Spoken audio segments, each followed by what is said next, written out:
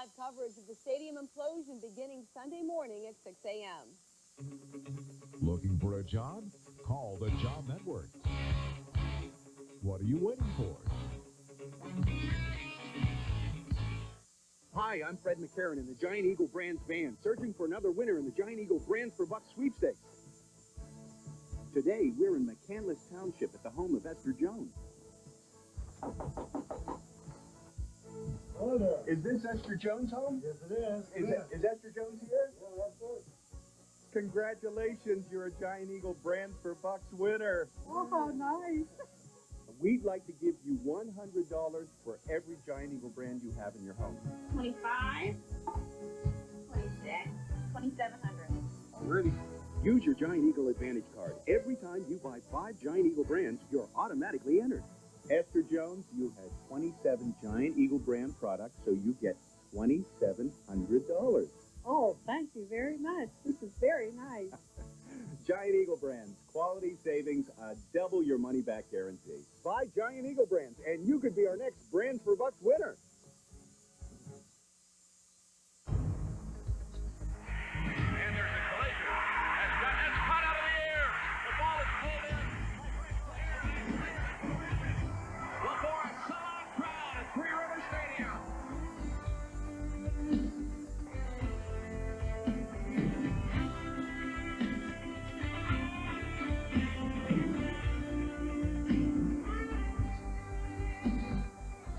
There it is, Three Rivers Stadium, a place of countless memories for generations of Pittsburghers. This is a live view from Channel 11's Tower Cam high atop Television Hill on the north side. We are not far from that location right now. In fact, just down the north side. This is where Roberto Clemente recorded his 3,000th hit, where Franco Harris's immaculate reception led the Steelers to their first playoff win and became the greatest play in NFL history, where Bruce Springsteen drew the largest concert crowd in the city's history. Now the stadium itself about to become just a memory. Take a good look at that right there, folks. 2 hours, and it will be gone. Good morning to you, everybody. I'm David Johnson. Thanks for being with us. And I'm Newland Archinal. After months of anticipation and a one-week delay, the big day is finally here. It is. I tell you what, we're here to bring you live Team 11 coverage of the Big Blast. We are here right now. We've got a great vantage point, the balcony on our 3rd floor of the WPXI studios, and we're just going to have it right over our shoulder there. We have the best view in the house, We I do. think. But we do have 20 other places from which you can see the big implosion today, and we're going to go through the list of positions right now. Of course, Chopper 11 will be in the air this morning. Channel 11's Andy Gassmeyer will bring you, of course, his perspective from that vantage point. Channel 11's Rick Earl is at the Implosion Site Command Center. And inside the stadium, folks, we actually have 6 cameras, not 1, but 6, ready to roll when Three Rivers comes down. And Newland, we're like everybody else. We can't wait to see that one. Another camera will be on the roof of the USX Tower downtown. In Mount Washington, we have 2 cameras there. Channel 11's Steve Chenevy is inside the Monterey Bay Fish Grotto, and another camera will be positioned right on Grandview Avenue. That's right. And here on the north side, a camera will be capturing all the action from inside the Clark building. Channel 11's Natasha Brown will be reporting from Point State Park. And here on TV Hill, besides our view, there are 3 other cameras, all in excellent position to show you that big blast. Chopper 11, I'm sorry, is going to be flying above the stadium high up there as well. It may be dark outside right now, but there is plenty of activity going on the ground. We want to begin with Channel 11's Rick Earl. He is at Controlled Demolition Incorporated staging area this morning. What do you have from us, Rick? Well, Newland, I can tell you that there's a lot of activity here, a lot of workers here preparing for the big implosion set to take place in about 2 hours. Let me set the scene for you here a little bit. We are right outside of the new Pirates baseball stadium right next to PNC Park. We're about 650 feet away from Three Rivers Stadium. You may be able to see it all lit up behind me here in the background. We're about 650 feet away. Of course, the safety zone in this area will be about 800 feet, and that's where people will be kept out of that area. We understand that will close down in about an hour. Police will start making preparations to close off this safety zone to get all the people out of here. Right now, you see some cars, some traffic here behind me in this area. Let me turn now to Greg Yesko. He's with the Sports and Exhibition Authority. Greg's sort of in command of this whole implosion today. Tell me, how's it looking out there today, Greg? Well, this is a plan that's coming together. First of all, I want to make it clear I'm not in command of this whole implosion.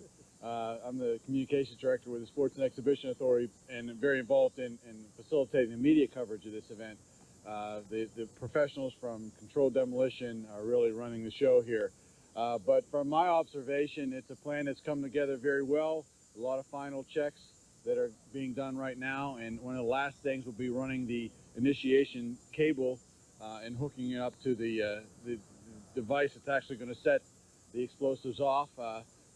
In terms of everything else, it's come together. There's limited access, obviously, and we've had to turn away some people who just wanted a spot to see the implosion from here, but it's come together very well. What about the weather this morning? Some concerns about the dust cloud that may be caused by the implosion. Is this weather ideal? Is it ideal for an implosion? This is good weather for an implosion. The wind is not, we have variable wind. It's not too strong. We don't expect too much dust really because of the concrete steel structure. It's not like you see a plaster type building coming down. Plaster causes most of the dust cloud. So really, you know, it's a little brisk this morning, but other than for the chill in the air, this is good weather for an implosion. When will the traffic be blocked over the Fort Duquesne Bridge? That's directly behind us. Very shortly. Very shortly. You're going to see the police are here in force, and they're going to start closing the roads down very soon. And you're going to see a lot more restrictions on people having access to this area. The new Steelers Stadium, how's that looking? It's awful close to the Three Rivers Stadium, about 65 feet away. Is that going to be well protected today? Well, all the protective measures for the Steelers Stadium are in place. We have a double curtain of very heavy-duty industrial fabric, which will catch any flying debris. We also have each individual column where the explosives are being set, doubly wrapped.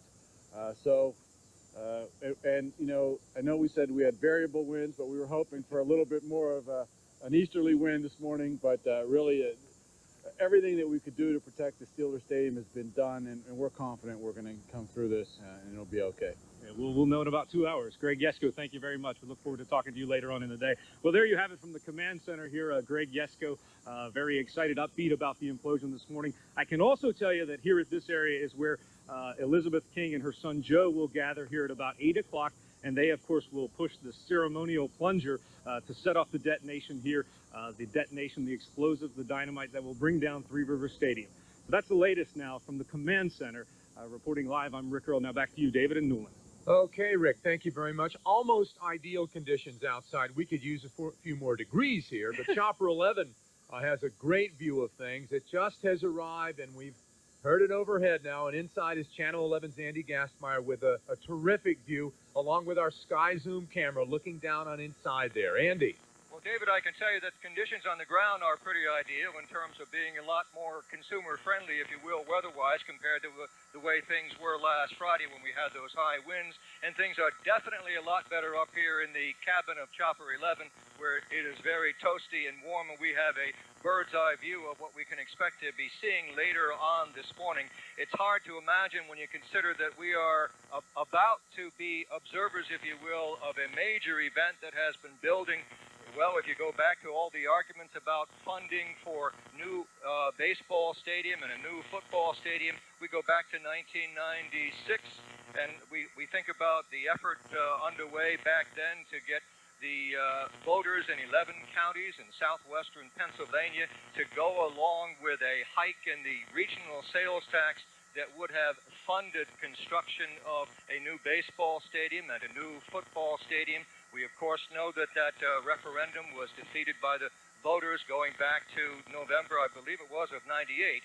And then, of course, there were fights afterwards to try to get that funding package put together to make sure that these sports franchises stayed in Pittsburgh. And, of course, legislation to that effect was signed by the General Assembly almost 2 years ago, February 4th of '98.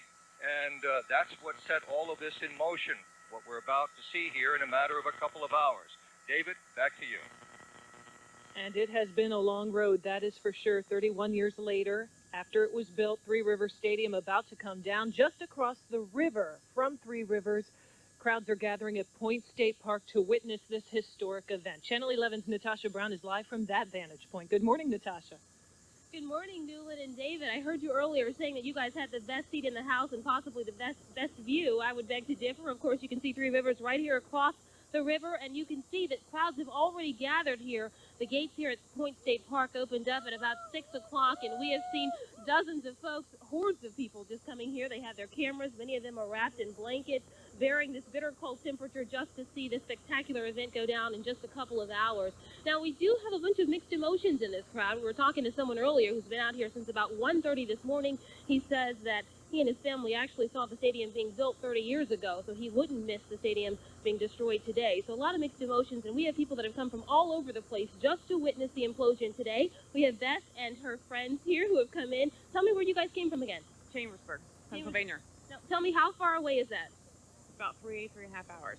So you got started earlier today, heading here. We came last night. Last night. Well, tell me, why did you decide to come? And what's this event mean to you? I've been a Steeler fan all my life, and kind of sorry to see it go, but then again, we're glad that we're getting a new stadium. Now, did you have memories, lots of memories here in the stadium? Have you come here a lot just for games and things like that? Yes, I've been to Pirates and Steeler games both. So what do you think's going to be going through your mind when you see it come crumbling down? Probably sad. Probably sad. Sad. Sad. Sad. Do you have the cameras and everything? How are you guys going to remember this? Video cameras. Okay. Well, thank you guys for being here. I know you came a long way, and I hope that everything works out for you. Thank you so much. Again, Newland and David, crowds came in about 6 o'clock today. We see lots of folks behind our camera person, lots of folks hoping to get the best spot here at Point State Park, and we'll keep you updated as to what's going on here in this area a little bit later on. Back to you. Natasha, you may want to put on some goggles, some safety goggles, because, of course, the weather a huge factor in the implosion, and the conditions ideal this morning, but the wind coming out of the northwest. That's actually a good thing, but for Natasha, it's not, because it's going to steer the dust right towards the river. Newland, the worst case scenario would be low clouds and fog. Luckily, we do not have that today. That would have amplified the blast. But what will it be like exactly come 8 a.m. implosion time? Kevin Benson, live downstairs in the studio. Kevin, take it away. Yes, good morning to you. Here's a look at some clouds that are north of Pittsburgh here.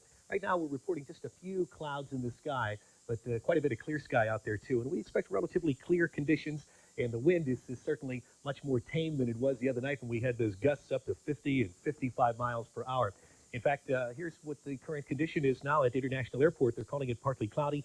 Temperature is right around 20. We actually had a few clouds hanging around, and that kept the temperature from falling way off into the teens. Here's what you can expect for your implosion today at 8 a.m. A few clouds, cold, and a wind out of the northwest, generally at about 5 to 10 miles per hour. Temperature about 20, but the wind chill is 5 above. We'll check back with you right on through the morning with up-to-the-minute weather conditions. But now, back to Newland and David. We can tell you it is nippy out there, Kevin, that's for sure. We'll be your barometer. Anyway, a lot of folks getting ready to head downtown for the implosion coming in about an hour ago. There was a lot of inbound traffic this morning, David. That's right, there was. We normally, coming in at, I know you do it, weekdays, you see some traffic. But on a Sunday, you do not expect anything like what we had this morning. There are already a lot of cars on the road. And for the Katina latest... Forte is up with the traffic situation now. Katina. Thanks, David and Newland. Actually, you know, the traffic actually is pretty good if you're getting an early start to get a good position, get in good position to see the implosion. Keep in mind, at 6:30, that's when the street's inside the blast zone. That includes Federal Street, Ridge Avenue. That's going to start closing many of the other roadways, including Parkway North, Fort Duquesne Bridge, Fort Pitt Bridge. They will start closing around 7:30. So you're in good time right now to get a head start to get downtown. Newland and David, back to you. All right, Katina, we will, of course, check in with you later. We have a lot more to come concerning the implosion, of course, throughout our morning news this morning. But with the rest of the day's news, Stacia Ertis has that. Good morning, Stacia.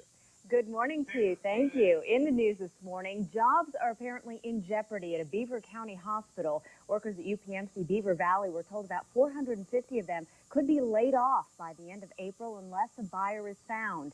Now, UPMC says the Aliquippa facility lost $8 million last year. It's blaming the closing on its financial problems.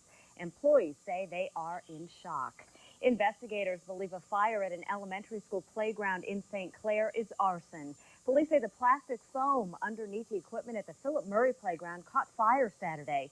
Witnesses say flames shot 20 feet into the air. Fire crews were able to put it out quickly. No one was hurt. Police have released the surveillance tape showing a robbery suspect. Take a close look. Investigators say a man walked into the Promistar Bank on East Carson Street on the south side Friday. He demanded cash from one of the tellers. Now, the suspect left behind a threatening box that turned out to be full of wires. If you have any information about this suspect, you are asked to call the Pittsburgh Police at 665-4000. The Navy has reassigned the commander of a submarine that rammed into a Japanese fishing boat off the Hawaiian coast.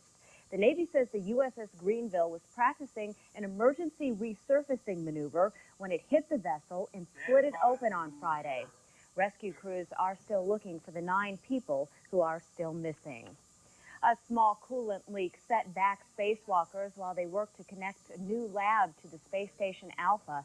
One astronaut was attaching an ammonia coolant line yesterday from the station to the Destiny Lab module. The line began leaking, sending ammonia droplets into space. Once the line was reattached, the leak stopped.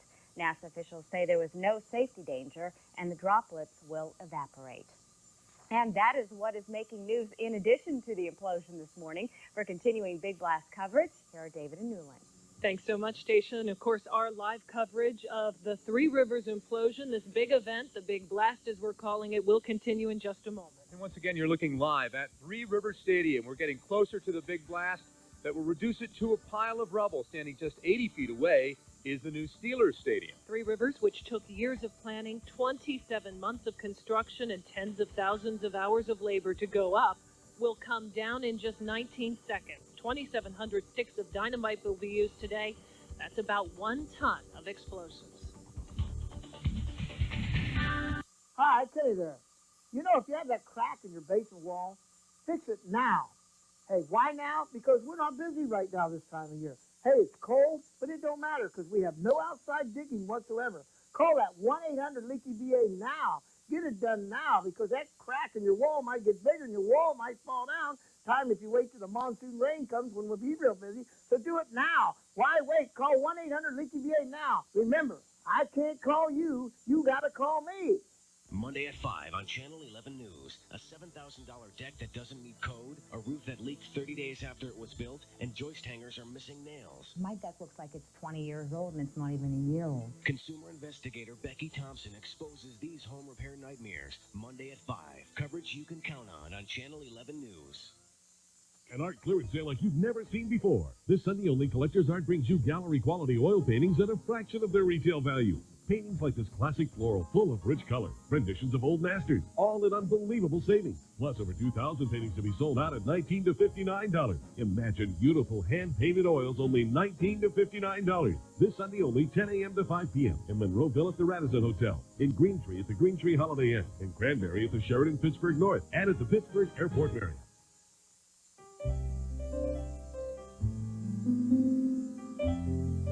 Hi, I'm Newland Archinal. And I'm Bob Bruce. Please pledge your support for animals by watching the 3rd annual Pet Telethon to benefit the Western Pennsylvania Humane Society. Tune in and help us raise much-needed money, and watch as we bring you adoptable pets and the latest pet care information. Be a hometown hero and join us for this pet-saving event on Sunday, February 11th from 11 a.m. to 2 p.m. on WPXI and 2 p.m. to 3 p.m. on PCNC. Please watch and give. Congratulations to our latest Watch 11 to Win winner. Geraldine Harvey won $1,000 by playing Watch 11 to Win. Watch Channel 11 News between 5 and 6 for your chance to win. Welcome back to our Big Blast coverage here this morning. Chopper 11, not the only place to get a bird's eye view of the action. A lot of people have chosen Mount Washington as their place to see the big explosion. That's right, and Channel 11 Steve Genevieve is at just one of the restaurants, one of the many, hosting big parties, and joins us live with the preparations. And Steve, you're at Monterey Bay Fish Grotto this morning. Well, good morning. This is certainly one of the better places to take a look at this implosion. A lot of people here have the benefit of being inside and still having a view very high above Mount Washington. And we could tell you, coming up here at 4:30 this morning, you wouldn't believe how many people were already lining McCardle Roadway that have been out here since midnight, 1 o'clock in the morning, coming up here where they're actually just starting to arrive. Most people expected to arrive within the next half hour or so. One of them came all the way from Johnstown. And why the early start this morning? Simply afraid of the traffic, just not knowing what to expect. Could have been back-to-back from the tunnel, but turns out traffic was actually pretty light going in. All right, this is Patrick Replogo, whose company actually does some work with the stadium, but you're here as a fan, right? Right. Any particular memories of the stadium that brings you out? Certainly all the great games, but most in particular bringing my daughter down to see one of the games whenever Miami was playing, and she's a Miami enthusiast, and it was a little tough, but we got through it. It was a great time. All right, everybody has their own memories of the stadium that are coming out to share them today. We're going to be talking with people here all morning. We expect the mayor of Pittsburgh to be here. We already have some officials from other neighboring counties, including some commissioners from Indiana County who made the drive out early this morning. So we'll be chatting with some of those folks a little bit later on this morning. Reporting live on Mount Washington, Steve Shanavy, Channel 11 News. Thank you so much, Stephen. We can also tell you that the folks from the Chamber of Commerce will also be at Monterey Bay Fish Grotto along with the Pittsburgh Film Office. So that's going to be quite a party there. Great place to watch it, no That's question. right. And we're going to take a live look right now at some of the crowds that are beginning to gather to watch the big implosion. You're looking live at Point State Park, which has just opened about 20 minutes ago. But as you can see already, people beginning to file in. Expect this to be a very popular site just across the river from Three Rivers. And of course, not all the memories of Three Rivers Stadium are sports related. In August 1985, Bruce Springsteen and the E Street Band drew the largest concert audience in the city's history, 65,935. U2, the Rolling Stones, the Beach Boys, Billy Joel, and Elton John also performed to sellout crowds. Looking for the right employee? Call the Job Network. What are you waiting for?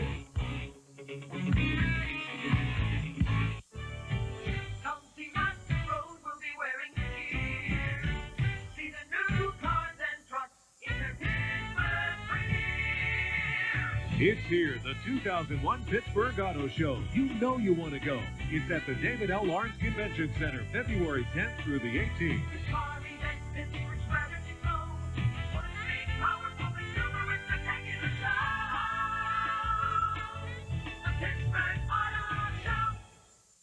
Find out whose Valentine wishes will come true this Valentine's Day. You can win coach airfare for two to anywhere U.S. Airways flies in North America, a beautiful 2-carat diamond pendant from King's Jewelry, a luxurious weekend for two at Nemacolin and Woodlands Resort and Spa, or tickets for two to the Pittsburgh Broadway series Beauty and the Beast. Make this the best Valentine's Day ever. 11 Valentine wishes, sponsored by U.S. Airways, King's Jewelry, the Diamond Specialist, Dairy Queen Cakes, and Nemacolin and Woodlands Resort and Spa. Hello, NBC Tonight. Cue the sun. From the time he was born, No scripts, no cue cards. his life was a TV show. Good morning, good afternoon, good evening, and good And he night. never knew it till now. A lot of strange things have been happening. The last thing that I would ever do is lie to you. Is lie to you. Winner of 3 Golden Globe Awards. Want to do it again? No! He's gone. Him again. That's the best you can do! You can't let him die in front of a live audience. He was born in front of a live audience. Jim Carrey. It's The amazing. network premiere of The Truman Show, NBC Tonight. $20,000 for a new car? Ouch. Hey, if your car runs good, looks bad, paint it. That's right, paint it and save at Maaco. Why? The Maaco Supreme Plus sale is on. Supreme Plus at half price. Now only $225. Get our prep package with a full coat of primer sealer, our famous Supreme paint service. Come on in now and get our integrated UV sunscreen for extra protection. All half price. For a limited time only, $225. It's a limited time offer. For the center nearest you, call 1-888-MACO-USA. Good morning again, everyone. A live picture from Mount Washington, one of the great views to watch the stadium come down. The stadium is under some fairly clear skies, although rather chilly this Sunday morning. A lot of folks are standing up on Mount Washington. We can tell you, getting ready for the big implosion. They've been staking out their spot. This is going to be a very popular vantage point, just as it is during the 4th of July every year. Of course, it's chilly out here this morning, 21 degrees outside our Northside studios this morning. And at 22 minutes after, we want to get a check on the forecast and also all the traffic details you need to know, because they will be shutting down road traffic a half hour before the implosion and a half hour after. Let's get started with Kevin Benson and a look at your forecast. Good morning, Kevin. Yes, good morning, Nolan, David. Good morning, everyone, here on Implosion Sunday. Kevin Benson live in the Channel 11 Weather Center. And over my shoulder, you can see Doppler 11 radar, always on the job for you scanning the region. Got Doppler radar now on a tight scan, zeroed in on Three Rivers Stadium. And you can see that there's not much showing up on the Doppler radar this morning. We've got just a partly cloudy sky, no threat for any precipitation. Winds are gradually dying down. In fact, let me show you the situation with the clouds now. Satellite images indicating some clouds just to the north of us. Now, I'll tell you something, folks. With the clouds that hung around, we were able to keep that temperature. It sort of prevents the temperature from radiating down into the teens. So rather than into the teens, we currently have a temperature that is right a range of about 20 or 21 degrees. We've got a high pressure area that is keeping that wind generally out of the north-northwest. Relatively light, though, only 5 to 10 miles per hour. Partly cloudy and 20 right now, but the wind chill makes it feel like it's 5 above. Here's your implosion forecast, the big blast forecast. A few clouds, cold northwest wind, 5 to 10 miles per hour. Here's what you can expect today. Mostly sunny conditions. Look for a high temperature right around 30 degrees. And your 5-day forecast includes a little bit of a warm-up coming up Monday, Tuesday, and Wednesday. They'll be here all morning with the very latest weather details, so we invite you to stay with us here on Channel 11 News. Time now to get a check on traffic. Here's Katina Forte. Thanks, Kevin. If you are getting ready to head downtown, keep in mind traffic is actually getting a little bit on the heavy side. As you travel on Route 19, Sawmill Run Boulevard, West Liberty Avenue, you have a traffic light delay as you head through the Liberty Tunnel, trying to get a good spot for the implosion. Keep in mind, however, traffic is reportedly very heavy as you travel along East Carson Street, especially in the West End. If you are planning on parking at Station Square, all of the Station Square lots are full. So you need to find some alternate parking, maybe in downtown, around by Point State Park. I'll give you a traffic update coming up in the next few minutes. Newland and David, back to you. All right, Katina, thank you very much. Newland and I are marveling at, on a Sunday morning, how heavy this traffic is. Of course, it's a big day. They're going to bring down the stadium, but that is amazing. That is a shot from Point State Park, by the way, live, looking across the Allegheny River. Got a question for you. Why was Three Rivers Stadium built on the North Shore in the first place? And why are the Pirates staying on the North Shore? That's a very good question, David, and the answers to those questions are as much about the availability of land as they are about location, location, location. Channel 11 Steve Chenevy explains there is something else, history. In the 18th century, long before thoughts of baseball, this was Native American land. Well into the 19th century, not long before the first stadium was built here, believe it or not, this was an island. This map taken from 1858 shows that the island is still partially attached, or just becoming attached to the mainland, and probably by the 1870s it pretty much disappeared. That's right, where Three Rivers Stadium is now was once Killbuck Island. Landlocked by the 1890s, the Pirates' second home was built here on the site of the old Exposition grounds. Called Exposition Park, it was the site of the first World Series in 1903. But it wasn't the Pirates' first ballpark on the North Shore. There was another ballpark called Recreation Park where we played before that, which was over more towards the left field side of where PNC Park's going to be. Baseball left the North Shore for Forbes Field in 1909. For 50 years, the future site of Three Rivers Stadium was old railroad property, littered with scrap heaps. City leaders scrapped a few designs for a new stadium as they planned the return of baseball to the North Shore in the 1960s. Here's what Three Rivers Stadium could have looked like. In the summer of 1970, Three Rivers Stadium opened. It would be the home of the Pirates for nearly 31 years. In April 2001, the Pirates will move into PNC Park, the newest chapter in the team's history, the Pirates' fourth stadium along this 1/4 mile stretch of shoreline. The open stadium in city view of PNC Park is a throwback to those concept drawings for Three Rivers Stadium. As for PNC Park's location, in the words of one Pirates official, a lot of our history is here on the north side, and that's why we're staying here. On the North Shore, Steve Chenevy, Channel 11 News. Interesting to see from those drawings that 31 years later, the original concept now coming to fruition. And we have more details now on the history of the company that's responsible for bringing down Three Rivers and many other buildings in the Pittsburgh area, and that is Controlled Demolition Incorporated. CDI has imploded more than 7,000 structures on 6 different continents in its 52-year history. In 1966, the company brought down the old Joseph Horn Company warehouse to make room for Three Rivers, which is coming down 5 months and 2 weeks shy of its 31st birthday. Last year, CDI brought down the Seattle Kingdome. It has also imploded the Omni Arena in Atlanta and the Checker Dome in St. Louis. So there is a history here, David. I would not be going out on a limb to say none of those places have the history of Three Rivers Stadium. This has been the home of the best team in pro football and some of the best baseball teams. We have so much more ahead, though, in our next half hour of our blast coverage. We have a shot from our USX Tower downtown, the highest building in Pittsburgh, and that's just one of the many vantage points we have. We are just now about an hour and a half away from the ballpark's demise. Crews have been busy tearing the stadium apart for weeks now from the inside out. January 6th, parts of the stadium were auctioned at Mellon Arena. That's right. The event attracted more than 12,000 people, with more than 5,700 registering to bid. Almost 1,900 actually bought something from that auction. The auction raised about $1.1 million, and of course that will help defray the cost of the demolition, which will total some $5 million. We're right back. Other stations bring you the news, but only Channel 11 News delivers the 11-minute advantage. At 11 o'clock, you get 11 minutes of uninterrupted local news. That means live coverage of breaking news, major national news, and the latest weather information without commercial interruption. And in the first 11 minutes of the newscast, the 11-minute advantage means more reporters, more local news, and fewer commercials. At 11 o'clock, you need the 11-minute advantage, and you only get it on Channel 11 News. Coverage you can count on. The good news is that men now have many more choices on what to wear to work. The bad news is that men now have many more choices on what to wear to work, which is why at the Men's Warehouse, we help dress you from business Mondays all the way through to casual Fridays. Saturdays and Sundays, it's every man for himself. Every day, more than 5,000 people buy a shirt or pair of slacks at the Men's Warehouse. You're going to like the way you look. I guarantee it. 1-800-776-SUIT.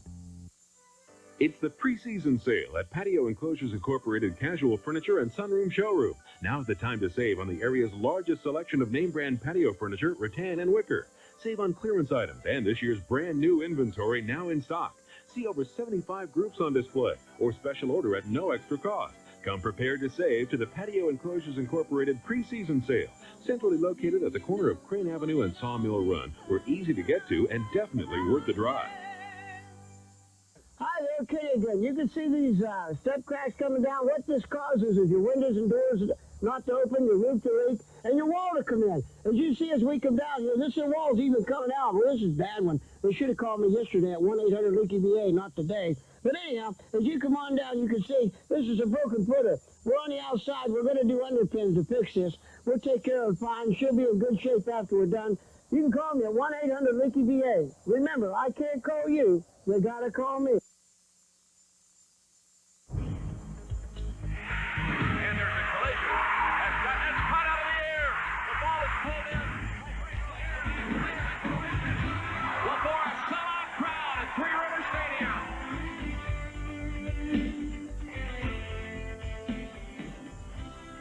Oh, such great memories there. It was never the prettiest place in the world, but it housed some of the best teams the sports has ever seen. It made history. It's seen history now, just about 90 minutes from becoming history.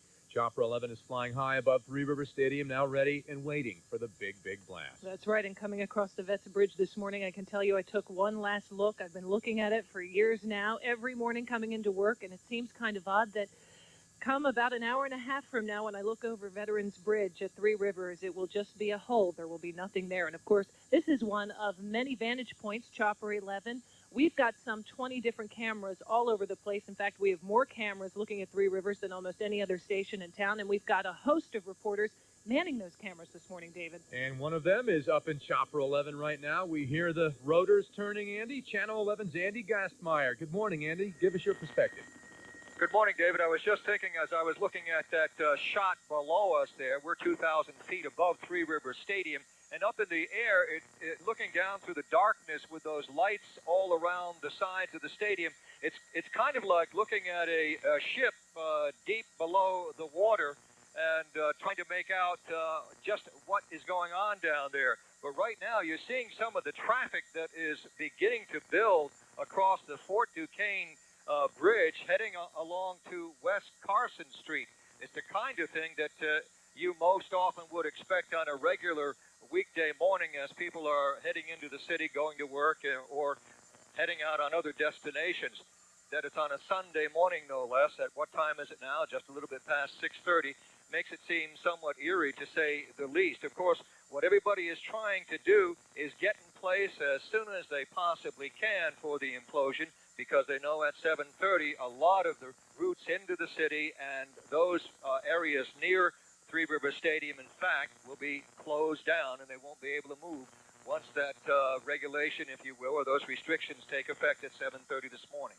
David, back to you. Okay, Andy. Newland and I are just looking behind us here. We're seeing all the jammed up traffic, and this is a tribute to how big a deal this is for Pittsburghers. People lining up this early to get a good view. That a live view right there from Point State Park. Channel 11's Rick Earl is on the ground at the staging area for the company which is responsible for the big implosion, and that would be Controlled Demolition Incorporated. Rick, what are the CDI workers doing right now? Well, David, they're preparing rather quickly now, getting ready for the 8 o'clock implosion. But I can tell you Controlled Demolition Incorporated is no stranger to the Pittsburgh area. In fact, just last year they demolished a building to clear the way for PNC Park right to my right here. And then several years ago, they took down a building on 5th Avenue in downtown Pittsburgh to make way for Lazarus. So they have been here before, and they are back again. In fact, the vice president of Controlled Demolition Incorporated, Doug Loiseau, is with me right now. And I can tell you, Doug was back here in 1966 to take down the old Joseph Horn warehouse to make way for Three Rivers Stadium. A little bit of history there, Doug. I know you were here in 1966. You're back here again, taking down Three Rivers Stadium. What goes around comes around. Right, it has gone full circle, and I'm not that old. I mean, I was up here, my dad took it down. He also took down the old Manchester Bridge. But it is good working in Pittsburgh again, because it's almost that everyone's gone through the learning curve. All of the public agencies have been extremely cooperative, and they know what it takes. So it's made our job a lot easier, and we're all set this morning. We're at the command post now. We're waiting for the police department to come down and shut off streets. This is going to be pretty busy here this morning. We're going to have representatives of the Coast Guard here to shut down river traffic. We've got Pennsylvania DOT to shut down the interstate ramps, and state police, etc. So it should go off right today. You guys had to delay the implosion about a week because of some items came up in terms of the switchback ramp on the side closest to the Steelers Stadium. Initially, it was thought to be part of a freestanding structure, but now it's part of the main structure, and it'll have to be brought down in today's implosion. So was that the delay, and then are you guys ready now? Well, we're ready now, and that was just one of the reasons. I think the main reason it was postponed was the aggressive schedule. The contractor, Bianchi Trison, has got a very difficult task of getting all the debris out by, I think it's April 20th, for the subsequent games at PNC Park. And there was a lot of stuff that had to be done in order for us to do our work. And what happened with the aggressive schedule, some unknowns, our time that we had to put the explosives in was just compressed too much. So, rather than try to rush things, it was just better to put it off a week. And in hindsight, we found that everybody needed the time. You guys are ready now. You got your crews in there now working. What are they doing right now? Right now, they're just walking the initiation lines to make certain everything's fine. We're setting up seismographs around the area to measure vibration, and we're just waiting for 8 o'clock. It'll be here before you know it. Doug Loiseau, thank you so much. Doug Loiseau from Controlled Demolition Incorporated. That's the latest from the command center. Now back to you guys. Very good, Rick. Thanks so much. We're waiting for 8 o'clock, specifically 7:50. If all goes as scheduled, here's how things will go down, so to speak. At 7:50, a 10-minute warning siren will be sounded. The radios will be cleared. At 7:58, the blasting machine will be hooked up, and a 2-minute warning siren will sound. At 7:59:50, the 10-second countdown will begin. We'll stop at 5, giving workers the opportunity to warn of any problems. Then, about 7 seconds after that, the stadium will begin to crumble. And David, if you're thinking of trying to get into the city to watch the implosion at this point, there are a few things you should know. There is an 800-foot safety zone around Three Rivers. This is a map of how that safety zone is set up this morning. It extends to Ridge Avenue to the north, Federal Street to the east, Reedsdale and North Shore Drive to the west, and an area extending 1,000 feet out into the Allegheny River, so that will affect the Gateway Clipper this morning. The Fort Duquesne Bridge will also be closed to vehicles and pedestrians this morning. And Newland, we've seen wonderful shots from across the river there at Point State Park. A lot of people are gathering outside of the safety zone, as close as they possibly can get, and Point State Park, just across the Allegheny River, is one of those spots. That's right, and that's where Channel 11's Natasha Brown is stationed this morning. And Natasha, when we checked in with you a little earlier, the crowds were already gathering.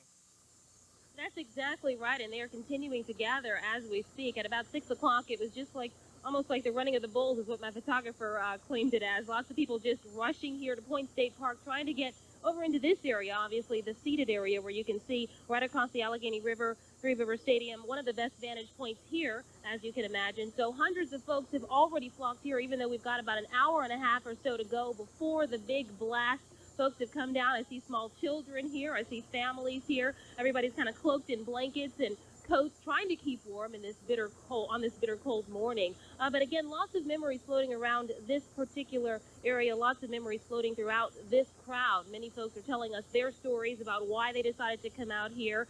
Many have lived in this city all their lives. They remember when the stadium was first built, and they are saddened almost to see it go away, as you can imagine.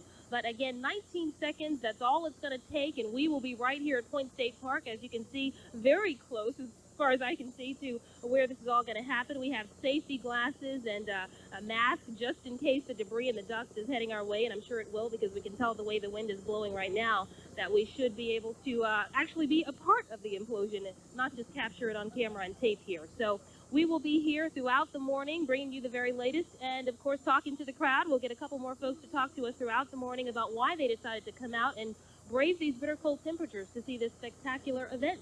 Newland and David, back to you. Thanks, Natasha. And of course, the temperature's only part of it this morning. As Natasha was standing there, all that dust is going to blow in their direction. Weather a factor here. Sure it is. We need to know about the winds. We know about the cold, Kevin. It is cold.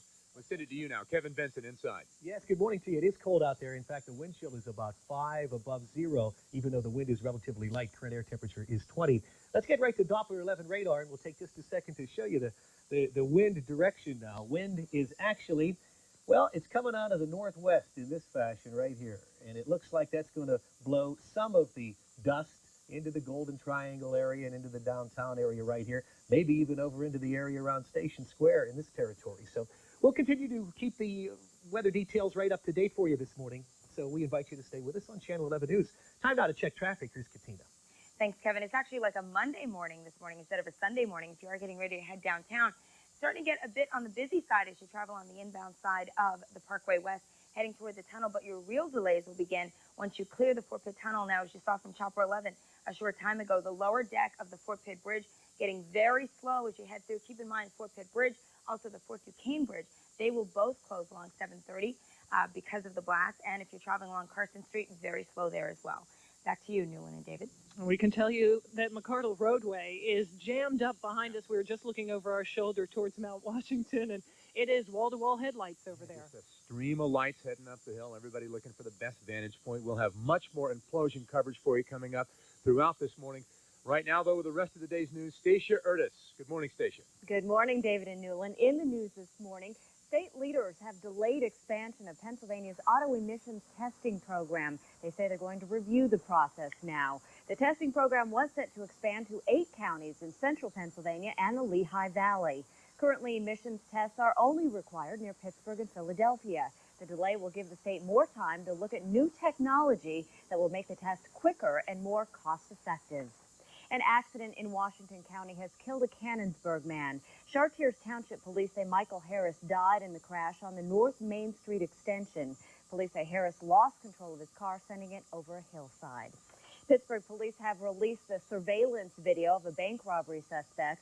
Investigators say on Friday this man walked into the Promise Star Bank on East Carson Street on the south side and demanded cash from one of the tellers.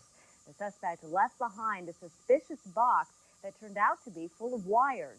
Now, if you have any information about this suspect, you are asked to call the Pittsburgh police at 665-4000. That number again, 665-4000. New aftershocks have been reported this morning in the earthquake zone in western India. The latest tremors came more than 2 weeks after the massive quake that killed thousands of people. There have been more than 260 aftershocks in all. 17,000 people were killed. Unofficial estimates put the number of deaths as high as 30,000. Well, Napster fans are logging on by the thousands for what could be the internet song-sharing service's last weekend. Tomorrow, a federal appeals court is expected to hand down a ruling in the court case against the California-based firm.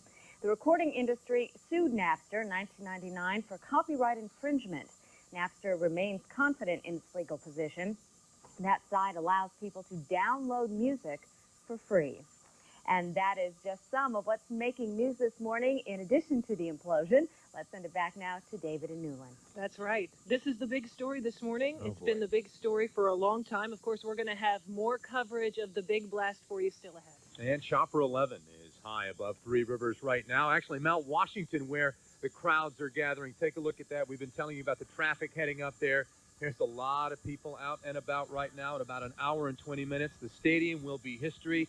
And for so many of you, it's been a place for memories that will last a lifetime. I guess Memorial Day, I can't remember the year when they came back from, they were down 5-0 in the bottom of the ninth. And they came back. It was pouring. It was just a miserable day. And they really made it worth it at the end.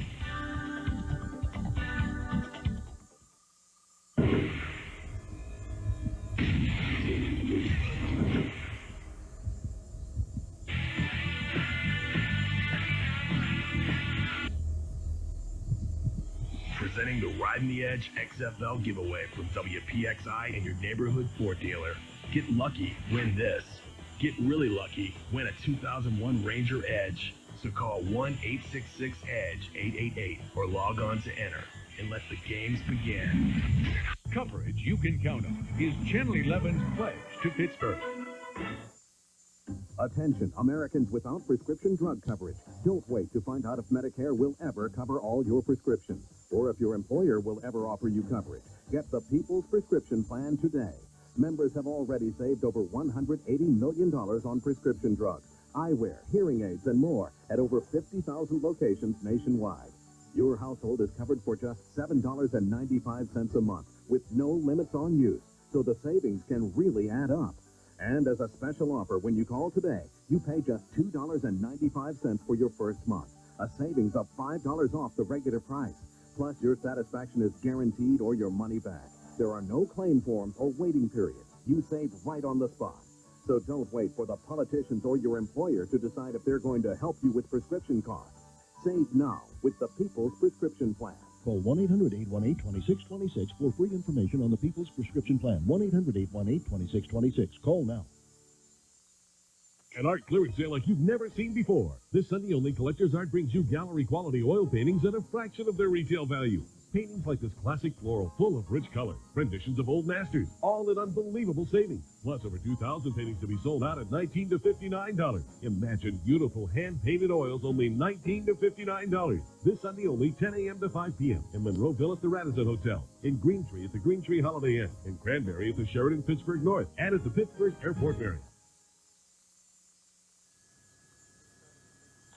And welcome back to our coverage of the Big Blast this morning. You're looking high atop Channel 11's Chopper 11 and Sky Zoom this morning as we look out over the Golden Triangle, and there it is in the left-hand corner of your screen, Three Rivers. This is Point State Park, where you can see the crowds already gathering. They've been there since early this morning, came in the dark, want to see history in the making. And from the air to the ground, Channel 11's Rick Earl just across from Point State Park. He's at the stadium. And he is at the staging area for the implosion. And Rick, what's happening now as we move closer to the 8 o'clock hour? Well, Newland, right now we do see a number of police cars, a number of fire trucks behind us here patrolling the area. At this moment, we understand they are beginning to move people out of the safety zone. Of course, we are inside the safety zone. If you take a look behind me, you can see Three Rivers Stadium right there. We're about 650 feet away from the stadium.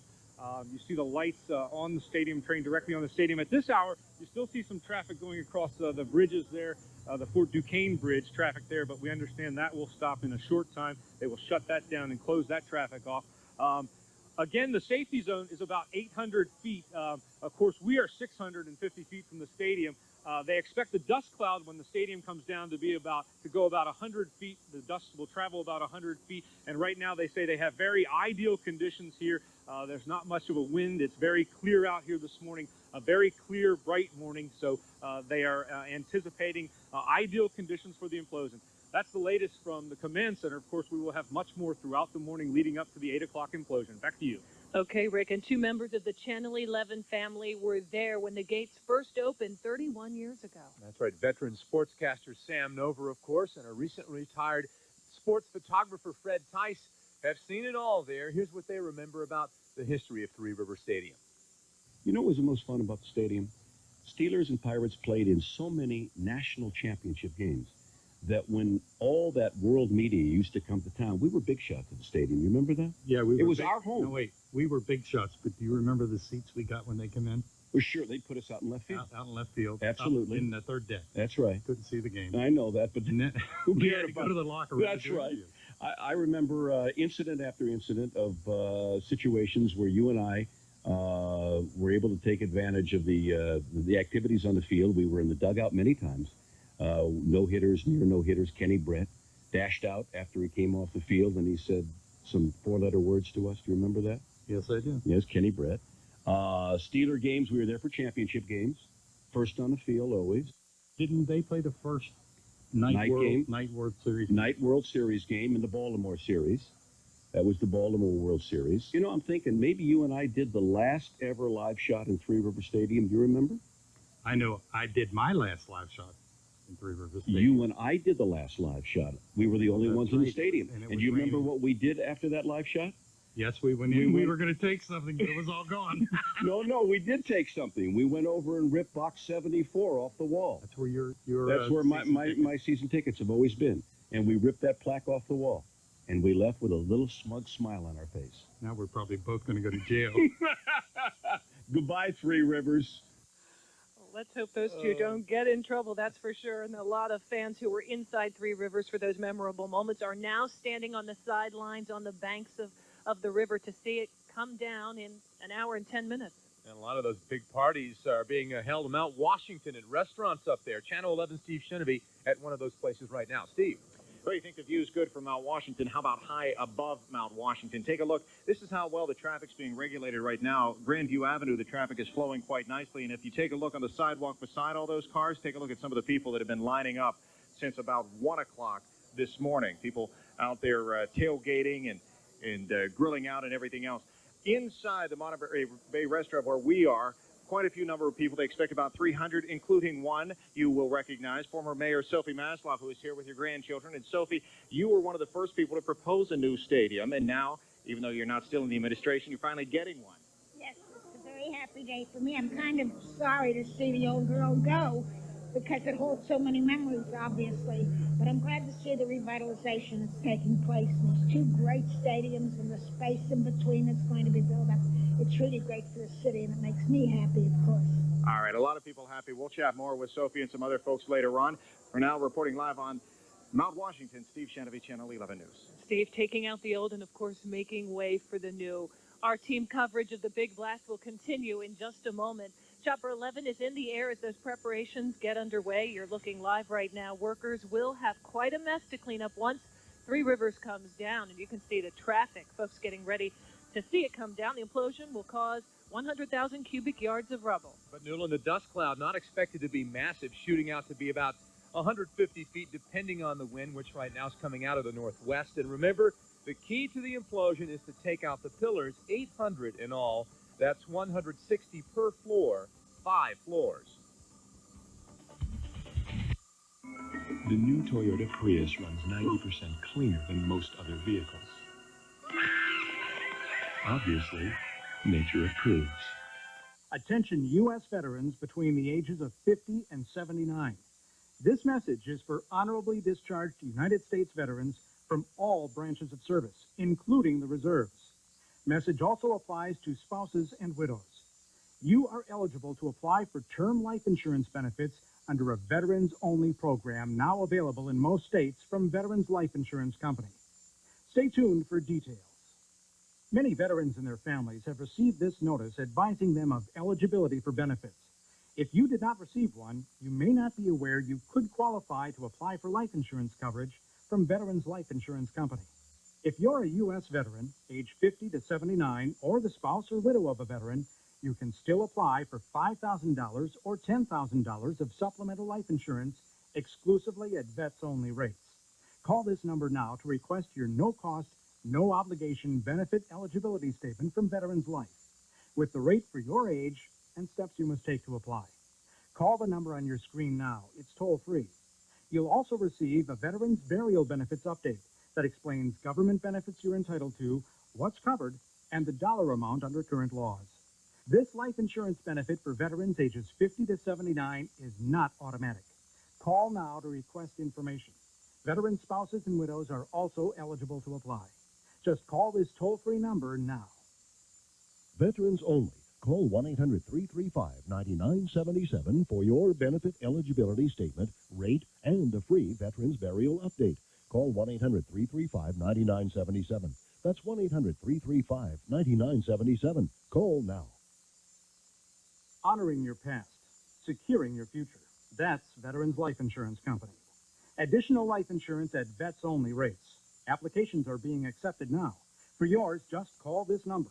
Information is free and there's no obligation. Coverage you can count on means you get the details that are relevant to your life.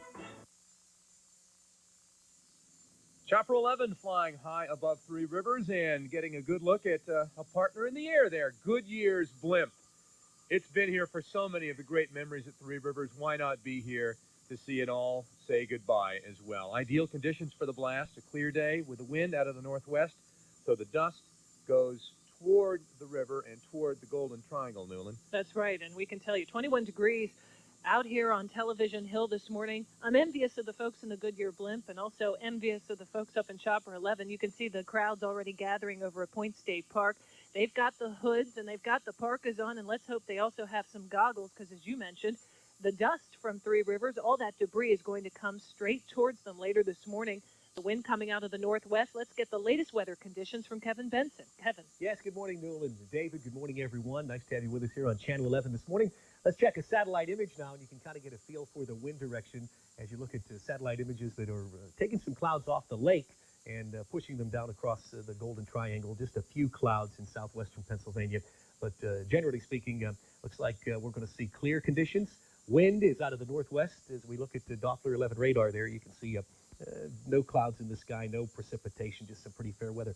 Satellite images are what we want to see now. There they are. See how the wind just comes across the lake and takes a few clouds down across western Pennsylvania there, but not really too much to speak of. Hey, the clouds actually kept the temperature from getting even colder. We're currently at 20 degrees. Had we had a completely clear sky overnight, we would have seen that temperature fall well into the lower teens. Again, you get a feel for a light wind just out ahead of that area of high pressure. As the high continues to move over us, the winds will gradually diminish, but it looks like what little wind there is out there out of the west-northwest at about 10 miles per hour will take some of the dust toward the Golden Triangle and the rivers and even over on the South Shore towards Station Square. Here's your big blast forecast. A few clouds, cold, wind out of the northwest from about 5 to 10 miles per hour. Temperature should remain at about 20 degrees. We'll keep you right up to date with the latest weather conditions here from the Channel 11 Weather Center, but now let's check the traffic, and here's Katina. Thanks, Kevin. It is getting very busy out there. Let's go live to Chopper 11 to give you a view of what you'll encounter as you try to head in town. Look at that. It looks like a Monday morning instead of Sunday morning. We're looking at the Fort Pitt Bridge. You can see the lower deck and the Fort Duquesne Bridge getting very busy. Keep in mind, if you're traveling along Mount Washington as well, Grandview Avenue getting very slow at this hour. No parking is allowed along Grandview Avenue. Also coming up to the time when many of the lots will be closing. CCAC parking lot and then also Ridge Avenue, Reedsdale Street, all of the North Shore streets around the stadium, the inside blast zone will be closing within the next few minutes. So it's a good time to get ready to get out and get a nice spot. You can see, look at the traffic as you get ready to head into town. We'll give you more updates on the traffic coming up in the next few minutes. David and Newland, back to you. Just a reminder, at 7:30 this morning, everything inside that 800, 1,000-foot safety zone, including the rivers and the roads, will shut down. That's right, and you see the people there gathering the cars. It's amazing to see all this, but then again, we're about to bring down one of the greatest sports palaces of the past half century. There it is. The sun is coming up over the east. You're getting a good look at Three Rivers Stadium. We're an hour away now from the big blast. Don't go away. More implosion coverage is coming your way. Walk in parking lot, see a lot of parties, barbecues going on, tailgating. And when I get there, everybody's just psyched up for the game, Weather coverage you can count on Channel 11 News, the most accurate local forecast. Monday at 5 on Channel 11 News. A $7,000 deck that doesn't meet code, a roof that leaked 30 days after it was built, and joist hangers are missing nails. My deck looks like it's 20 years old, and it's not even a year old. Consumer investigator Becky Thompson exposes these home repair nightmares. Monday at 5. Coverage you can count on Channel 11 News. WPXI is an equal opportunity employer and employs without regard to race, color, sex, age, religion, or national origin. Looking for a job? Call the Job Network. What are you waiting for? In the market for a new home? Don't miss Northwood Realty's Guide to Homes at 11:30 Sunday mornings on WPXI TV, Channel 11.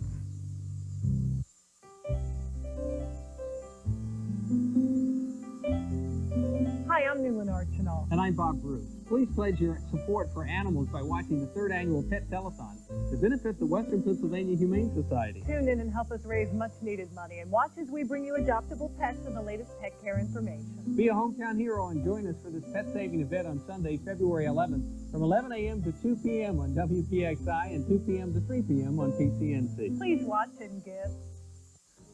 You know, a lot of people have asked me in the past, why should people come to McCain? They should come to McCain because we're nice people. You're going to be treated fairly. Your price is going to be right. You don't have to hassle.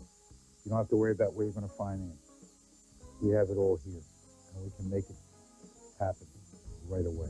When you think of McCain Chrysler, McCain Jeep, McCain Honda, McCain Kia, and McCain Pre-Owned certified used cars. Remember when you look forward to the promise of each new day? Hello, I'm Michael Leader. At Country Meadows Retirement Communities, we encourage our residents to maintain or regain that zest for life. Our programs are designed with your interests in mind, and we always remember that you have individual physical, spiritual, and emotional needs. We invite you to stop by for a personal visit or call us today. We're in the White Pages under Country Meadows. Congratulations to our latest Watch 11 and Win winner.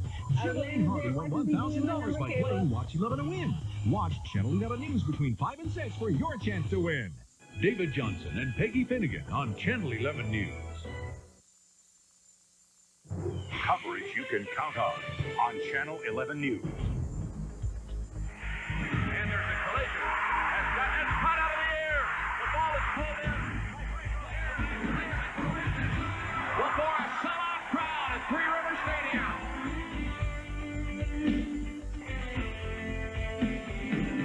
In just 1 hour, the Pittsburgh skyline will change forever. At the bottom of your screen, that building is going to be flat. Live from Chopper 11, Three Rivers Stadium, set to be reduced to rubble this morning. A place that has seen the greatest football team in history and one of the better baseball teams. Right now, thousands of fans are gathering along Pittsburgh's Three Rivers to get a final glimpse of the concrete and steel structure. And this is the vantage point from Mount Washington this morning, folks, and we can tell you there are still a lot of cars lined up along McCardle Roadway this morning, still trying to make their way up to Mount Washington in time for the big blast. 59 minutes away. It is just unbelievable to imagine, isn't it? It's noon. We have heard people started gathering at 1 o'clock this morning. And you know what? We've been out here and we're starting to get butterflies and goosebumps. I don't blame them. This is going to be a big event today. Channel 11 News has 19 cameras in several prime locations, including the North Side, USX Tower, people watching on the boat there as well, Point State Park, several spots on Mount Washington, and right here at Channel 11. That's the Gateway Clipper trying to make it over in time for the 7:30 positioning. That's when river traffic and road traffic shuts down this morning before the implosion, a half hour before. In fact, tickets on the Gateway Clipper sold out weeks ago. A lot of the folks getting ready to have breakfast and, of course, watch history in the making. We've got cameras everywhere, including 6 right inside the stadium, perhaps some of the most interesting camera angles that we'll see this morning. Another interesting shot is going to be when this indeed comes down, should it miss the camera, we will see the new Steeler Stadium coming right out of that smoke and ash and all that. That would be a cool shot. A spectacular shot indeed if all goes well. Channel 11 News crews have cemented cameras in place and secured cables hoping to capture this historic moment from the inside. So 3 on this side, 2 facing the back, north side of the stadium. In addition to the 6 stadium cameras, we'll have plenty of angles outside. We'll have 4 views from our station, including shots from our roof and our tower cam. We'll have live team coverage from Monterey Bay on Mount Washington. We'll also have crews where many will gather at Point State Park. And we'll be at the command center in the stadium parking lot. And of course, Chopper 11 will catch the aerial view of the big blast. Cameras will also catch Sunday's blast from the roofs of the Clark Building and from downtown atop the USX Tower. If all goes as planned, this will be the first time a camera has captured an implosion from an inside angle. I think it'll be great video if we're fortunate enough to get it. Now, here are more details about how Three Rivers will go down. It will be imploded in a series of steps. Take a close look at your screen there. The sections marked with a 1 in light yellow will be imploded first. The sections colored with a darker yellow, marked 2, will go down second. Then sections 3 in the salmon color. And finally, sections in dark purple, marked 4, will go down last. Of course, it took weeks of planning, and the big blast now, we can tell you 57 minutes away, and the Controlled Demolition Incorporated staging area this morning has been a very busy place for the last several hours. Yeah, they're only about 650 feet away there, and that's where our Channel 11's Rick Earl is with the very latest on that situation. Rick. Well, David, that's right. We're in the safety zone right now, about 650 feet away from the stadium. This is a construction area. But take a look over here. See this limousine? You may be wondering why this limousine is here in this construction zone. Well, let me show you. I want to take you right back here. I want to open this door up right now and introduce you to some people who are coming out of this limousine. This is Elizabeth King. Well, welcome to the safety zone. Hi, Elizabeth King. How's everybody? We're doing great. Elizabeth King and her son Joe. They won the honor to push the ceremonial plunger that will start the detonation, start the implosion of Three Rivers Stadium at a little bit around 8 o'clock. They will push that ceremonial plunger right up on a stage just a short distance from us here. Tell me, you must be really excited about this. We are so honored. This is just a very great feeling, great morning. No rain, no snow, and it's a little chilly out here, but we're happy to be here. Couldn't be a better morning to do it. Mixed emotions about Three Rivers going down? Absolutely, yeah. I couldn't believe we were this close. I'm just so excited to be so close to the stadium. I thought we'd be further down the street. Now who's going to push the plunger? You going to do it, Elizabeth, or are you going to let your son Joe do it? Joe's going to actually push the plunger, but I'll be close by. Joe, are you excited about that? Yeah, I'm very excited. Well, great. Thank you so much. And around 8 o'clock, I know you guys are getting butterflies now, getting a little nervous, but yeah. I'm sure you're very excited about it. Yeah, we're very excited. Very, very excited. Great. Thank you so much, Joe and Elizabeth King. You're welcome. That's the latest from the command center. Now back to you. All right, thank you so much. You see the crowds gathering atop Mount Washington, probably about 10 or 12 deep there. That is an amazing sight, Newland. We've been talking about how we're watching history here, and no doubt these people did not want to miss this. No, they did not. And, of course, the best seat in the house is still Chopper 11, Channel 11's Andy Gassmeyer flying over Three Rivers right now. Andy.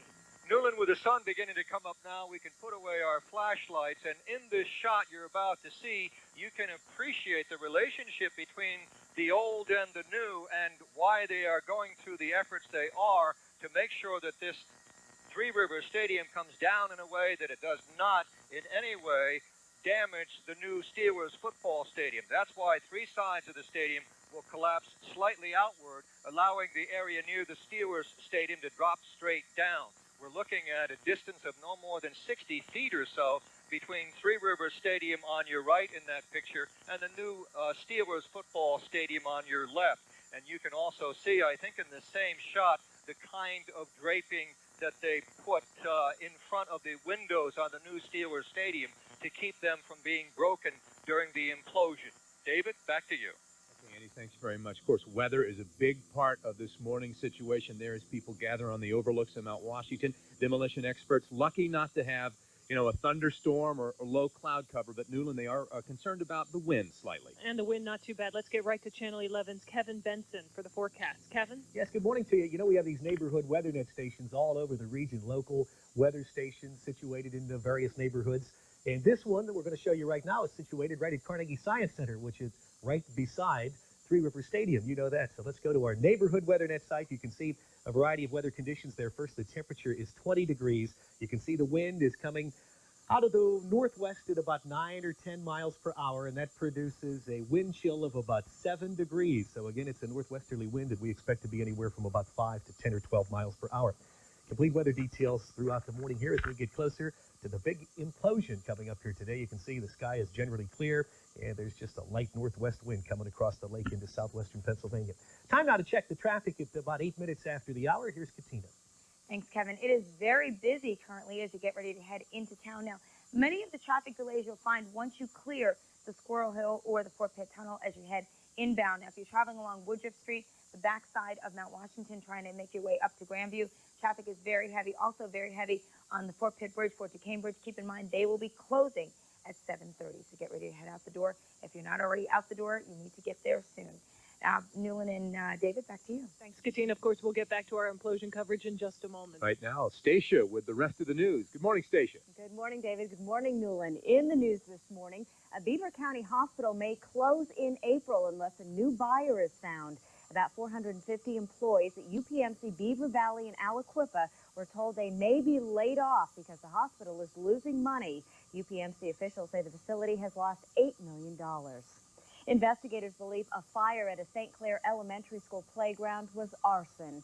Police say the plastic foam underneath the equipment at the Philip Murray playground caught fire.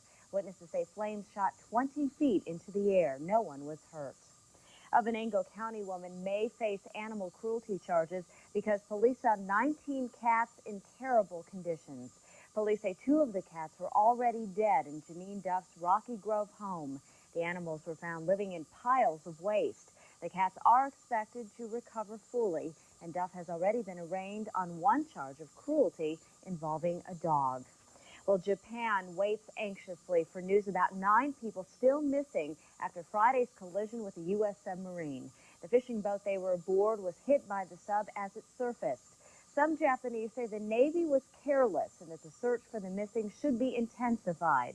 Japan's prime minister has assured the nation the U.S. is doing all it can to find those still at sea. Convicted Oklahoma City bomber Timothy McVeigh says he wants his execution to be televised. About 250 people who survived the bombing or lost loved ones in it have asked to see McVeigh put to death in May. However, only 8 seats are available. McVeigh wrote a letter saying the only way to solve the seating problem would be to have a public execution. And that is a look at some of the other stories making news this morning. I'll be back in the next half hour. Now let's go back to David and Newland with more Big Blast coverage. All right, we will see you then, Stacia. Thank you very much. And our implosion coverage continues right here. That's right. Chopper 11 has been flying over Three Rivers for an hour now, and you can see the crowds. Look at that, David. That's on top of Mount Washington, I'm taking a guess, or maybe out in the West End where people are trying to get a good view of Three Rivers. It's being reduced to rubble, folks, in just 50 minutes. And now a look at the stadium by the numbers. Yes, indeed. An interior surface of almost 160,000 square feet with more than 128,000 square feet of AstroTurf. And a synthetic warning track around the edge of the turf alerts baseball players to the danger of possible collisions with the outfield wall. Channel 11 News uncovers stories that are relevant to your life. Coverage you can count on. Attention U.S. veterans between the ages of 50 and 79. This message is for honorably discharged United States veterans from all branches of service, including the reserves. Message also applies to spouses and widows. You are eligible to apply for term life insurance benefits under a veterans-only program now available in most states from Veterans Life Insurance Company. Stay tuned for details. Many veterans and their families have received this notice advising them of eligibility for benefits. If you did not receive one, you may not be aware you could qualify to apply for life insurance coverage from Veterans Life Insurance Company. If you're a U.S. veteran, age 50 to 79, or the spouse or widow of a veteran, you can still apply for $5,000 or $10,000 of supplemental life insurance exclusively at vets-only rates. Call this number now to request your no-cost, no-obligation benefit eligibility statement from Veterans Life, with the rate for your age and steps you must take to apply. Call the number on your screen now. It's toll-free. You'll also receive a Veterans Burial Benefits update that explains government benefits you're entitled to, what's covered, and the dollar amount under current laws. This life insurance benefit for veterans ages 50 to 79 is not automatic. Call now to request information. Veteran spouses and widows are also eligible to apply. Just call this toll-free number now. Veterans only. Call 1-800-335-9977 for your benefit eligibility statement, rate, and a free Veterans Burial Update. Call 1-800-335-9977. That's 1-800-335-9977. Call now. Honoring your past, securing your future. That's Veterans Life Insurance Company. Additional life insurance at vets-only rates. Applications are being accepted now. For yours, just call this number. Information is free and there's no obligation. And welcome back, everyone, to the Big Blast coverage. You are looking inside Three Rivers at this very moment from Chopper 11 and Sky Zoom. And you can see what was once a giant concrete and steel structure is now sort of a gaping building. You can see right through Three Rivers if you're coming across the bridge out through the other side, which is something you could never see, David, as you know, driving around the area. And a lot of anticipation building at this point. It's just a shell of its former self, but it's only got about 46, 47 minutes left to live, basically. After the big blast, also, there will be a 1-minute fireworks display. Yeah, it wouldn't be a Pittsburgh event without some fireworks. We want to head over to one of the many viewing spots in the area. Of course, Point State Park is a great place to be at this time of the morning. Channel 11's Natasha Brown has been with the crowds over there. Good morning, Natasha. Good morning, Newland and David. You know, this is the best place to be. There's no doubt about that. And I believe we have the best vantage point of all right here at Point State Park, just across the Allegheny River. As you can see, the crowds have already gathered. They've been gathering since about 6 o'clock this morning. That's when the police actually opened up the barricades. And as you can see, hundreds of folks have already started to gather here. But you can see a very excited crowd, everyone trying to capture this spectacular moment on camera, or they've got video cameras. They've got just about everything that you can imagine. Everybody's bundled up and trying to brave these cold temperatures. But just across the river, you see Three Rivers Stadium all loaded up with about 2,700 sticks of dynamite, we're told, almost a ton of explosives there. All of this is going to take place in 19 seconds, just 19 seconds before Three Rivers Stadium is expected to just become a pile of rubble. Now, again, the crowds are all excited here. Right now, we're just in a watch and wait mode, so we will continue to monitor everyone here and the excitement of this crowd, and we'll bring you the very latest a little bit later on this morning. Back to you guys. Okay, Natasha, thanks very much. And again, a live look from Chopper 11 at the, torn up inside of Three Rivers Stadium. They've done a lot of work leading up to this implosion day. And Newland, we were just taking a look at that shot across from Point State Park there, and how close, as we're going to zoom out there a little bit from Chopper 11, there you go. How close the as yet unnamed Steelers Stadium is, only about 60 to 80 feet away. And it's amazing that if they only break a few glass windows in that, that's going to be something else. Well, they have put protective meshing up on the new glass windows on the Steelers' new stadium to prevent any debris from flying through there. And, of course, that last leg there that you see right next to the new stadium, that's going to fall inward. Right. Hopefully gravity brings it inward. That's what they're saying, at any rate, will happen.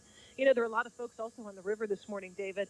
As we look out at Point State Park right now, a lot of folks got reservations on the Gateway Clipper. They wanted to be on board and see Three Rivers come down, and there is the Gateway Clipper right now as it gets ready and in position for the implosion in 45 minutes. Suzanne Gratisek is on the phone with us live now, and this is a big day for the Gateway Clipper, Suzanne. It is. We're having a lot of fun out here. People are having a great time. As you know, when we talked about a month ago, the reservations were going very quickly, but there were some time changes. First, there was a time change, and then the implosion itself got delayed a week. Did that impact you at all? No, everybody just held onto their tickets, and we had very few cancellations in the reservations. Everybody still came down and joined us today. That's great. Suzanne, exactly where are you going to position yourself there in the river come blast time? I think we're in our position right now. We're right here on the, pretty much on the Monongahela near the point. We could see the stadium great. I mean, I'm looking right out the window looking at the Three Rivers Stadium. It's a beautiful place to do it. I mean, it is, after all, Three Rivers Stadium. You're at the confluence of the Three Rivers right there. And Newland, those folks have a great angle. We're the closest we out here. Go ahead, Suzanne. We're the closest ones out here, I think. It looks like, except there's a few pleasure boats in front of the Majestic. We're getting a better view of you as our camera zooms out from Chopper 11 there. You're right across from the Carnegie Science Center. And we know that there is a lot of anticipation on board the Gateway Clipper. We want to go to the other side of the river, right near Three Rivers Stadium. Channel 11's Rick Earl, who's been at the command center monitoring folks as they get ready for the demolition. Good morning, Rick. Good morning, Newland. How are you? We're down here at the command center right now, and of course we are anxiously awaiting about 45 minutes away. We have the implosion set. Let me show you some things too, though, that we have, because we are a little bit concerned about the dust cloud. We're about 650 feet back, but we understand that dust cloud is only supposed to go about 150 feet. But just in case, we do have some eye protection here, some eye goggles. We also have some masks here in case the dust gets too bad out here. And of course, everyone in this area is required to wear these hard hats. So we are anxiously anticipating the implosion at 8 o'clock. And joining me right now is Mayor Tom Murphy. If we could get a quick word with you right now. The mayor, this is obviously a big day for the city of Pittsburgh. It is, and it's a bittersweet day. I think we have a lot of memories in Three Rivers, and we all do growing up here, but at the same time, the city's now moving forward, really in a very remarkable kind of way. We're going to showcase that today. It's obviously history in the making here. Yeah, it is. Just imagine, for me, one of the most powerful memories was being in Three Rivers for the last baseball game in the '95 season, when it wasn't clear whether we were going to have a baseball team in Pittsburgh anymore. And now not only we're going to have a baseball team, they're going to be in the best facility in America, football stadium. The Penguins are now anchored. So this city is just moving forward, and I'm excited about that. Are you going to be here at the command center for the implosion? Yeah, I am. I wanted to be with a young man and his family who are going to push the plunger. What a memory for them, huh? We talked to them about 15 minutes ago. They're real excited about it. Sure they are. What a memory. I was glad we were able to do the raffle and they could share in this experience. Great, Mayor. Thank you so much. Mayor Tom Murphy, the mayor of Pittsburgh, of course. He'll be down here for the implosion. That's the very latest from the command center. Okay, thanks so much, Rick. Look at the people gathering there. That's probably Point State Park, if I'm right about that. The trees and just across the Allegheny River. If you're one of those people hoping to get in position like that, I'm saying it's probably going to be a little too late to be able to fight the traffic. But let's find out from Katina Forte. Katina.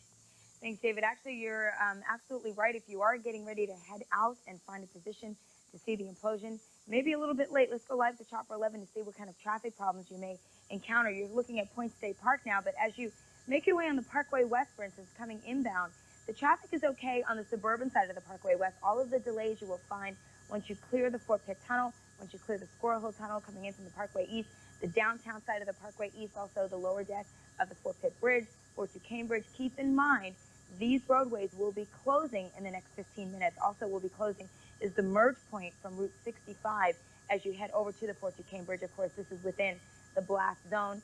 Weesdale Street, the North Shore Drive, and also Federal Street, they have actually already closed. So if you're trying to get a vantage point around that area, it's a little bit too late for that. Also getting very heavy delays as you travel along Grandview Avenue, Woodruff Street, the backside of Mount Washington, trying to make your way to get to Grandview Avenue. There is no parking allowed on Grandview Avenue, and also the Station Square lots are already full. The CCAC parking lot is closed, so not only getting in to see the implosion, but also trying to find a parking space, it may be a little bit difficult at this hour. Now, what about the weather as you head downtown? Let's go to Kevin Benson for an update.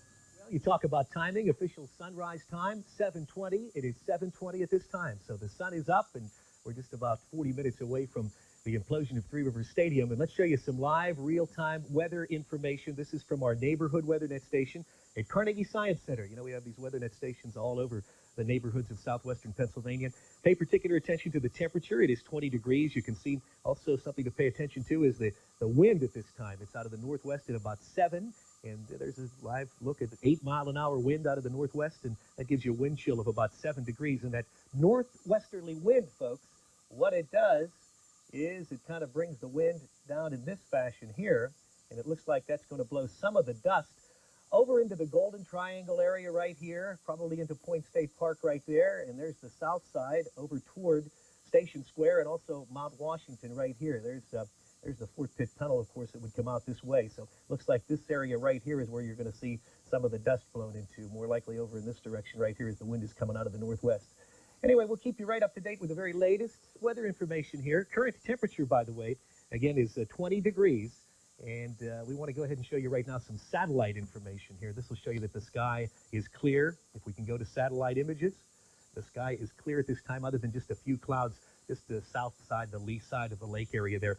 In fact, we were fortunate to have those clouds because had we not had a few clouds overnight, the temperature would really have radiated down into the low teens. As it is, we fell off to a temperature of about 19, and again, we're currently 20 degrees. There you see high pressure building over us with just a light northwesterly wind there coming across the lake. Currently mostly clear. And this is International Airport. The temperature is 19. It's Science Center there right near the stadium. The temperature is 20. And you have a wind chill of about 10 degrees. Here's your big blast forecast. Just a few clouds here and there. Generally a mainly clear sky. And the wind will be out of the northwest 5 to 10 miles per hour. Here's what you can expect through the day today. Then mostly sunny conditions and a chilly temperature of about 30. That is your forecast at 22 minutes, almost 23 after the hour. And now let's get back upstairs to David Johnson and Newland Archibald.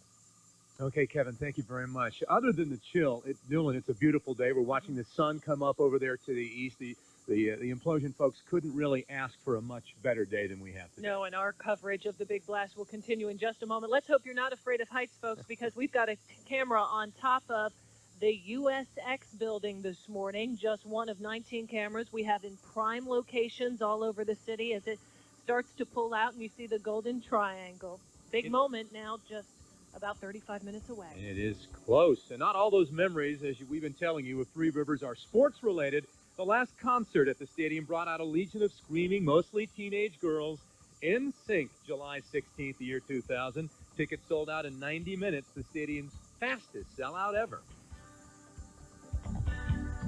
I'm meteorologist Julie Bologna. Weather coverage you can count on Channel 11 News. Look for another West Penn Allegheny Health System house call in the 5 o'clock news hour Tuesdays and Thursdays, and during the Saturday morning news. Hello? NBC Tonight. Cue the sun. From the time he was born. No scripts, no cue cards. His life was a TV show. Good morning, good afternoon, good evening, and good night. And he never knew it till now. A lot of strange things have been happening. The last thing that I would ever do is lie to you. Is lie to you. Winner of 3 Golden Globe Awards. Want to do it again? No! He's gone. Hit him again. That's the best you can do! You can't let him die in front of a live audience. He was born in front of a live audience. Jim Carrey. It's amazing. The network premiere of The Truman Show, NBC Tonight. I hate flipping mattresses. That's right, flipping mattresses isn't fun. But today we're introducing the Never Turn mattress. Once we put it in for you, all you have to do is enjoy. Kick it off, we're giving you 6 months, same as cash. Need a mattress and box spring? Tony's got it. Want a better airbed? Tony's got it. Remember, we don't sell mattresses, we sell sleep. Come in and visit one of our 6 locations.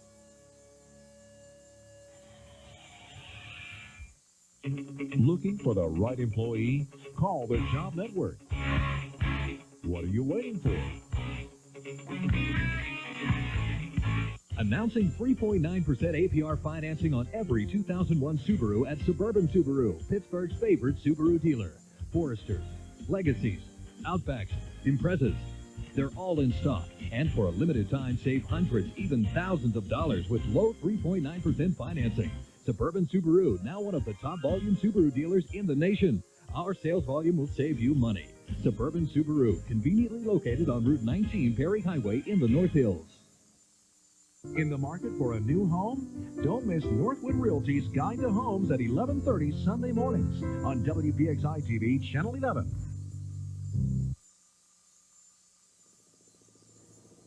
And this is a live look right now from Chopper 11 as we are flying over Three Rivers Stadium. Getting a great view of right, I'm sorry, Newland, getting a great view of how close the Steelers Stadium is to Three Rivers Stadium. As Newland has pointed out, they have protective tarp there to cover the glass windows. That's the main thing they're worried about. They don't believe the structure is going to be in any way damaged, but they might have a few blown out windows, and I think if that happens, they should consider themselves lucky at only 80 feet away. It's something to see how close that is. Yeah, and the construction on the new Steelers Stadium continues right now.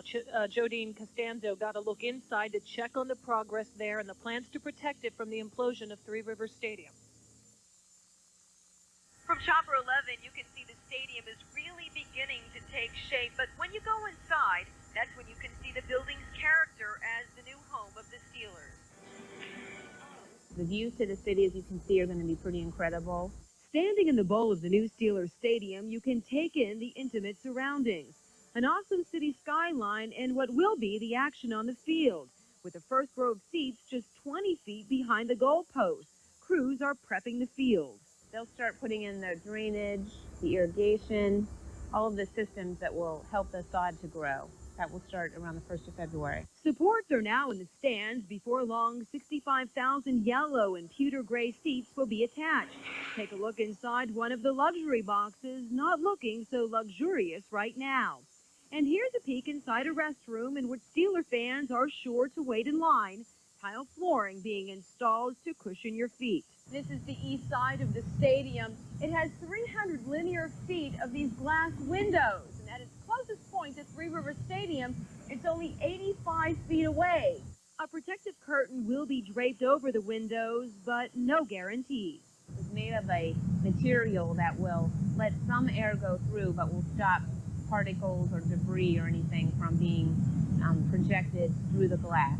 The Steelers say they couldn't wait to install those windows until after the implosion because they had to follow a sequence when building the stadium. Construction is on schedule and it should be ready on August the 1st. In Chopper 11, Jodine Costanzo, Channel 11 News.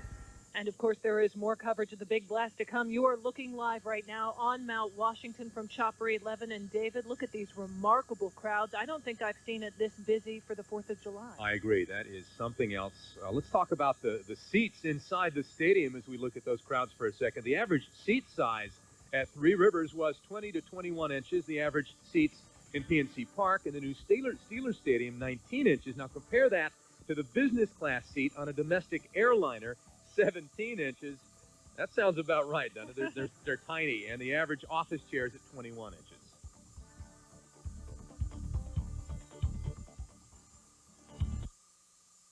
An art clearance sale like you've never seen before. This Sunday only, Collector's Art brings you gallery quality oil paintings at a fraction of their retail value. Paintings like this classic floral full of rich color, renditions of old masters, all at unbelievable savings. Plus over 2,000 paintings to be sold out at $19 to $59. Imagine beautiful hand-painted oils, only $19 to $59. This Sunday only, 10 a.m. to 5 p.m. in Monroeville at the Radisson Hotel, in Greentree at the Greentree Holiday Inn, in Cranberry at the Sheraton Pittsburgh North, and at the Pittsburgh Airport Marriott.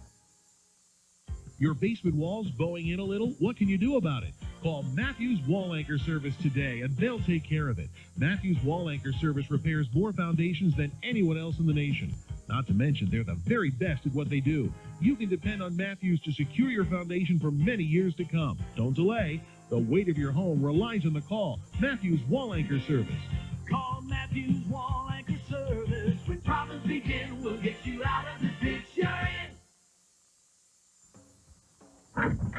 I hate flipping mattresses. That's right, flipping mattresses isn't fun. But today we're introducing the Never Turn mattress.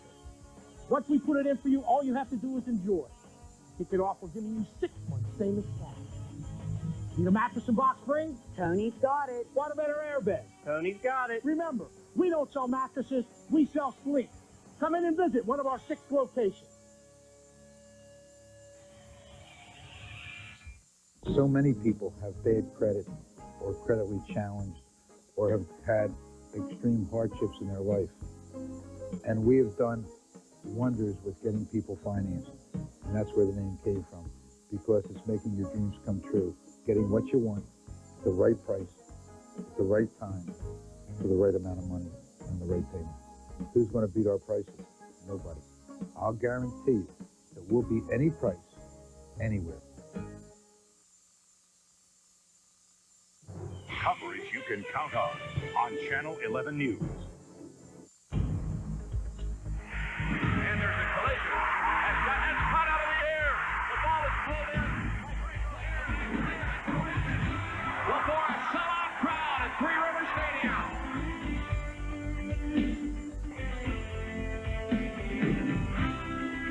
And our coverage of the big blast continues on this Sunday morning, February the 11th, 2001. Remember this date in history. This is Chopper 11 looking down over Three Rivers, which will come down in 29 minutes, and right beside it, the Steelers' brand new home, yet to be named, the Steelers' new football stadium. That's right. It is exciting to be here, looking live from USX Tower, high atop the Golden Triangle, zooming in there. You can see right in the corner there, there's the Pirates' new stadium, and there is what's soon to be history, Three Rivers Stadium. It's been the scene of so many great memories. And at the Controlled Demolition Incorporated staging area on the North Shore, crews are working on their last-minute preparations. That's right. Channel 11's Rick Earl has been down there with the folks from Controlled Demolition throughout the morning, and at this point, they're just waiting for the implosion to happen. Right, Rick? That's exactly right, Newland. Anxiously waiting for the implosion in about a half hour from now, but there are a number of different agencies involved to make this all happen. One of those agencies is the U.S. Coast Guard. Now joining me is Lieutenant Tom Ottenwalder from the U.S. Coast Guard. Thanks for being here. You guys, I understand, are very busy at this point on the river. Tell me what's going on now at exactly 7:30, I understand. Yes, 7:30 this morning we shut down the river to all vessel traffic. That's to keep everyone safe or a safe distance away from the actual implosion itself. Now tell me where the rivers are shut down, between the Carnegie Science Center and where's the other point? The Carnegie Science Center and the point is line is also at the 6th Street Bridge. Okay, tell me about, do you expect many pleasure crafts out there, people trying to get a glimpse of the implosion? Well, it's been a cold morning so far, Rick, so we're not expecting too many pleasure crafts, but there are quite a bit of sightseeing vessels out there, and we've managed to work closely with industry to divert any barge or commercial industry traffic from coming down at this time frame. So we're expecting a really great morning. And tell me when the rivers will reopen. Well, you can't say specify a time because any number of things could happen. So we are expecting the rivers to open at about 8:45. Okay, Lieutenant Tom Ottenwalder from the U.S. Coast Guard, thanks so much for joining us now. And again, here at the Command Center, a number of people are gathered here. We have some workers behind me over in this section. They just came out of Three Rivers Stadium, obviously doing some last-minute preparations there. But we will be here through the implosion. That's the latest from the Command Center. Back to you. Thanks so much, Rick. And we can tell you that the Coast Guard was expecting many more pleasure craft to be on the rivers, but that's not been the case this morning, David. I'm a little surprised. I agree with you, Newland. I didn't think the cold would keep them away. Nothing's keeping the people away up there high atop Mount Washington, though. Not everybody can be so close to the blast, though. So many headed to Point State Park for one of the best views. And I tell you what, from across the river, that looks like you're right on top of it. Channel 11's Natasha Brown, live at Point State Park, where the excitement is building there. Good morning, Natasha. Good morning, and you know the excitement is building. I was just here chatting with a family who's come out from 10 Hills, actually, to see the implosion, and along with hundreds of other folks who have gathered here, and the crowd is already getting very excited, anticipating the big implosion that's set to take place in less than 30 minutes, actually. But we'll go ahead and talk to this family who has been braving the cold weather most of the morning. We have Michelle here. Yes, from 10 Hills. Now, tell me why you, and this is Kathy, right? And Katie? And Kara. You guys from 10 Hills. Tell me why you decided to come out. What time did you get here, first of all? Almost 6 o'clock, and we're here because her father's had the tickets from the very beginning, Steeler fan, and he passed away a couple years ago, so we came all down here, a bunch of us, in memory of him, and because there's been a lot of memories, Pirate games, baseball, and we're going to miss it, but we're excited about the new stuff, too. Are you? What are you going to miss most? Your dad, a diehard fan, I'm sure. What would he miss most about this? My dad would have been here today, you know, so I'm here for him. And it meant a lot to him, so that's why we wanted to come down. Yeah, but I'm gonna miss the whole thing in general. I don't want to see it go. I really don't. So you think you'll be saddened to see it crumble? What do you think? Memories, yeah, but we're excited about the new stuff too. So yeah, I'm happy. Well, thank you very much for joining us. And I know I took you guys away from your spot. Trust me, you've got to fight to get a spot here at Point State Park. They've left the other part of the family, and we've got to let them go back now. Thank you so much. I appreciate it. Again, a lot of excited folks here just waiting to see the big implosion. It's only set to take place in just a short time, actually 19 seconds. That's all it's going to take to see Three Rivers Stadium come tumbling down. You see a lot of cameras here trying to capture the moment, and a lot of folks just wanting to be here to see this very, very memorable day. Back to you. We had a raffle for the Chopper 11 spot. Kidding. We didn't, but Andy Gassmeyer, lucky enough to get that seat because I think he's going to have the most fabulous view and vantage point of anyone in this town. Hey, Andy, how's it going up there? Well, David, as you can see from this shot, a lot of people are taking positions along any one of the 4 or 5 observation towers, if you will, along Grandview Avenue. Some of them, and there you see people lined up along Grandview Avenue, and one of the best vantage points you can possibly have for this implosion. I've never seen so many people lined up along Grandview Avenue, except maybe for the fireworks, but I've never seen so many standing in any one of these observation towers, if you will, for any length of time. I certainly hope that's not cause for concern later on, but they are packed, as you can see there in that particular shot. I don't know what, if any, restrictions are for those in terms of the numbers of people who can be on them at any one time. We just hope that local building inspection people are taking a close look at that and monitoring the numbers of people that can be on those towers at any given time. All of this kind of pedestrian traffic, if you will, that we're seeing right now extends from almost the top of McCardle roadway all the way on down, looking west towards the gateway, or not gateway, but I should say Grandview Towers. A lot of people anxiously waiting, a lot of people ready. David, back to you. Andy, I know you're ready. We are ready from our vantage point on the balcony, the third floor of Channel 11. We can't wait for it to happen. You know, the roads around the stadium and all around our area are filling up. I think it's safe to say, if you haven't headed out yet, you're watching this at home, don't leave. You're in the best spot to see this. That's right, because the road shut down about 7 minutes ago. Let's get the very latest on traffic this morning from Channel 11's Katina Forte.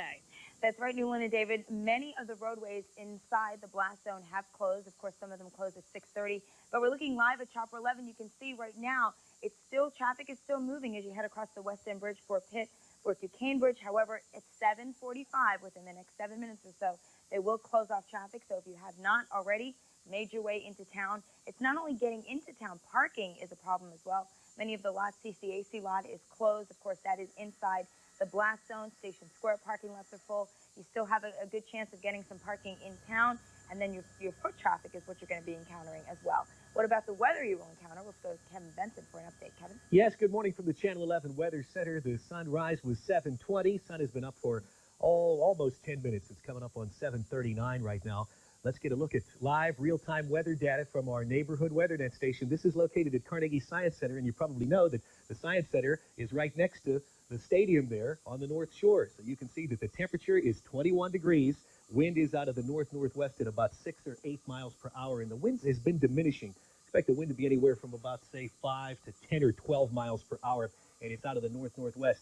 In fact, let's go right now to the live local storm warning Doppler 11 radar, and you can see that the wind is coming out of the north-northwest in about this fashion right here. So it looks like as the stadium implodes, right there is the Golden Triangle area. That is south side there towards Station Square. Of course, this is the Fort Pitt Tunnel, so Mount Washington would be right there, and it looks like that's where some of the dust is going to be blown into the Golden Triangle area and on into Point South. But again, the wind is relatively light at this time. We'll keep you right up to date with all the latest weather information here this morning. T-minus 20 minutes and counting. Now let's get back upstairs to David and Newland. Yeah, Kevin, I was just going to say 21 degrees and less than 21 minutes to go until history is made at Three Rivers Stadium. Let's get a check on the news headlines. We go inside right now to Stacia Erda. All right, thank you. Good morning, David Newland. Good morning to you, too. Police are asking for your help to find a Southside bank robber. Investigators have now released a surveillance tape of their suspect. Take a close look. Police say on Friday, the man walked into the Promise Star Bank on East Carson Street and demanded cash from a teller. The suspect left a suspicious box behind full of wires. Now, if you have any information about the suspect, you are asked to call the Pittsburgh Police at 665-4000. Somerset Borough hopes it has found a solution to its crow problem. Officials set off fireworks to scare the birds they say have become a nuisance. Somerset's borough manager says the birds are loud, messy, and intimidating in large groups. Others say no long-term solution is needed because the birds tend to move on once spring arrives. Well, the aftershocks continue in the earthquake zone in western India. The latest tremors came more than 2 weeks after the massive quake that killed thousands of people. One of the aftershocks registered a magnitude of 4.7. 9 small tremors also followed. So far, there have been more than 260 aftershocks since the January quake, which killed 17,000 people. Relief officials say while there is enough food and clothing, they are lacking tents for the survivors. People in Southern California are still feeling aftershocks from yesterday's earthquake there. More than 24 aftershocks have hit so far. That quake measured in at 5.1 on the Richter scale. Effects were felt from Los Angeles to San Diego. There's been no major damage or injuries reported. And as Pittsburgh prepares for their big blast, our big blast, I should say, Baltimore is cleaning up rubble from an implosion of its own. An entire block of high-rise buildings is now in ruin. Yesterday's implosion was the latest in a series in an effort to revitalize downtown Baltimore. The area will be rebuilt with apartments for moderate and low-income families. Baltimore is the first city in the U.S. to tear down all of its high-rise public housing. Not much time left for Three Rivers. We now return to continuing coverage of the Three Rivers Stadium implosion with David Johnson and Newland Archinal. Thanks so much, and we can tell you in just about 8 minutes, David, we will hear our first warning blast. Getting ready for the Three Rivers implosion. Our coverage will continue. Are you ready to go, Pittsburgh? The sky is starting to brighten out there. The crowds are starting to gather all around the city. And on the rivers as well, Chopper 11 in place, ready for the big moment, now less than 20 minutes away. My favorite memory at Three Rivers Stadium was getting a ball from Doc Ellis in 1970, I think. I was happened to be in the third base seats. So I got lucky and got a ball that he hit. Count on important medical news from Channel 11 News. Coverage you can count on.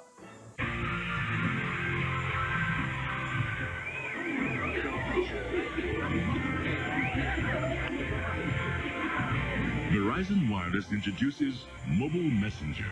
Chelsea, Dad wrote us an email. Yep. Now you can chat using your wireless phone without talking. Mobile Messenger from Verizon Wireless. Simple, affordable, national. Join in.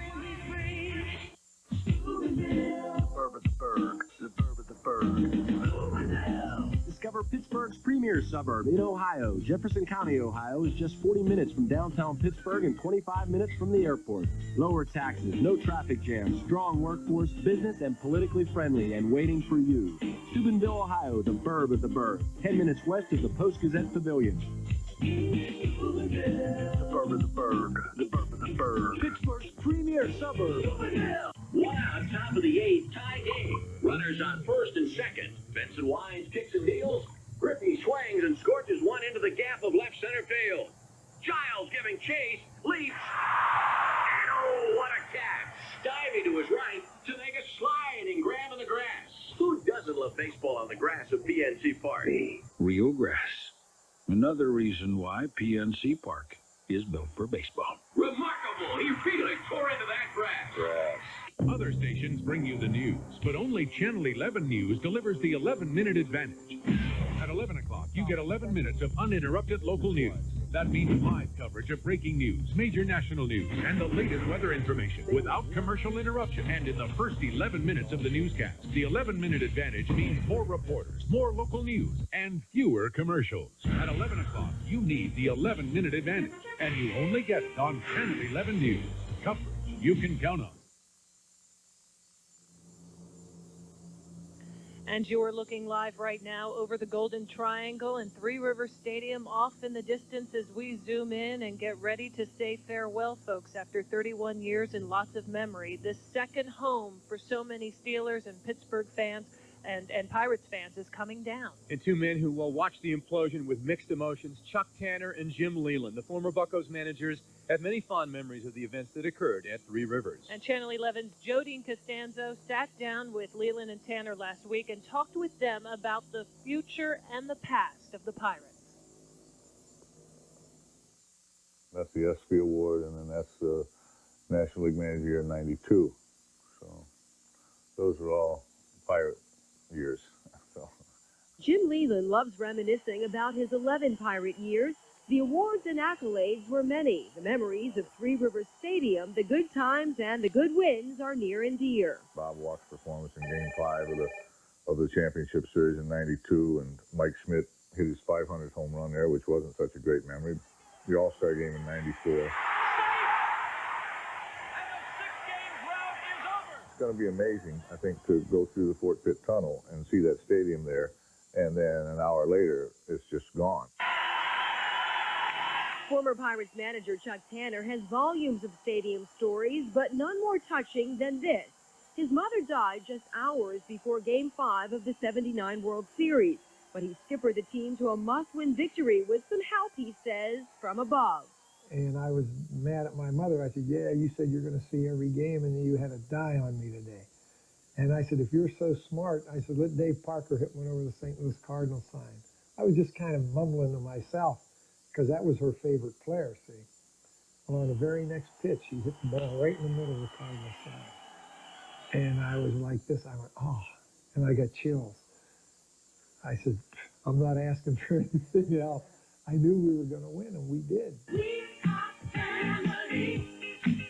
Tanner still proudly wears his World Series championship ring.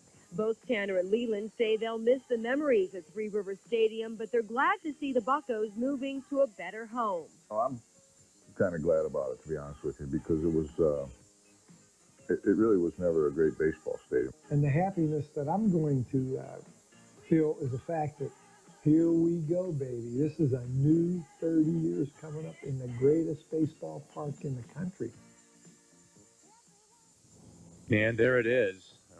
Will only be for a few more seconds. Leland says he's going to watch the implosion from the Clark building nearby. Tanner will be watching at home. And don't go anywhere, anyone. In 3 minutes, we should hear our first warning horn, and then 13 more minutes. Three Rivers will only be left standing. We're going to take a break. Our coverage continues in a minute.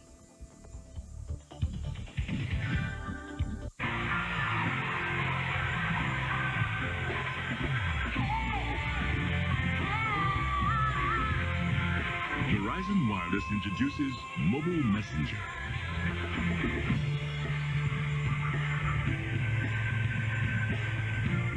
Now you can chat using your wireless phone without talking.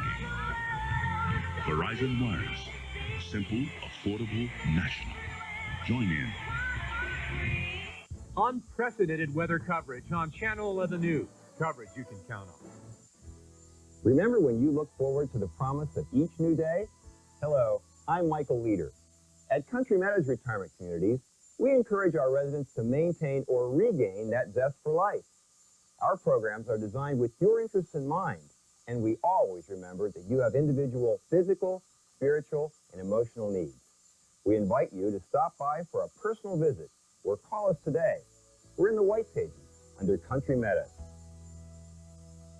Hi, I tell you there. You know, if you have that crack in your basement wall, fix it now.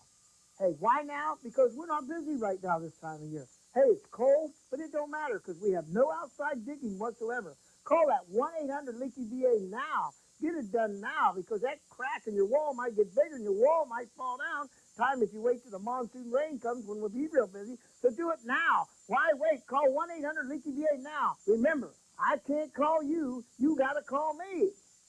The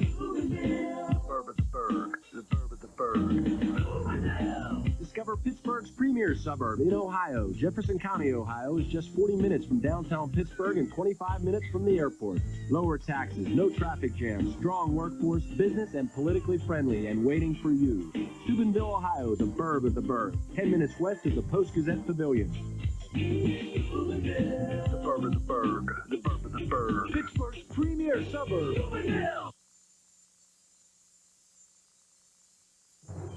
Coverage you can count on Channel 11 News. And there's a collision. That's caught out of the air. The ball is pulled in. Look for a sellout crowd at Three Rivers Stadium. Just the name Three Rivers Stadium brings so many memories. It was a legendary place to watch football, certainly, and baseball. Thousands of people are now gathered to watch the 19-second implosion of Three Rivers Stadium for 30 years.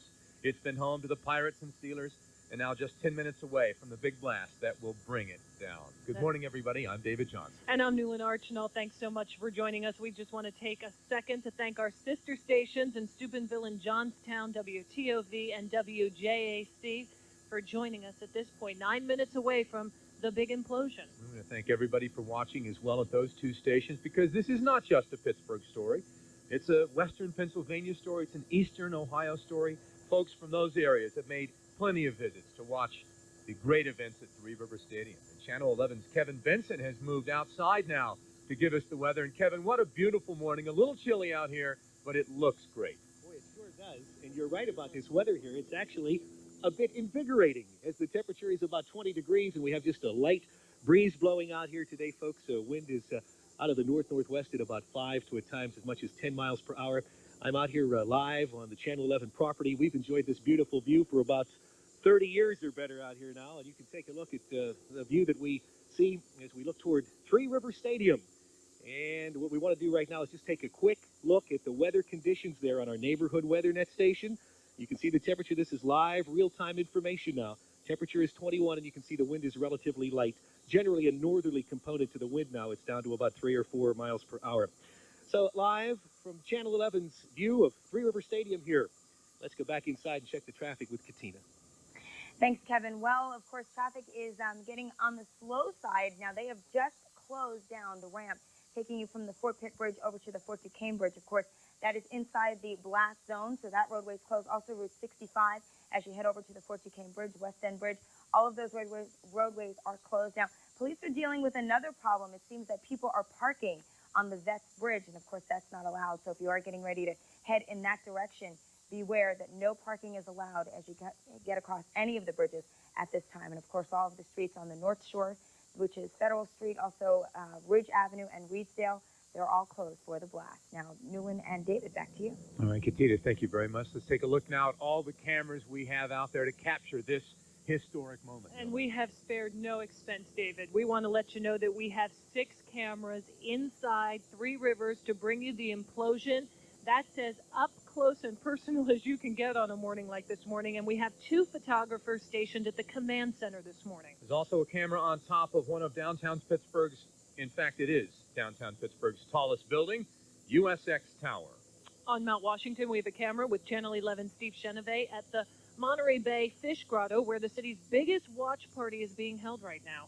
And along Grandview Avenue, where crowds about 10 or 15 thick have gathered on Pittsburgh's highest point for a bird's eye view. We did not forget the north side. We have a camera inside the historic Clark building for an interesting perspective there. We are showing all of the camera angles there. And that one is from the Clark building on the north side.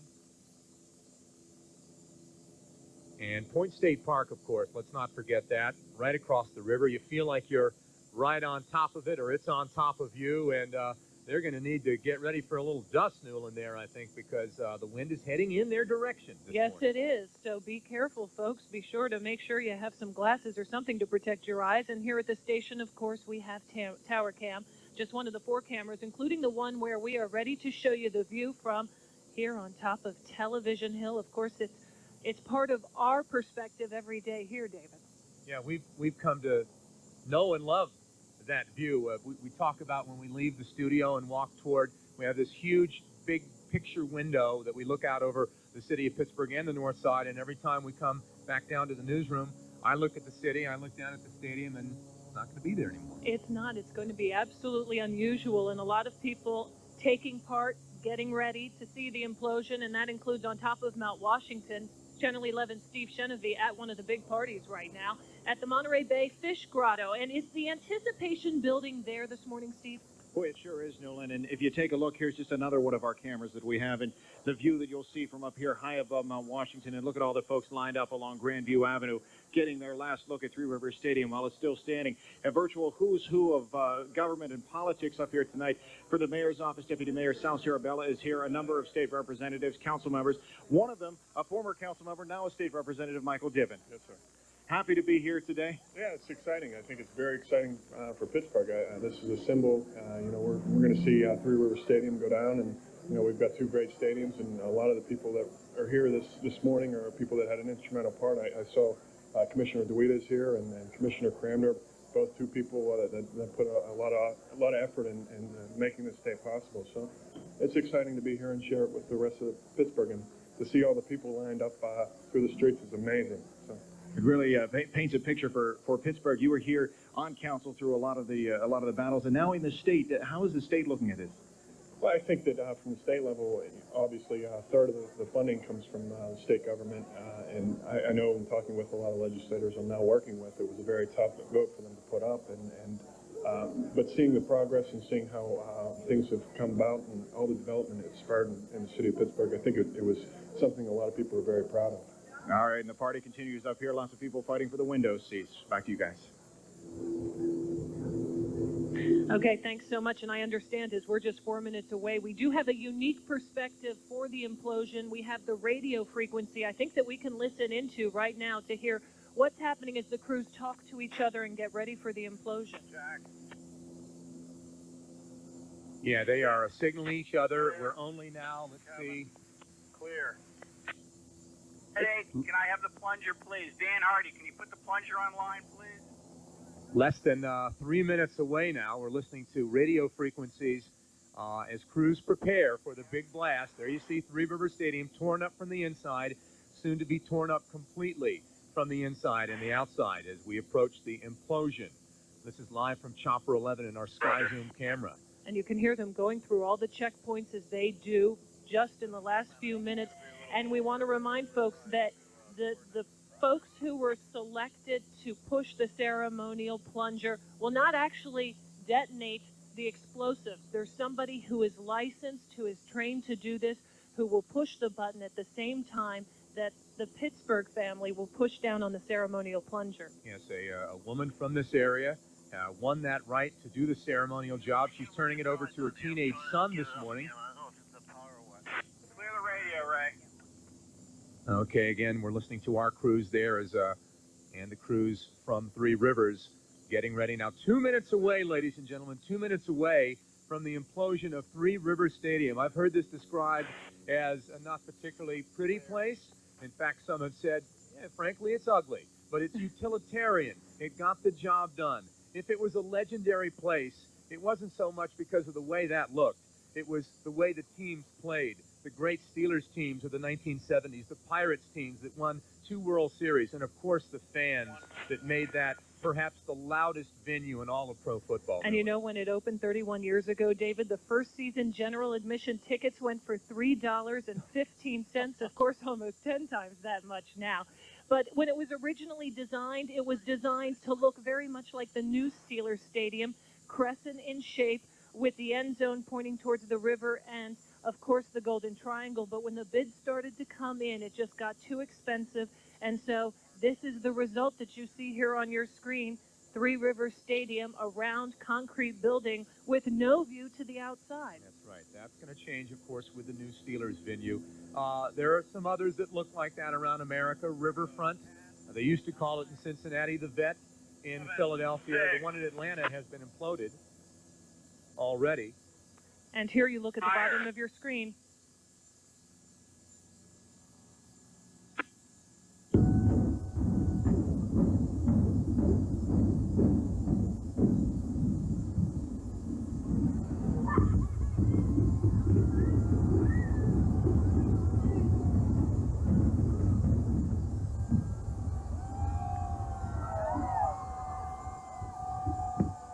There it goes.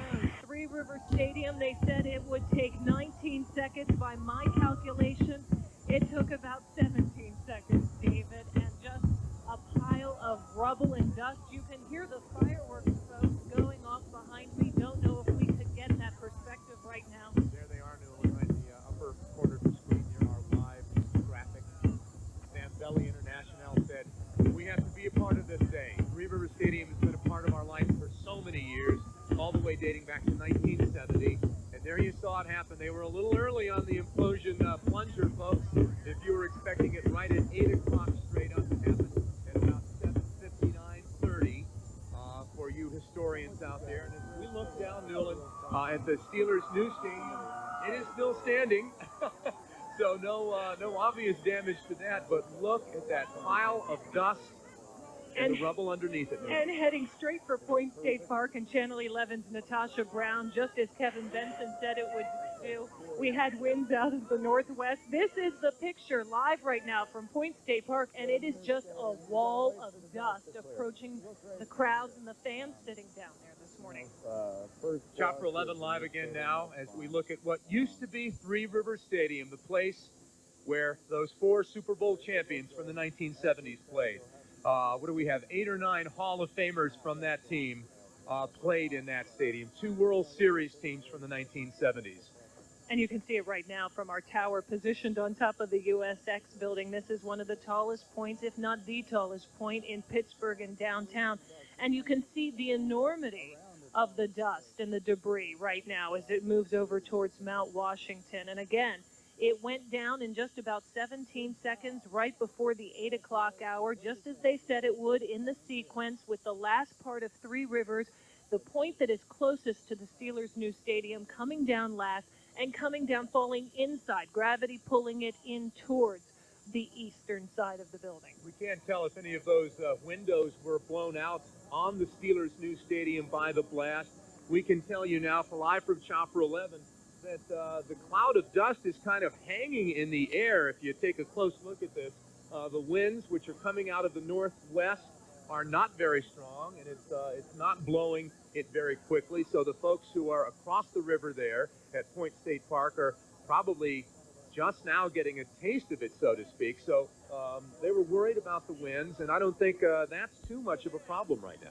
No, it is not. Of course, the big question is, David, we had 6 cameras inside the stadium as the implosion went off. And of course, we hope to get some pictures from those cameras momentarily. But Channel 11's Natasha Brown over at Point State Park. Natasha, what was it like from your perspective? Well, you know, it was just incredible. It startled me. I wasn't expecting the blast to sound off that quickly. It did start a little bit earlier, and it was just so much excitement in the crowd. And as you can see now, we are all being showered with dust. I have my dust mask here, but I can't talk with it on, so I'll leave it off for now. But it's just an incredible amount of dust and debris that's heading our way that's already kind of covering this area. And a lot of folks, that's all it took. They saw the blast, and now they're off and ready to go. They've got their cameras, and they've captured the moment, and they are, I'm certain, very happy that they could be a part of this very memorable day today. So right now, we're just trying to deal with all the dust and debris that's definitely clouding us right now, Newland and David. All right, Natasha, thanks very much. People waiting for the dust to settle now there to get a good view of what it looks like after the implosion. There you see the dust now moving across the Golden Triangle, across the Allegheny River, toward the Mon River as well.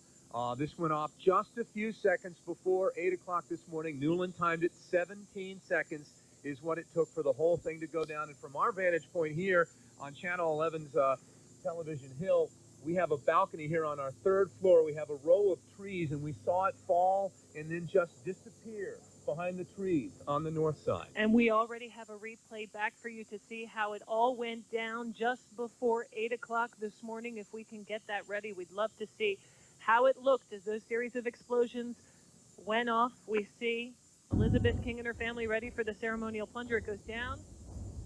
You can see the sparks going off, the explosions going off inside.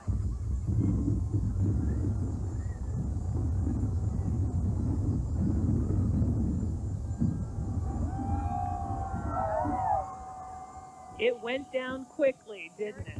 I'd say it went down the way they wanted it to go down. You know, I'm no implosion expert, and I don't play one on TV, but let me just say this. It went down straight, and we described it so many times. And there, Newland, you see the edge of the Steelers Stadium, the new one. And you see the protective meshing over the new Steelers Stadium, and it doesn't look like any debris went through that. Of course, you see on the ground there, I'm sure those are folks from Controlled Demolition and Bianchi Trison who are now going to see to make sure that everything happened just as they planned. And you'll notice that there's a lot of rubble and that there's some steel standing. They expected that to happen. They expected that some of the structure would still be left standing. They've got to come in today. They'll start at work immediately to go in and take that apart and get it cleared out of here. It is always so impressive to see implosions come off perfectly. This one, we'll hear it from the experts in a few minutes, no doubt. This one appeared from all our vantage points to go as planned, and that's very important. They didn't want any surprises on this. Channel 11's Rick Earl was down there with Controlled Demolition all morning long, and we want to get his perspective right now. It's got to be exciting, and they've got to be pleased about this, Rick. Yeah, Newland, very exciting down here. You know, the dust sort of went the other way. It went toward Point State Park. We didn't get much dust here at all. We saw the cloud off in the distance, not much dust at all. But right now I'm joined by Doug Loizo from Controlled Demolition Incorporated. Doug, give me your assessment.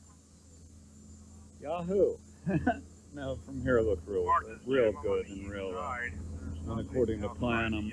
My brother's looking at the site now, and as far as the Steelers Stadium is concerned, it wasn't compromised structurally. So it looks real good, but again, you know, it appears from here that it did as expected. The steel is sticking up. The contractor said he can pull it over with no problem. So. And that's what you said it would stick up about 65 feet. Yeah. The Steelers Stadium, some of the debris only went out about 45 feet. Is that what your brother said? Oh, he was saying there's a ring road around it. The Steelers Stadium was about 80 feet away, and he said that the debris was still 45 to 50 feet away from that. All right, good job. Thank you so much. Doug Loizo from Controlled Demolition Incorporated. He is now going over to the stadium to inspect it himself. Of course, people here very pleased about the way Three Rivers Stadium came crashing to the ground. Back to you, David and Newland. Thanks, Rick. I like how he explained that and his perspective. Yahoo, to quote Doug Loizo. You saw him rubbing his face and eyes there, Newland. Doug Loizo's he's had a rough couple of weeks to get this thing ready. We had an implosion date set for February 4th at one point. They were even talking about Super Bowl Sunday. And then, you know, as you heard, no doubt in the news recently, they said we cannot get this properly done in that quick a time. And they pushed the implosion date back to the day. Here we are on February 11th. And they wanted to do it right. They wanted to do it safely. And by all accounts, that has been accomplished. We have more implosion angles to show you. And I think we're going to take one now from USX Tower. That is the tallest building in the city of Pittsburgh. And let's see what it looks like right there.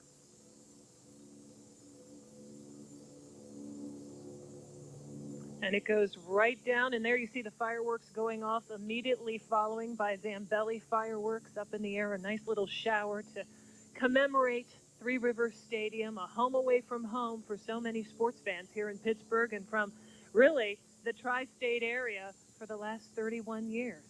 And we're going to give people an idea, Newland, of where we are here. We're on the third floor balcony of the Channel 11 News Studios, and there you see behind us is the dust still hanging over the air. And of course, you don't see, normally you'd be able to see the stadium. Right above that row of trees where my finger is right there, right up in there is where Three Rivers used to be.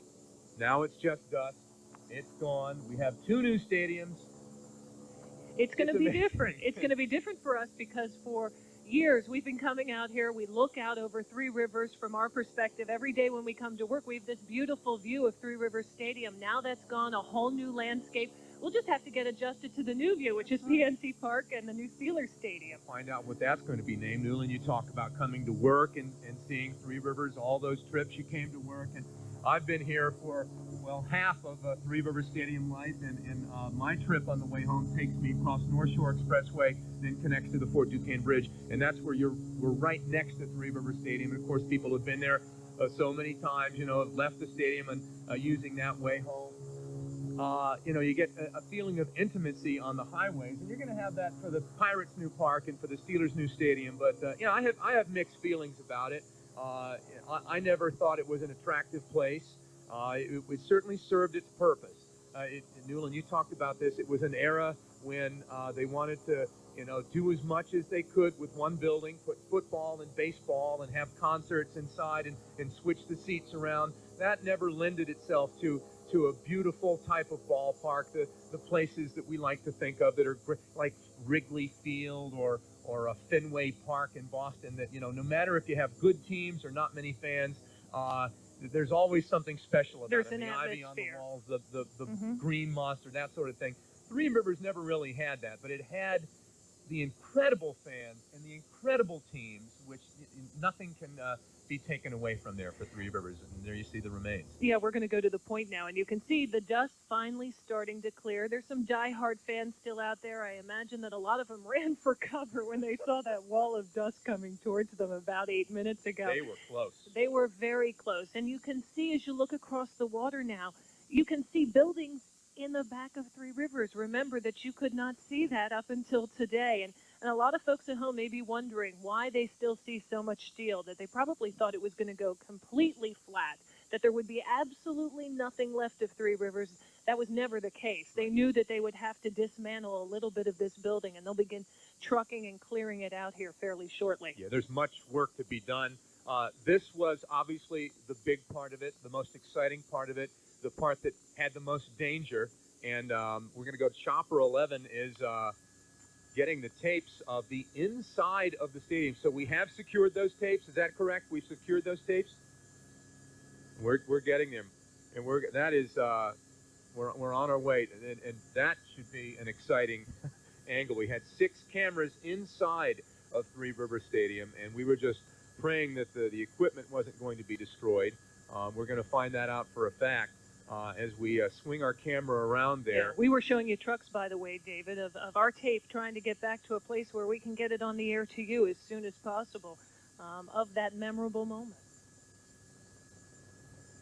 As you look down, there we are. We're heading towards you, so we'll bring that to you as soon as possible. But hopefully we captured all 2,700 carefully timed explosions, a total of 2,000 pounds of dynamite used today. They knocked out those dynamites were placed in the supports about 160 pillars on each floor of Three Rivers. There were 5 floors, so that brings you about roughly 800 pillars that had little sticks of dynamite in them, and then, of course, controlled demolition, setting them off in carefully timed explosions, and that brought down Three Rivers, and you see what the result is. A precise job, Newland. You mentioned all those numbers, and that takes time. That takes a lot of hard work. That takes know-how, and that's what was pulled off there. And there you see the steel that's still sticking up. Newland mentioned that's the way it's supposed to look. That's part of the job that lies ahead. We're also going to take a look at one of our other camera angles. We've had so many that we're going to bring you this morning, different angles and looks at the way this thing went down. USX Tower, the tallest building in Pittsburgh, 64 stories high. It's 841 feet from the top of the building. And let's give you that perspective and see what that looked like as Three Rivers Stadium, 31 years old, the house of so many great memories. Well, let's take a look at Point State Park first before we do that. Point State Park, up close, right across the Allegheny. There it is.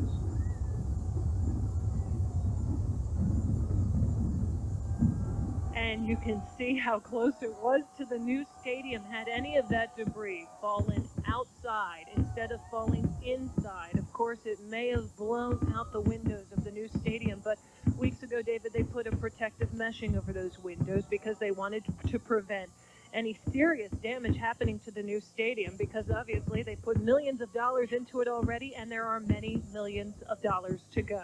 You don't want to bring that one down when you just put it up, obviously. There you see the people who, by the way, did not run for cover. And I think you made a good point before, Newland, because, you know, you stand so close and you say, I'm ready to go. But when the dynamite starts to go, you don't know how you're going to react, and a building starts to fall down. And this is not a terribly wide river, the Allegheny. So they were some hardy souls there who watched it. You saw some people put their hands to their head like, oh, my goodness, it's finally gone. It's actually out of our lives now, and we've got the new PNC Park coming up in just a couple of months, and the Steelers Stadium later this fall. And we want to take you back to a replay. This is on top of Grandview Avenue. This is on top of Mount Washington. Watch it from this perspective. Remarkable at how quickly it goes down. You can hear the fans, David, cheering. I would guesstimate, I haven't gotten any official numbers, no one's told me, but I imagine that there were easily thousands of people up there on top of Grandview Avenue this morning. I don't know which is the most impressive, Newland, as I watched. We saw USX Tower before. We've seen from Chopper 11. We've seen from the north side. We've seen from across the river at Point State Park, now high atop Mount Washington. I was going to say, as I first looked at that one, I think that might be the most special, the most impressive, giving you the best perspective, perhaps, of the whole thing going down. And we're going to show you what it looked like from our vantage point. David and I were sitting up here on top of Television Hill, and we have a picture from Tower Cam, and this is how it looked to us. As it goes down. Well, that's pretty impressive, too. It seemed like longer. As we were sitting here and I was counting it, I kept thinking, at first initially you could see the little explosives going off and the sparks from within, and I kept thinking, when's it going to start falling? When's it going to start falling? And then it just sort of happened all at once. Because you timed it right from when she and he pressed the plunger down. Exactly. And they're probably, maybe my numbers are wrong. They may come out later, David, and say, no, Newland, it was exactly 19 seconds. We told you it would be. There's Chopper 11 right there.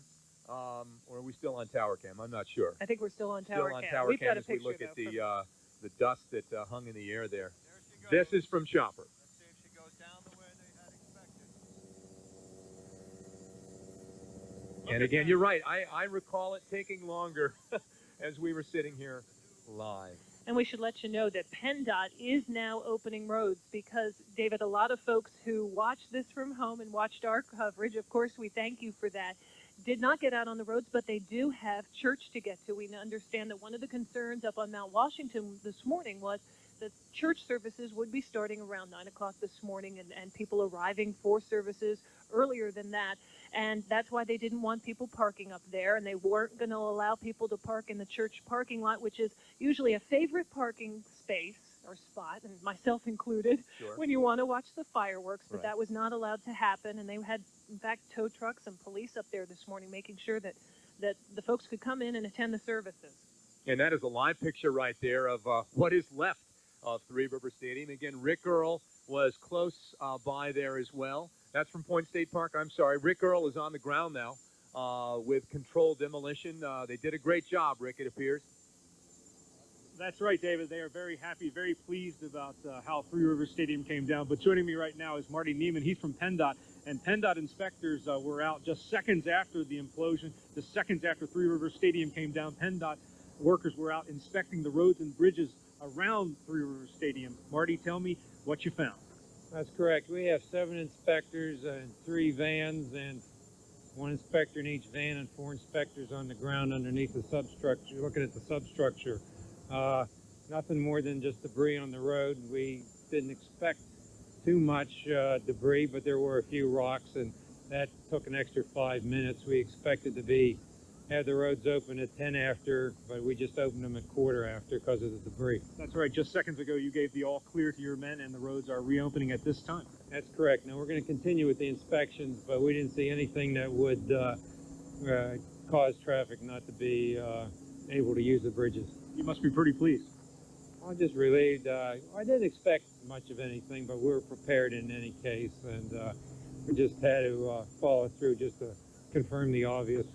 And the seismograph machines out there, they gave a reading a lot less than some people even expect?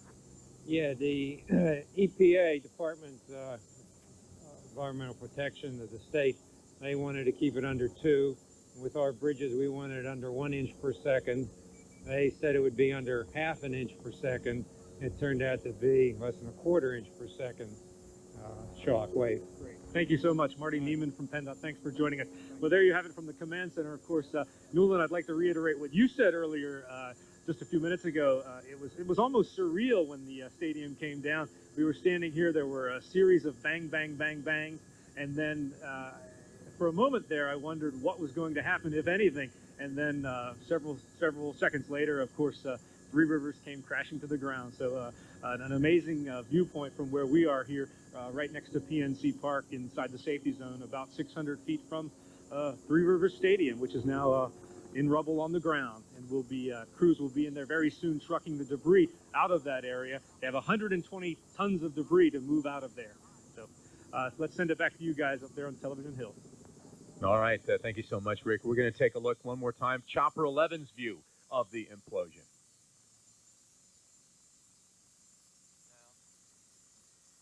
And there she goes. Let's see if she goes down the way they had expected. Look at that. Isn't that amazing? I mean, it did not interfere with the new Steelers Stadium.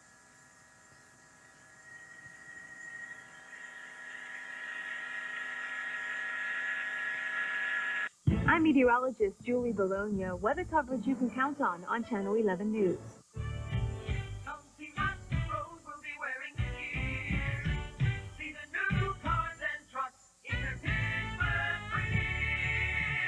It's here, the 2001 Pittsburgh Auto Show. You know you want to go. It's at the David L. Lawrence Convention Center, February 10th through the 18th.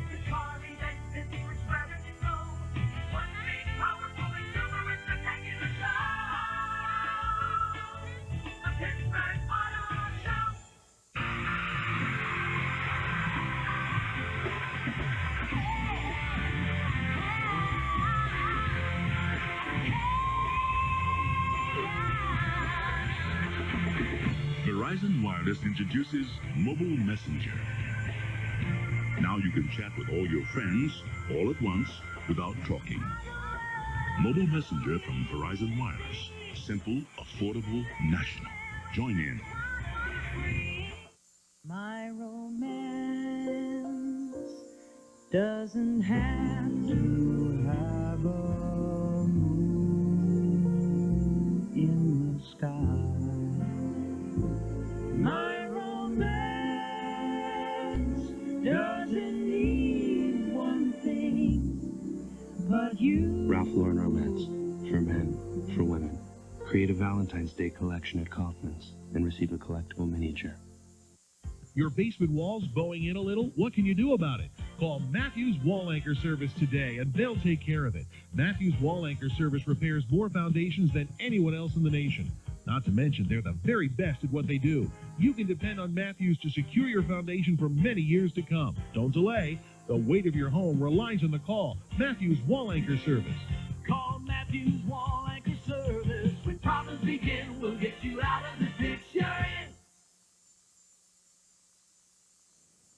Welcome back. David Johnson, Newland Archinall with you live here. She's gone. She's not back there anymore. We were just looking back there. I thought you were talking about me. No, I'm here. You will never be imploded, honey. You're here forever.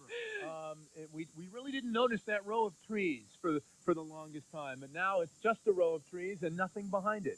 We during the break had to sit here and sort of readjust ourselves. We looked over and all of a sudden it was a whole new perspective, which we said we had to get adjusted to, and we've got to do it fast. It's kind of interesting. Something else. We're going to take another look at a replay for you from Chopper, I believe. Here we go.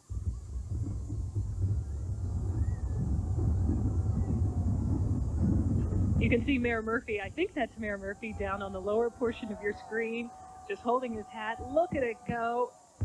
Everyone looks very pleased. I'm going to quote here from Controlled Demolition, Doug Luazu, who said to our own Rick Earl right after it happened, "So what did you think?" Quote, "Yahoo! I guess when you've done enough of this, David, day after day, and it goes off of, just according to plan, that, it's just another day on the job for Doug Luazu." He looked relieved, quite honestly. And like I said before, he's had a tough couple of weeks here leading up to this, and he just wanted it to come down without any pain, without any problem, and it happened. And the Steelers' new stadium appears to be all there the way it's supposed to be. They're going to remove those Kevlar tarps that they have in front of the windows and see just exactly what happened, but by all accounts, it went the way it was supposed to go. And a lot of folks up on top of Mount Washington this morning. I was up at Lamont weeks ago where they were planning to serve 600 meals this morning. That's how many people had made reservations at $50 a pop to watch the implosion from that vantage point. Right down Grandview is the Monterey Bay Fish Grotto. Channel 11 Steve Chenevy is at a party there. Good morning, Steve. Well, good morning, Newland. You can add about 300 or so people to the list that were here tonight, including many local dignitaries. And one of the best views in all of the city, high above Grandview Avenue here on Mount Washington. A couple of the people were filming and taking pictures and said, it was the fastest 17 seconds that they had ever seen, and just lots of oohs and ahs, as you can imagine. And take a look out the window, and you'll see the view from here as to what's left of where Three Rivers Stadium stood for more than 30 years. You could see now just a pile of rubble standing right next to where the Steelers will play beginning in the fall. Now, just below, when we take a look down to Grandview Avenue, you can see what's left behind from the big party that was here almost all night. Still a few people straggling around. You could see some folks even brought a tent to sleep in last night. These folks started lining up. 1 o'clock in the morning is when the first people arrived, and as you can imagine, once those bars closed last night, you had plenty more people. And the who's who list here at Monterey Bay, everybody from representatives from the mayor's office to a number of state representatives, former Allegheny councilmen, commissioners were here, and just about anybody else you can think of. This was the place to be. Mayor Murphy is on his way here now, along with the folks who won the right to push that ceremonial plunger, and they will be here shortly. They're on their way, trying to make it through traffic up the hill here to Mount Washington. Reporting live from Monterey Bay atop Mount Washington, Steve Chenevy, Channel 11 News. Yeah, Steve's had the best vantage point. He's been nice and warm, and they're serving food. I mean, it doesn't get any better than that's that. the best. You can't beat it. That's from Point State Park, as you see, the Gateway fleet zip on by. They had a great vantage point, no doubt. We want to tell you also that we were able to secure our cameras inside Three Rivers Stadium. We're working on bringing those tapes to you and showing what those angles reveal. I can't wait to see that from the inside. That's going to look a little hairy, I am sure. We had crews out there on Friday, David, who were stringing cable and getting ready for this. And the concern was that when the building came down, that maybe some of the debris would hit a few of those cables and we would lose our picture. But they're telling us down in the control room that it looks good so far. They think they've captured a lot of it, and that the cables, as I'm just guesstimating here, that are intact. And we will probably have some excellent pictures from inside the stadium to bring you. And if you're wondering about what you're seeing right there, that is supposed to be like that. That still has to be torn. There's a lot of work that still has to be done down there. They've got to, get bulldozers and a lot of heavy equipment to lift out all those tons and tons of concrete and steel. And the steel is still up, as you see, in some parts ringing the stadium. And work will begin right away, David, for the new 120-foot wide right-of-way that will be part of the street network between the new stadium and PNC Park, and all of this is going to be cleared away. Eventually, this will be the site of a lot of entertainment. This is part of this plan where they're going to have parking, the park, and, of course, a venue for fans to go and interact. One more view before we take a commercial break of one of our many angles of the implosion. This one, I believe, from Point State Park.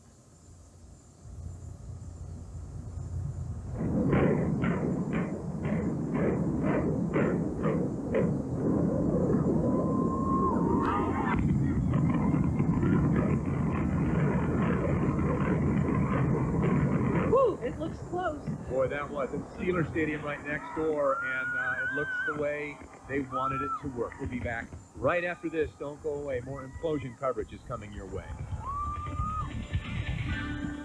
Weather coverage you can count on Channel 11 News, the most accurate local forecast.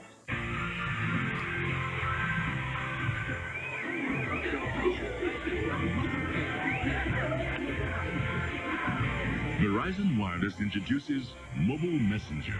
Chelsea, Dad wrote us an email. Yep. Now you can chat using your wireless phone without talking. Mobile Messenger from Verizon Wireless. Simple, affordable, national. Join in. Channel 11 Morning News brings you the 11-minute advantage. 11 minutes of uninterrupted news, weather, and traffic at the top of every half hour. Live coverage of breaking news. Traffic and weather together every 10 minutes. Cross-current weather conditions on your screen all the time. And when severe weather threatens, Storm Team 11 crews bring you live pictures of the approaching storms. The 11-minute advantage, only on Channel 11 Morning News from 5 to 7 a.m. Coverage you can count on. Dream of the endless possibilities each new day brings.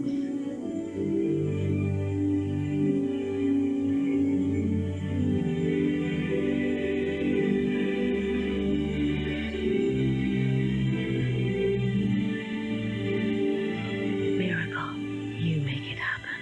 The new fragrance by Lancôme. Discover Miracle and a gift with any 2150 Lancôme purchase, now at Kaufmann's. Announcing 3.9% APR financing on every 2001 Subaru at Suburban Subaru, Pittsburgh's favorite Subaru dealer. Foresters, Legacies, Outbacks, Imprezas. They're all in stock, and for a limited time, save hundreds, even thousands of dollars with low 3.9% financing. Suburban Subaru, now one of the top volume Subaru dealers in the nation. Our sales volume will save you money. Suburban Subaru, conveniently located on Route 19 Perry Highway in the North Hills. Coverage you can count on Channel 11 News. Welcome back, everybody. Take a look at that. It's down. Three Rivers Stadium is no more. It went off, we believe, as planned. We have yet to hear from controlled demolition officials about did it go exactly as they wanted, but from all accounts, it looks pretty good. That's a live view from USX Tower, the tallest building in Pittsburgh, 800-some feet high. And I mean, that's really something to see, because we've been looking at it now since 1970, and it's not there anymore, Newland. Last time we checked in with Channel 11's Rick Earl, he was telling us the controlled demolition was going around surveying the stadium area. And I understand we have the pictures from inside the stadium back right now. We're going to bring those to you in just a second. But we do have some other vantage points of this implosion for folks this morning. That's David. right. I think we had a view from Chopper 11 we wanted to take a look at. And it's always amazing to see it from the chopper, and there it is. As it just folds down around the outside.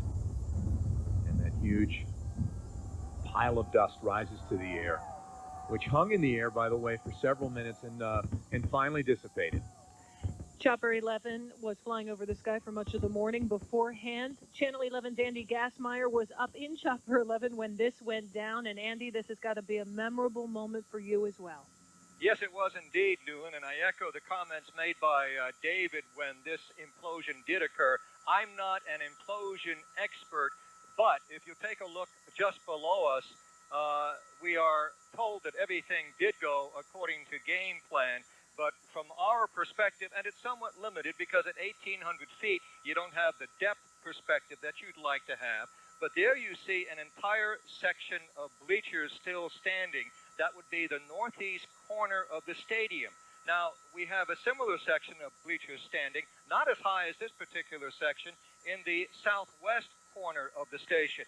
We were told, as you know, by Controlled Demolition Incorporated, that 3 sides of the stadium will collapse slightly outward, allowing the area near the new Steelers Stadium to drop straight down. Well, of course, that went according to game plan, it would appear, but we have these 2 sections of stadium seating still standing, which appears to be much higher than we were led to believe would be the case. Andy, we're going to cut you off for a second and take a look at a vantage point from inside the stadium. Take a look at this, folks. One of our interior cameras.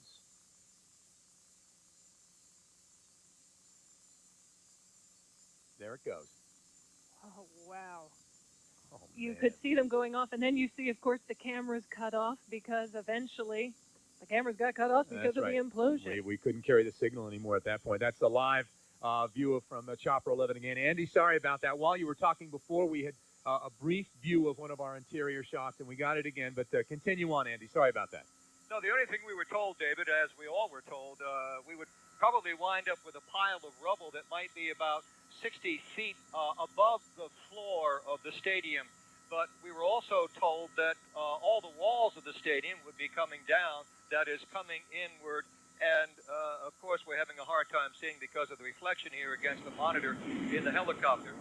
But we were told that that section would come down, and it did not. And Andy, we're looking at another interior camera. It just went black again. It looks like we get actually probably a couple of seconds of good video as the initial part of the building starts to come down in that northwestern corner.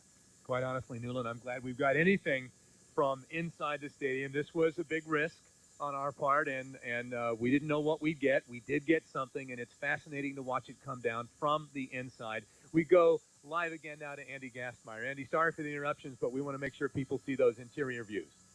That's okay, David. I understand that. And you can see from this perspective here that there is still a section of bleachers still standing. We had been told, as I was trying to say before, that we would see a pile of rubble once this implosion occurred that would still be about 60 foot high off the floor of what used to be the stadium. But we see 2 sections of stadium seating still standing, and one is on the northeast corner of the stadium, and one is on the southwest corner of the stadium.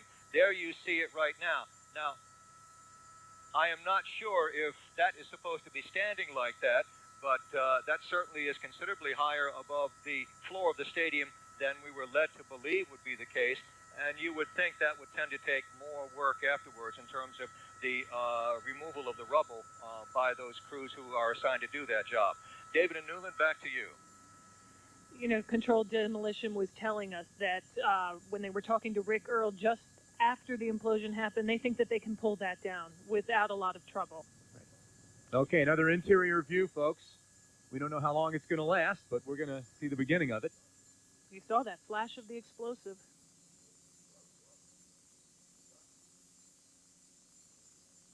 And then it should start to come down about now. Yeah, these cameras, by the way, have no microphones on them, and oh, that's a nice perspective. That's a tremendous view. It only lasted a few seconds after it started to fall, but at least we had something from the inside, and it was certainly a unique view of what went on. We're going to have another look at one coming up in just a few seconds from the inside. Andy talked about those steel structures that we had mentioned before from Controlled Demolition. We're hoping to not be taller than 60 feet. They appear to be taller than 60 feet. So did everything go perfectly? Perhaps not. What they wanted was it to come down quickly and smoothly, for no one to get hurt, and for the Steelers Stadium to not get hurt. Another interior view, Newland. And we should see a couple of flashes of the explosives going off on some of the 800 pillars as the stadium begins to come down. You can hear them. You can hear that. And that camera did not last too long. I'm guessing what happened, and this was the concern of our chief photographer, Mark Johnston earlier in the week was that as the debris started to come down, that they might lose their cables, that there also would be some damage to the cameras themselves. And evidently, that appears to have happened, just what we thought would happen. Exactly. We got a few seconds, some of those camera angles lasting a little longer than others, none of them lasting as long as, the ones we have from the North Shore and high atop USX Tower, Mount Washington, so on and so forth. But it does give you an idea of what it was like to be inside. Is on that last one, you heard the blast, and then you see the top part of the stadium start to come down. And here's another perspective, and I understand this is from CCAC. We had a camera stationed over there as that series of timed explosions went off for the implosion. And we have not seen this video. This is just coming into us, so we're seeing it as you see it right now. This is a great perspective on how close that is to the Steelers' new football stadium. You can see the protective meshing on the right side of your screen and the explosives going off on all 5 floors.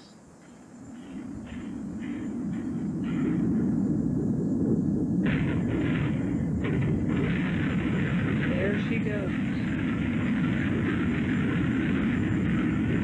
You know what, Newland, except for a couple of things there at the last second that kind of falling off the top, it did not go toward the Steelers Stadium. It fell almost straight down, and in fact a little bit in from what I can see. Isn't it amazing that a $35 million structure that took years to build, some 27 months to build back in the late 1960s, early 70s, can come down in just 17 seconds? That is a marvel of modern implosion work. These guys are really artists when it comes to being able to bring down buildings almost in a straight line. They never know exactly how it's going to go.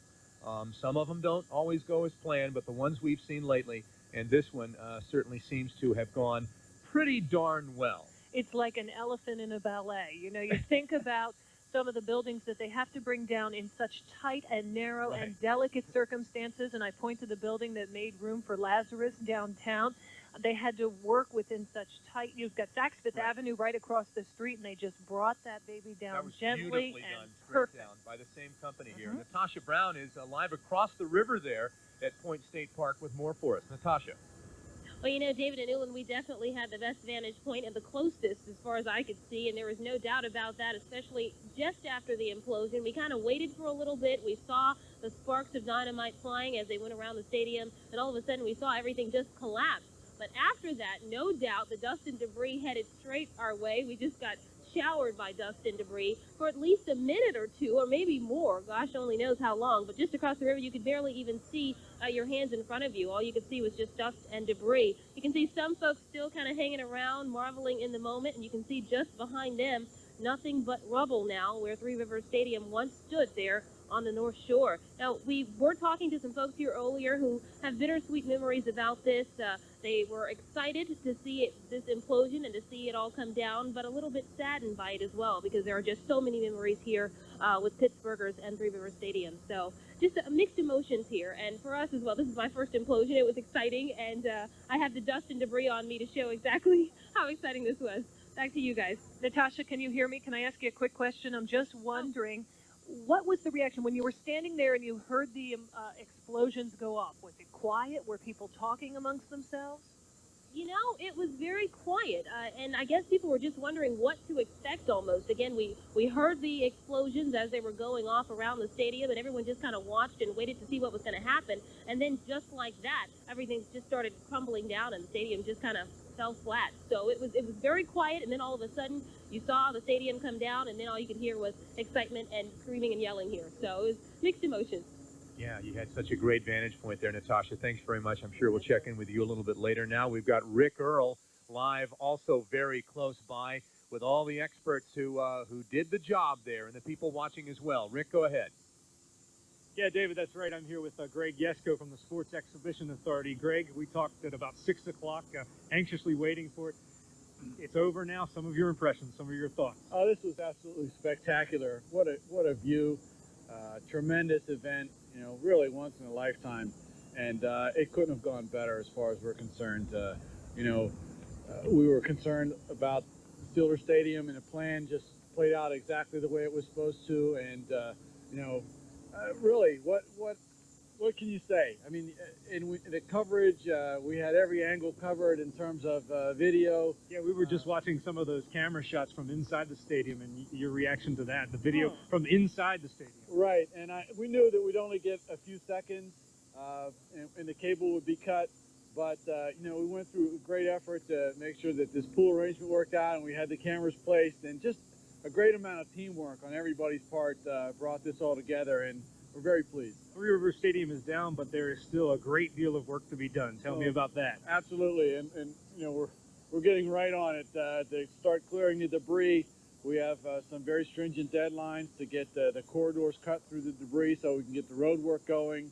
Really, the PNC Park grand opening is right around the corner, and we have to get these roads in by the time the Steelers Stadium opens, which is in August, which is really not that far off given how much more we have to do yet. But this was the starting point. We knew we had to get the stadium down in order to proceed with the plans, and it went very, very well. Greg, I think some gentlemen from CDI have just come in now. Were they just inside the stadium?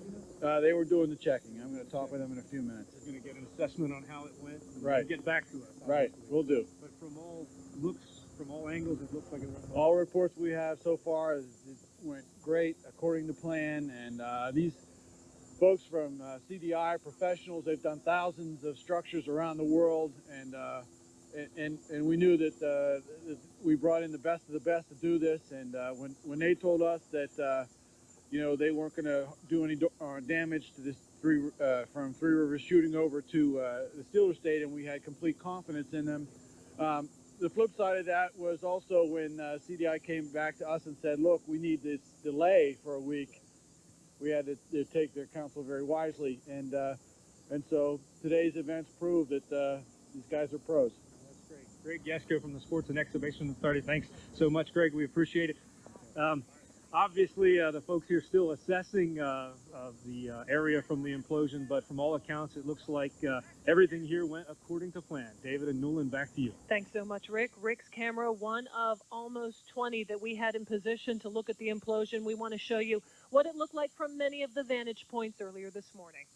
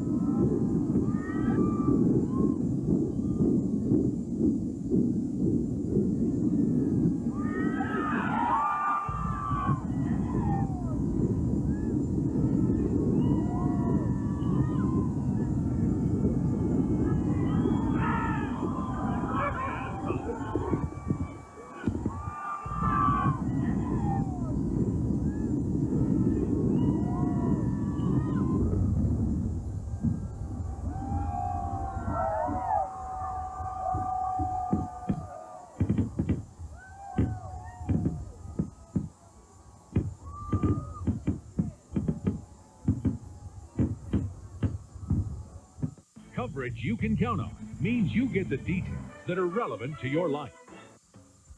I hate flipping mattresses. That's right, flipping mattresses isn't fun. But today we're introducing the Never Turn mattress. Once we put it in for you, all you have to do is enjoy. Kick it off, we're giving you 6 months, same as cash. Need a mattress and box spring? Tony's got it. Want a better airbag? Tony's got it. Remember, we don't sell mattresses, we sell sleep. Come in and visit one of our 6 locations. Monday at 5 on Channel 11 News. A $7,000 deck that doesn't meet code, a roof that leaked 30 days after it was built, and joist hangers are missing nails. My deck looks like it's 20 years old and it's not even a year old. Consumer investigator Becky Thompson exposes these home repair nightmares. Monday at 5. Coverage you can count on Channel 11 News. Aunt Lil, do your Kool-Aid thing. See how Karen's got that kiwi in her Kool-Aid? She's a damn type. What about tomorrow? Rough on the outside, but sweet on the inside. Just like the pineapple he puts in his Kool-Aid. Kool-Aid, always cool. Go where you want, when you want. With the all-new powerful 6-cylinder all-wheel drive LL Bean Edition Subaru Outback. Seen at the Pittsburgh Auto Show. Unprecedented weather coverage on Channel 11 News. Coverage you can count on. Your basement walls bowing in a little? What can you do about it? Call Matthews Wall Anchor Service today, and they'll take care of it. Matthews Wall Anchor Service repairs more foundations than anyone else in the nation. Not to mention, they're the very best at what they do. You can depend on Matthews to secure your foundation for many years to come. Don't delay. The weight of your home relies on the call. Matthews Wall Anchor Service. Call Matthews Wall Anchor Service. When problems begin, we'll get you out of the ditch you're in. Channel 11 Morning News brings you 11 minutes of uninterrupted news, weather, and traffic at the top of every half hour. Channel 11 Morning News. Coverage you can count on. And Welcome back Yes. in stereo. Things have gone so well. It's only appropriate we do it in stereo here. It's great to be with you here for this, Newland. It was an exciting, emotional time. That's been a wonderful place to watch sports, Three Rivers Stadium. It's not there anymore. We have two new places, one that's almost done, one that's going to be done coming up in August. And we have so many camera angles, so many different views of this. We're going to give you another look at this. We pieced together some of these, including from the inside. Let's take a look.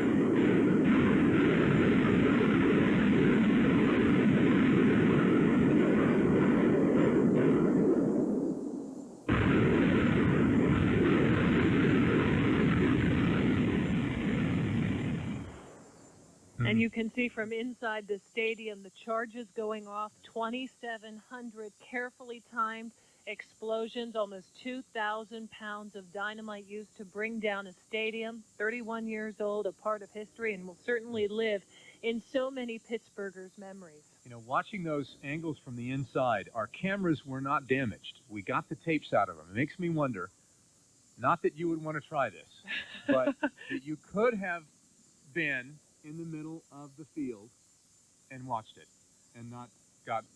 No one would try that at home. Or I don't think so. But, you know, looking back now, how cool would that have been? I know you can't find... You know, they're not going to let you inside, but that's just one of the crazy thoughts I have running in my mind right now. Okay. Well, let's see how crazy things have gotten up on top of Mount Washington. You know, there were just thousands of people up there earlier this morning, some crazy folks camping out in tents since 1 o'clock this morning. Steve Chenevy has been at the Monterey Monterey Bay Fish Grotto up on top of Mount Washington, and things I imagine have sort of quieted down a little up there, Steve.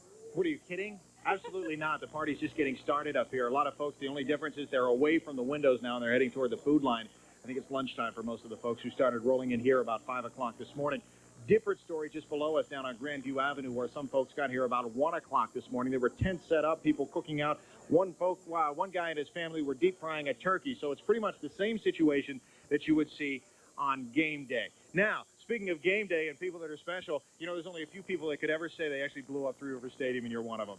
Yeah, it's great. It's a great opportunity. I'm glad that I got the chance, and it's just great. This is the greatest day of my life.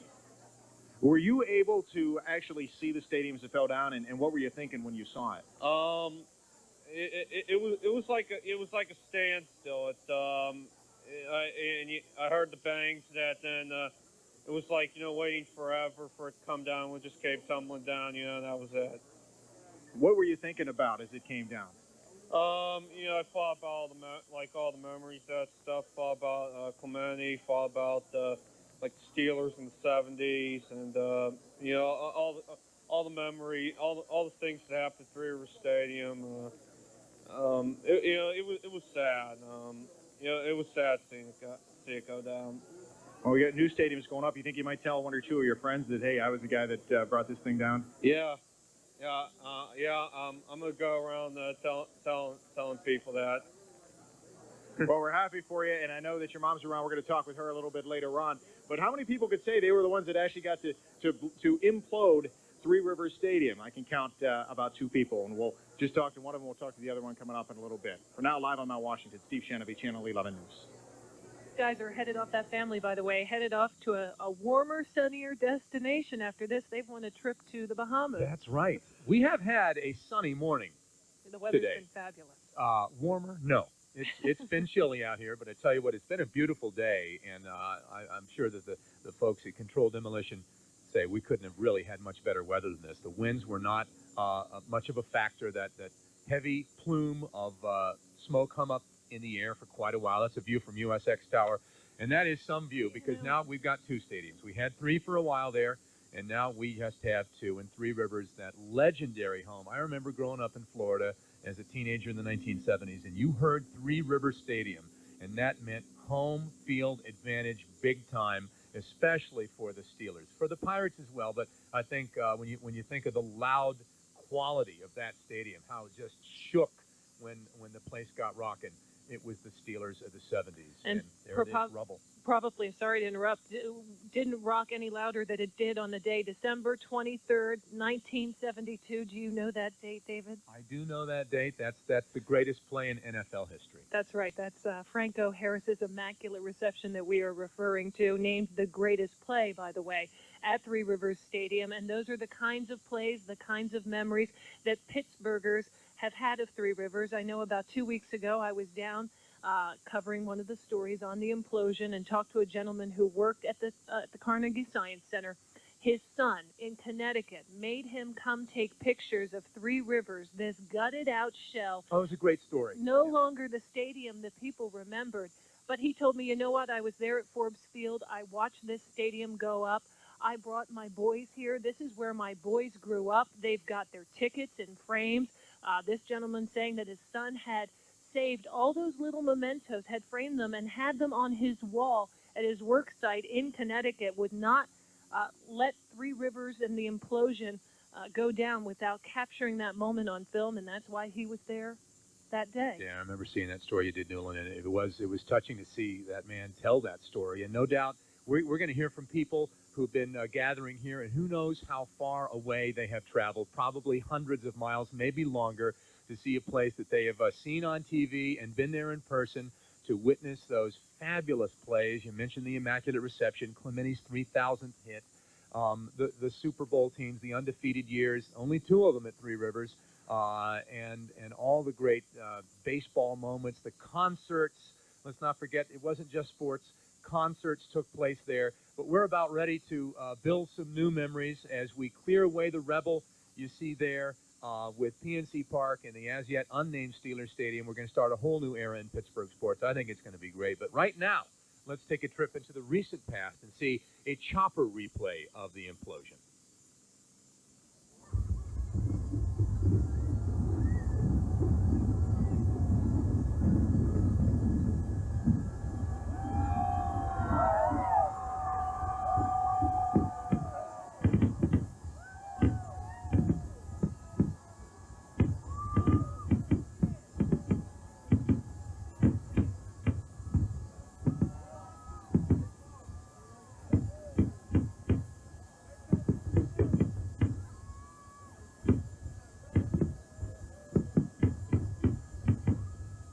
You were looking at the implosion replay from Chopper 11. You can see in the bottom portion of your screen Mayor Murphy and, of course, the folks that won the right to push the ceremonial plunger reacting to the implosion. The fireworks from Zambelli going off immediately afterwards. That was just one of our 20 camera angles that we had positioned for our viewers this morning. We also had a camera over at Point State Park. We'd like to take a look at the replay of the implosion from that vantage point. Here you go. And it goes down so smoothly. And Again, we're looking at part of it there, starting to edge toward the Steelers' new stadium. I think from this perspective, it's hard to see where, which is closer to the camera, Three Rivers, which I believe it is, or the new Steelers stadium. And Newland and I were watching that before and kind of, holding onto the edge of our chairs here. Was there any damage to the Steelers' new stadium? No, it certainly doesn't appear that way at this point. We don't know if some of those windows were blown out, but there again, you're seeing it from the roof of Channel 11. Not a lot of wiggle room, just 80 feet between the old stadium and the new stadium, and now what will be the new home for Steelers fans as we go into the new millennium. We are going to take a quick break. We will continue our live Team 11 implosion coverage of the Big Blast. Coming up in just a moment, we thank you for joining us. We hope you will continue to do so.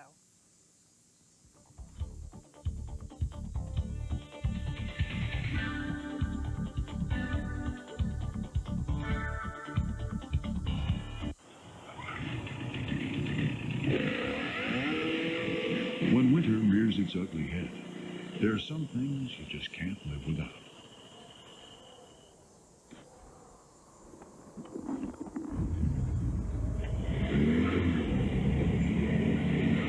Jeep Cherokee being one of them. Now, returning Daimler Chrysler lessees with preferred credit can get a $269 a month lease and all this at no extra charge. Storm Team 11 is weather coverage you can count on Channel 11 News. In the market for a new home? Don't miss Northwood Realty's Guide to Homes at 11:30 Sunday mornings on WPXI TV, Channel 11. Ready to launch a new career? Take off with EchoStar Communications Dish Network. America's fastest growing satellite television provider is now hiring customer service representatives. If you enjoy working with people, have good computer and communication skills, EchoStar offers a great work environment, excellent benefits, and a competitive starting salary. Apply in person at our McKeesport Customer Service Center or call 412-675-HIRE. EchoStar, take off with our team. Hey guys, now the Children's Institute is in Wexford, but it's still in Squirrel Hill. And Monroeville. Yes, it is. And Green Tree. Outpatient therapy has become very popular. I prefer the new Wexford facility. Good job. Think I'm going to need a little outpatient therapy.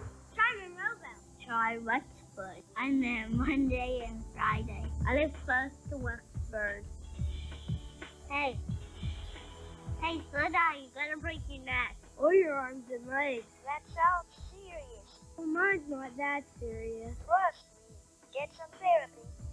You should always wear a helmet so you don't get a head injury, so you wouldn't need therapy. Just in case, you can visit our website at AmazingKids.org.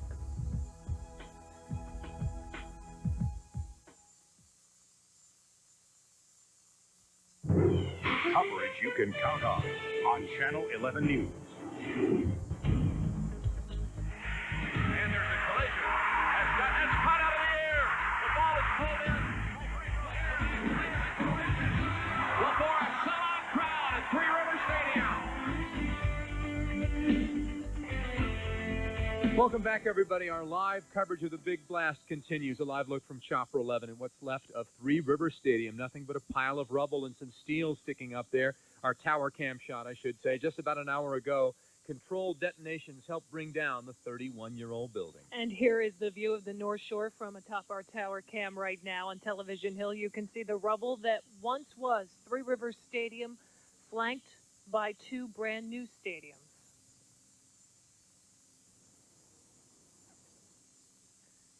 And we want to go to some coverage of our implosion this morning, the Big Blast. We want to let you know we had 20 cameras, 6 of Channel 11's cameras inside Three Rivers Stadium this morning to capture the implosion on tape for memory. Okay, I believe Rick Earl is standing by live now on the North Shore. Go ahead, Rick. Well, David, that's right. Just a few minutes ago, I talked to some workers from Controlled Demolition Incorporated. They were over at the Three Rivers Stadium, surveying the damage there, surveying what happened. They do tell me, one of the biggest concerns was the new Steelers Stadium right next door, about 65 feet away, and there were dozens of glass windows put in already in that new Steelers Stadium. That was a big concern. Of course, last week they put up a big a sheet covering those windows, hoping to keep them from breaking. We did talk to the CDI workers, and they tell me so far right now they don't have any broken windows in that new Steelers Stadium. So that, of course, is very good news. Of course, right now they are still going through the new Steelers Stadium. And if you take a look behind me, you can see we do have a number of people who are now back in this area. Of course, this area was indeed the safety zone earlier today, but of course that has been lifted. It is all clear. You see people driving through the area. A number of people walking down towards where Three Rivers Stadium once used to stand. It sounds funny. It sounds strange, I know, but that's it. You know, where it once used to stand. People walking by, looking at this. Of course, an amazing sight this morning when it came crashing to the ground. Here at the command center, most of the people have pulled out. They have packed up. We did see a few people from the natural gas company. They were checking gas lines, making sure everything is okay. Just doing some checks, making sure the gas lines in this area are okay. But all in all, it looks like everything went according to plan. We did talk to CDI about those the steel, the top part of the stadium, the top steel part of the stadium sticking up, and they tell me that that's what they expected. They expected that top part just to come crashing down and sitting on top of the concrete structure. Of course, now they will begin carting all of the concrete and steel away, and that will begin, as Greg Yesko said earlier, very shortly here. So that's the latest from the command center. Let's send it back up to you guys. Okay, Rick, thanks very much. Newland, I was told in no uncertain terms that my little, I wonder if you could stand in the middle of the field and make it. No, you couldn't. We had 6 cameras inside. We were able to retrieve the tape, but those cameras are no more, I'm told. No, and they were not manned. We had strung cable inside the stadium, 6 of Channel 11's cameras inside there. We want to show you the replay from all 6 of those vantage points right now.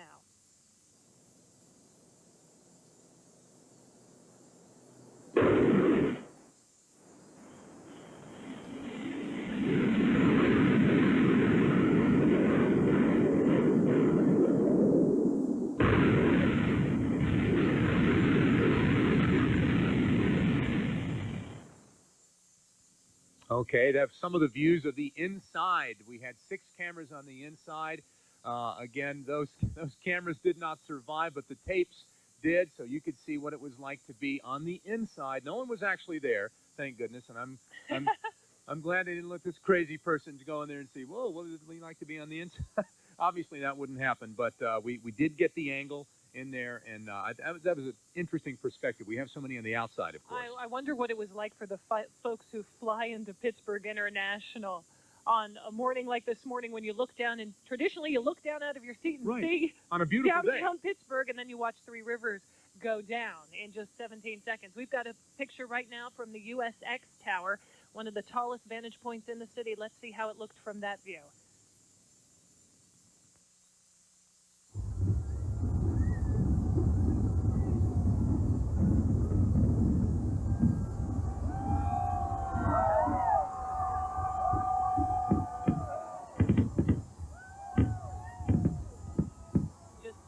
Enormity of the dust and the debris caused by those 2,700 carefully timed explosions earlier this morning. Happened just about an hour ago. Right, a very light breeze blowing from the northwest. So light that it seemed to not move that big dust cloud very quickly. It slowly moved across the Allegheny River. It is completely dissipated now. And we have another angle of the implosion we're going to show you. Let's take a look at that.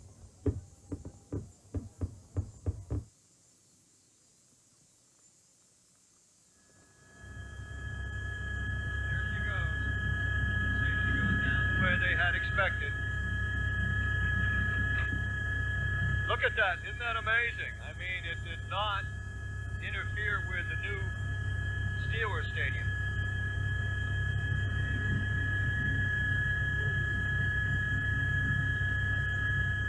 And that is Channel 11's Andy Gassmeyer, who was up inside Chopper 11 earlier this morning, watching it go down in just a few short seconds. And we were talking earlier, David, about Mount Washington, traditionally a place where you go watch the 4th of July fireworks, so of course the crowds are going to flock up there this morning. Right, we had fireworks immediately following, as you see. Zambelli International providing those memories, as they have for so many other memories of fireworks and events in Pittsburgh. And Steve Shinevy is on Mount Washington with his perspective. What's going on there now at the restaurant, Steve?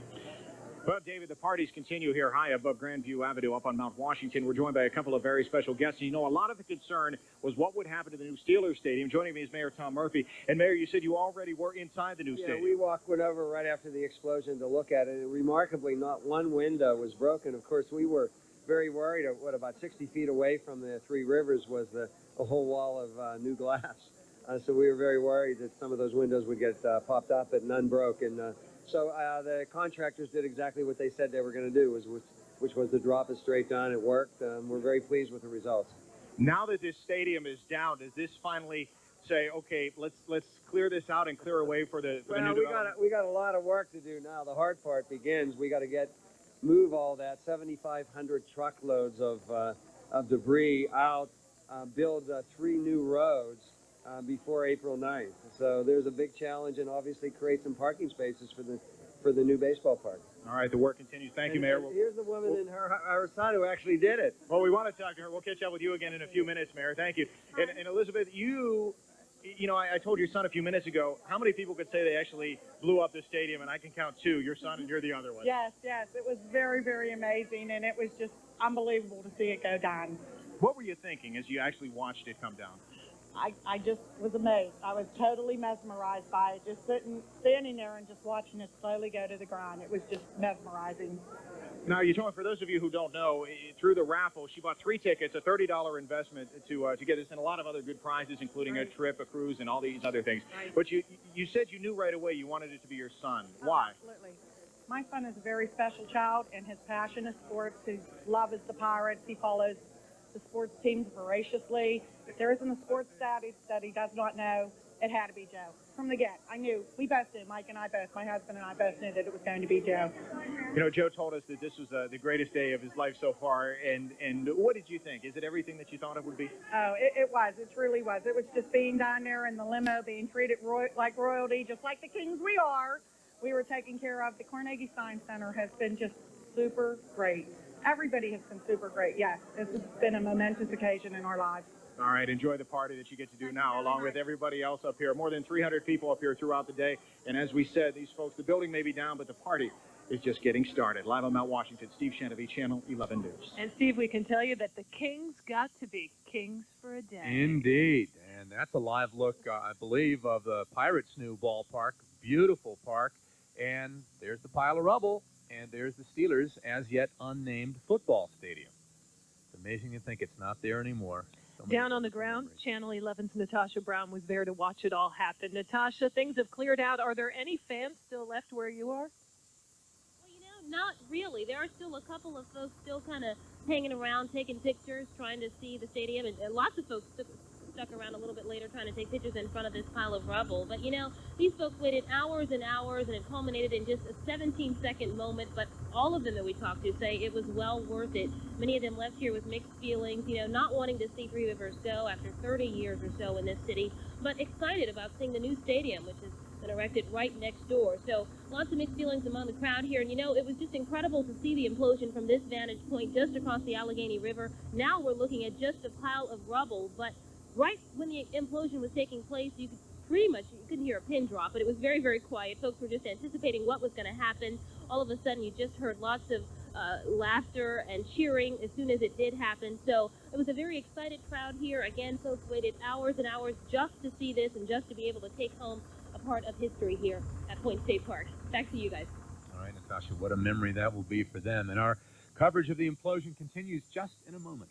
But first, here's a look at the implosion from the Clark building on the north side, just one of 19 camera angles that we had for you this morning. There it is. That implosion resulted in 100,000 cubic yards of rubble. The dust cloud from the implosion, which knocked out 800 stadium pillars, spread the grime for over 150 feet on the North Shore.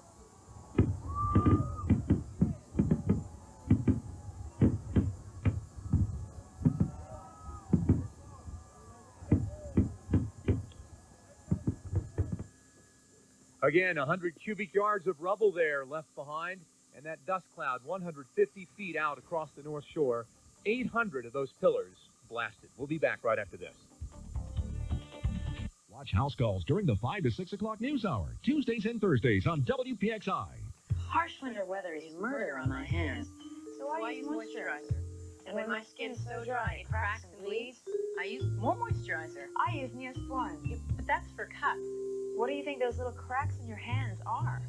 Neosporin helps heal cuts 4 days faster than a bandage alone and kills the bacteria that can cause infection. I know it's in here somewhere. Keep looking. Help heal winter cuts. Help prevent infection with Neosporin. Every cut, every time. Channel 11 Morning News brings you the 11-minute advantage. 11 minutes of uninterrupted news, weather, and traffic at the top of every half hour. Live coverage of breaking news. Traffic and weather together every 10 minutes. Plus current weather conditions on your screen all the time. And when severe weather threatens, Storm Team 11 crews bring you live pictures of the approaching storms. The 11-minute advantage, only on Channel 11 Morning News from 5 to 7 a.m. Coverage you can count on. Complete customer satisfaction. My family and I travel all over the country and even pull a travel trailer. We came to North Star because they had the vehicle that we needed. Even after our needs changed, they continue to work very closely with us to find a vehicle that we needed for our family. We're extremely pleased with both the deal and their efforts. Our customers say it best. I was uncertain about buying a car on my own, but at North Star, the sales team listened to my needs, delivered the car that I wanted at a price that fit my budget. And at North Star, service is a commitment, not just a goal. I drove the extra distance to North Star because they went the extra distance for me. Selection, selection, selection. Most people won't believe this, but since last March, my family has bought 5 vehicles at North Star. The selection at North Star truly keeps us coming back again and again and again. They'll beat any deal. North Star Pontiac GMC Oldsmobile, Route 19 North between Cranberry and Zelienople. Okay, again, a look from Point State Park live at what's left of Three Rivers. You know, that looks bigger and more together than it really is. Those are some of the largest pieces left over from Three Rivers. Controlled Demolitions Incorporated successfully imploded that building a little more than an hour ago. And you know, David, atop Mount Washington, Grandview Avenue was another popular vantage point for the crowds to watch the big blast. Here's a replay of that event.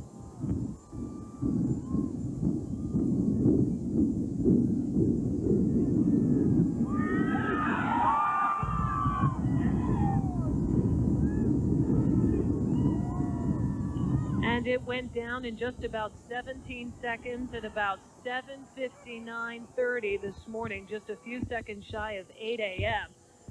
And the big question is, now that the big blast is over, what next? Well, now there's the big cleanup. They've got to get it done before April, before PNC Park opens. You can see what the implosion left behind. 160,000 tons of concrete for starters. There are also 130,000 tons of dirt and 8,000 more tons of steel. How will crews remove all of that? By now they've started in on their first few hours of basically dusting, and they hope to stick to a schedule. They're preparing to all sorts of things with street sweepers, labor, water trucks. So we should have this area, the whole neighborhood reopened and available for normal use before 12 o'clock on Sunday. But just because the area will be reopened doesn't mean crews are done with their work yet. Over the next 6 to 8 weeks, trucks will be hauling the rubble away to landfills and taking the steel to shredders. But don't try to sneak a piece of that concrete. Security will still be policing the area to keep folks from potential harm around all that debris. And Newland not far away from that rubble, over at the new ballpark, Christmas tree growers from Indiana County will be leaving their mark on the new PNC Park, where they're going to play baseball. A nursery will donate 6 15-foot-tall Norway spruce trees to line the center field wall. We're told the trees will make it easier for batters to see pitches, hopefully our batters, the Pirates, I mean. Along with the trees, a plaque will also be erected telling visitors where those trees came from. It is just a beautiful ballpark set to open in just about 8 weeks, believe it or not. We're going to get back to our implosion coverage in just a moment. First, Stacia Ertis downstairs with more of the day's news. Hello, Stacia. Hello, good morning to you both. Good morning. In the news this morning, a Beaver County hospital may close in April unless a new buyer is found. About 450 employees at UPMC Beaver Valley and Aliquippa were told they may be laid off because the hospital is losing money. UPMC officials say the facility has lost $8 million. Police are asking for your help to find a suspected bank robber. Investigators say on Friday a man walked into the Promise Star Bank on East Carson Street and demanded cash from a teller. The suspect left a suspicious box behind full of wires. Now, if you have any information about the suspect, you are asked to call the Pittsburgh Police at 665-4000. Westmoreland County will be losing its coroner earlier than expected. Leo Baca has decided to take advantage of an early retirement plan offered by the county. He will leave office April 30th. His term was set to end in December of 2001. Baca's chief deputy will fill the vacancy for the remainder of the year. Well, more than 24 aftershocks have been reported now in Southern California. Yesterday's earthquake registered a magnitude of 5.1. It was felt from Los Angeles to San Diego. So far, no major damage or injuries have been reported. Indonesia's Mount Merapi is still spewing lava and ash. The volcano had been rumbling for weeks. Residents in the surrounding areas were evacuated, but many returned to their homes, even though experts said a major eruption could happen any time. Mount Merapi is Indonesia's most active volcano. And I will have another news update in just about a half an hour. We'll see you then.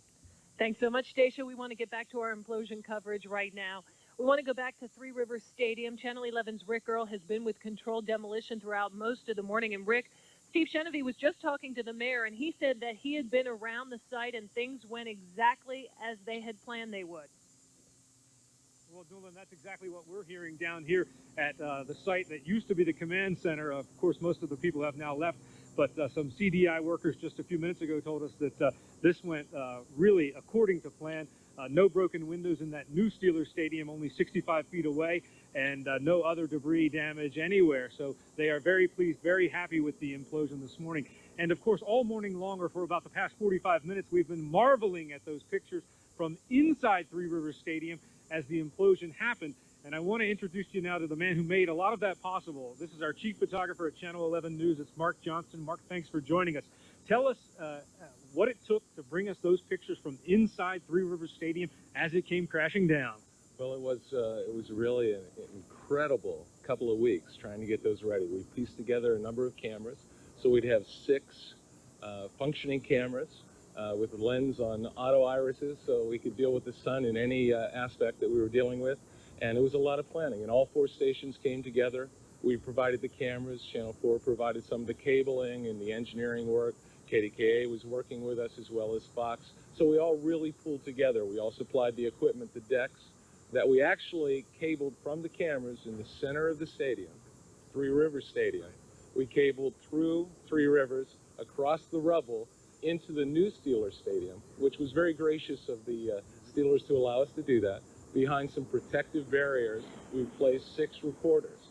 So we had a cable run of about 700 feet or more, and we were just thrilled because all week, as a matter of fact, for 2 weeks, CDI as well as SCA said, we're going to let you do this, but we're not guaranteeing anything. These cables might go right away. So we really worked hard to get them at the last explosive pillar, 9E it was, and we were able to tuck them up against the pillar, and they were protected for about 14 to 15 seconds. Mark, when you saw what you had, what the video, the images that were captured in there, you must have been pleased. I was jumping up and down. I was so elated because, as I said, you know, we didn't think we would get what we got. And so that's why we put as many cameras as we did in so many different angles, wanting to make sure that we captured something exciting, something that would really tell the story. And although it's brief, there's after you can actually see the implosion, you can see the explosives going off, you see the top of the rim begin to crumble, and then bam, it goes black. And we knew at that point we at least had something. You told me when the Seattle Kingdom was brought down that they attempted that, and it didn't work out quite as well as it did here. They got nothing. They got zip. And so knowing that that was the case, as a matter of fact, we even counseled sought their counsel at CDI, saying, you know, are we going to get anything, and so on, as I talked about a little earlier. And they said, well, we haven't had much success with this. So we feel like we've really accomplished something.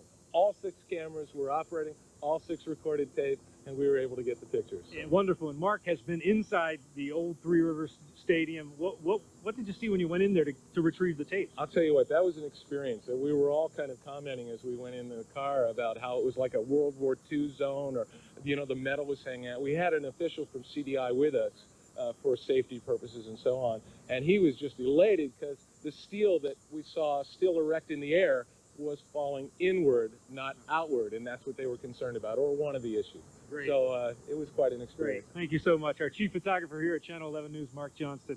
That's the latest from the Command Center. Back to you.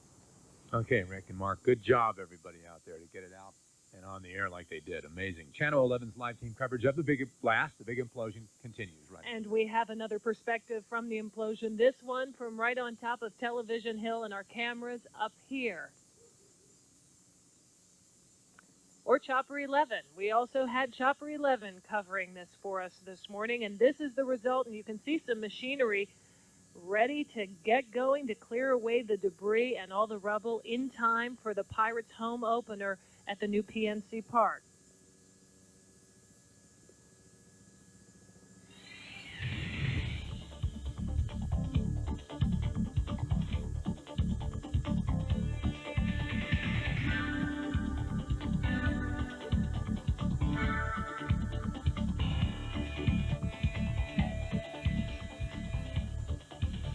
Now that Three Rivers has been imploded, crews can begin some road work on the new roads between the stadiums. That includes an extension of General Robinson Street and the new North Shore Drive. Also, a road called Steelers Way, which will run where the rubble of Three Rivers is now, will be built. I'm meteorologist Julie Bologna. Weather coverage you can count on Channel 11 News. It's the height of the fashion season at Today's Home, and a February home sale brings it all together. You'll find outstanding manufacturer-authorized discounts on all the hot new looks and cherished bestsellers. Everything from the smooth lines of contemporary to the timeless elegance of the classics. Plus, Today's Home will donate 5% of your total purchase to the Make-A-Wish Foundation for Children. The February home sale at Today's Home. Big discounts, fabulous furnishings, and a chance to make a difference. Hello? NBC Tonight. Cue the sun. From the time he was born. No scripts, no cue cards. His life was a TV show. Good morning, good afternoon, good evening, and good night. And he never knew it till now.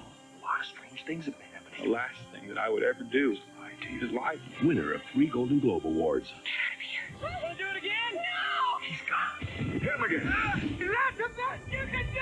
You can't let him die in front of a live audience. He was born in front of a live audience. Jim Carrey. Amazing. The network premiere of The Truman Show, NBC Tonight. Remember when you could walk to the corner store and choose just those candies that you enjoyed? I'm Jane Leader Janicek, and at Country Meadows Retirement Community, we offer different levels of care, so you can choose what best suits your needs and not pay for unneeded services. We invite you to stop by and experience firsthand that old-fashioned feeling of warmth, caring, and support, because Country Meadows remembers. Call us today. We're in the White Pages under Country Meadows.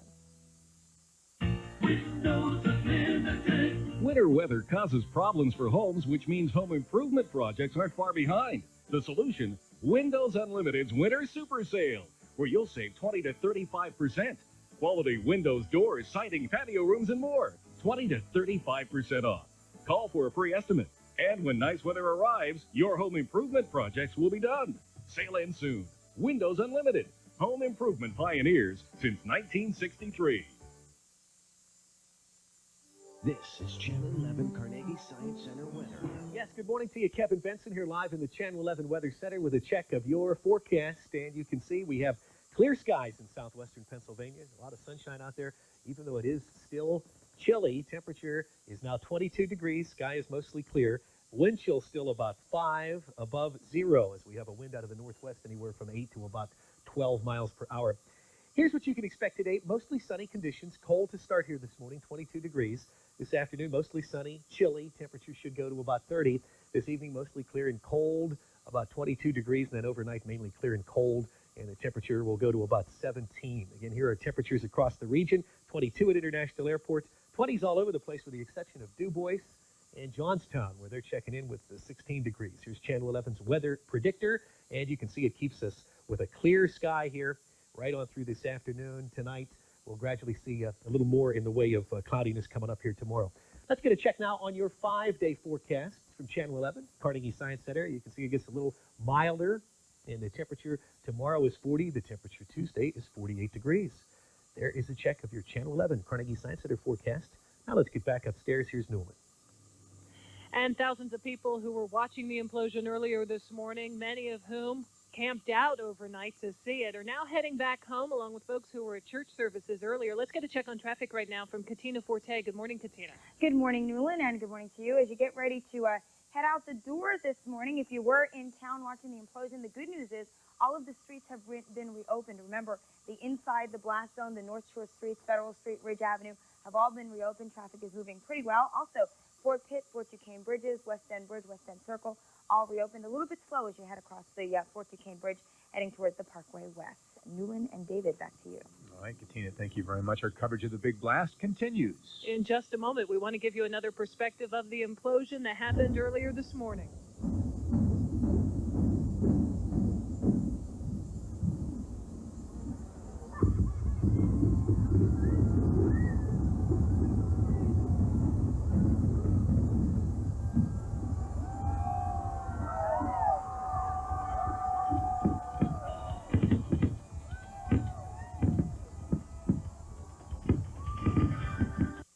Want to see a really great service department? Follow me.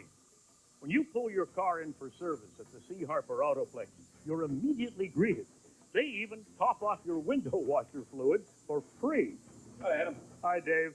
That's Dave Hall. Here at the C. Harper Autoplex, he's the service director.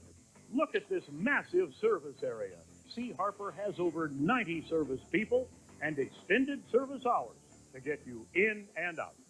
If your car needs to stay, C. Harper has 50 enterprise rental cars available, so there's never an inconvenience. And every vehicle that comes in for service goes out with a free car wash. And you get the same treatment whether your car is a new Cadillac or an older Cavalier. But don't take it from me. Experience it for yourself at the C. Harper Autoplex, selling Chevrolet, Pontiac, Cadillac, Buick, and Kia, Route 51, Belle Vernon. Thinking about a new Ford? Here's Billy Hillgrove at the new C. Harper Ford. Hi, Bill Hillgrove here at the new C. Harper Ford. With me is Joe Faddis, General Manager. Joe, why are more and more people choosing C. Harper Ford? Well, Bill, that's easy. We always have a fantastic selection of new and used vehicles, evening and Saturday service hours, and a very helpful sales staff. Speaking of sales staff, with me is Gene Doyle. Gene, why should more customers choose C. Harper Ford? Simple, Billy. It's the way we treat our customers. That says it all. The new C. Harper Ford, Route 51, Belle Vernon, 2 miles south of I-70. I want this to be the greatest day in her life. It's going to set the tone for everything. She deserves the best I can offer. You can afford the best at King's Jewelry. Celebrate your past, present, and future together with a brilliant diamond and platinum 3-stone ring, starting at $9.99. She deserves King's Jewelry. For that special sparkle, come to King's. Coverage you can count on Channel 11 News. And there's a collision. That's caught out of the air. The ball is pulled in. Well, for a sellout crowd at Three Rivers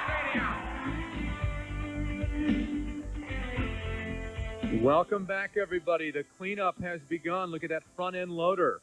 They're working around what was Three Rivers Stadium. That's a live look from our chopper. Demolition crews successfully imploded the stadium about a half an hour ago. When the big blast went off, Channel 11 had cameras inside the stadium recording every angle of the implosion. Here's a view from one of those 6 cameras.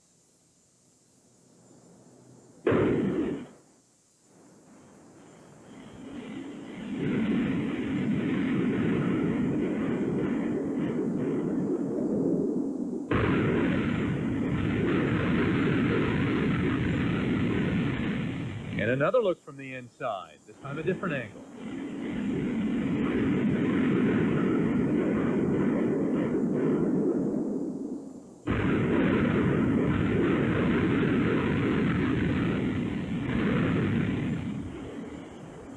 And it went down in just about 17 seconds at about 8 o'clock this morning, an hour and a half ago. You know, Channel 11's Rick Earl wasn't as close as that, but he was pretty darn close. He was at controlled demolition with all those folks at the staging area, which is as close as people were allowed to get. And I'm sure he didn't want to be too much closer than that. Rick, go ahead.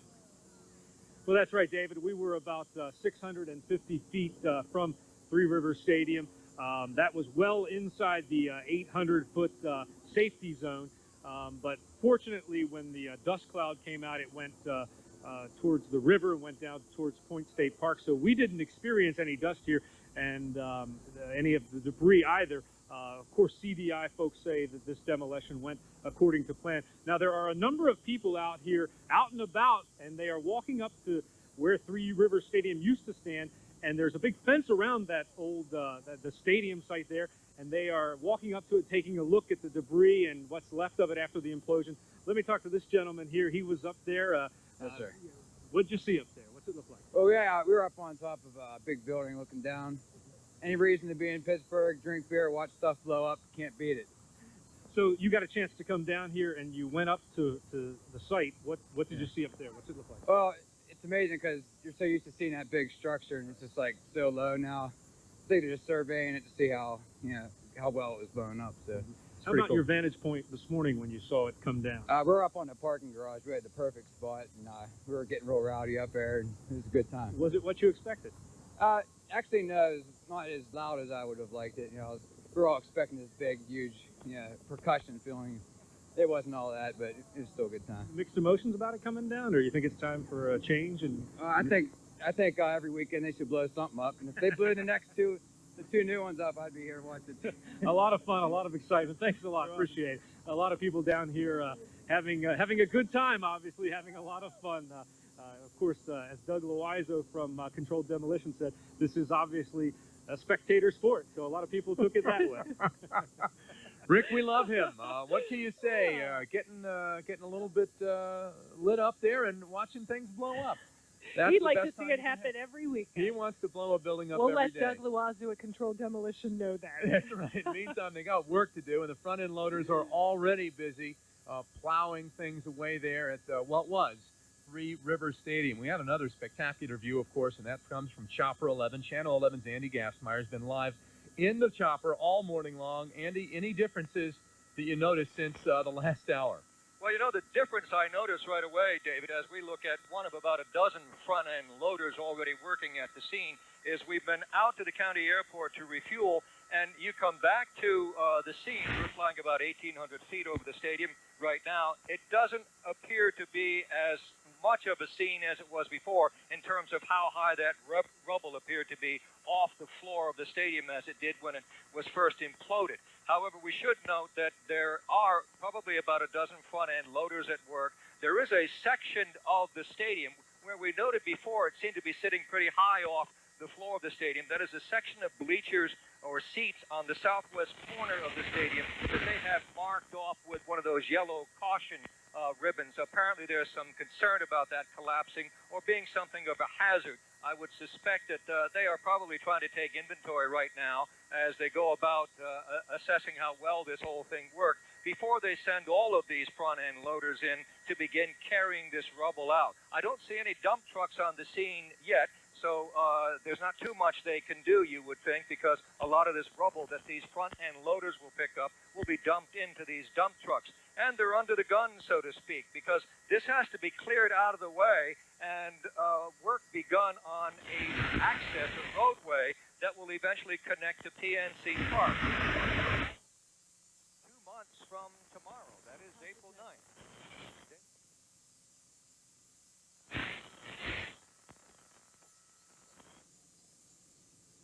All right, Andy, thank you very much. Talk about not wasting any time. They really have no time to waste, and that's why that front-end loader and other construction crews and equipment are busy on the job right now, just minutes after the implosion.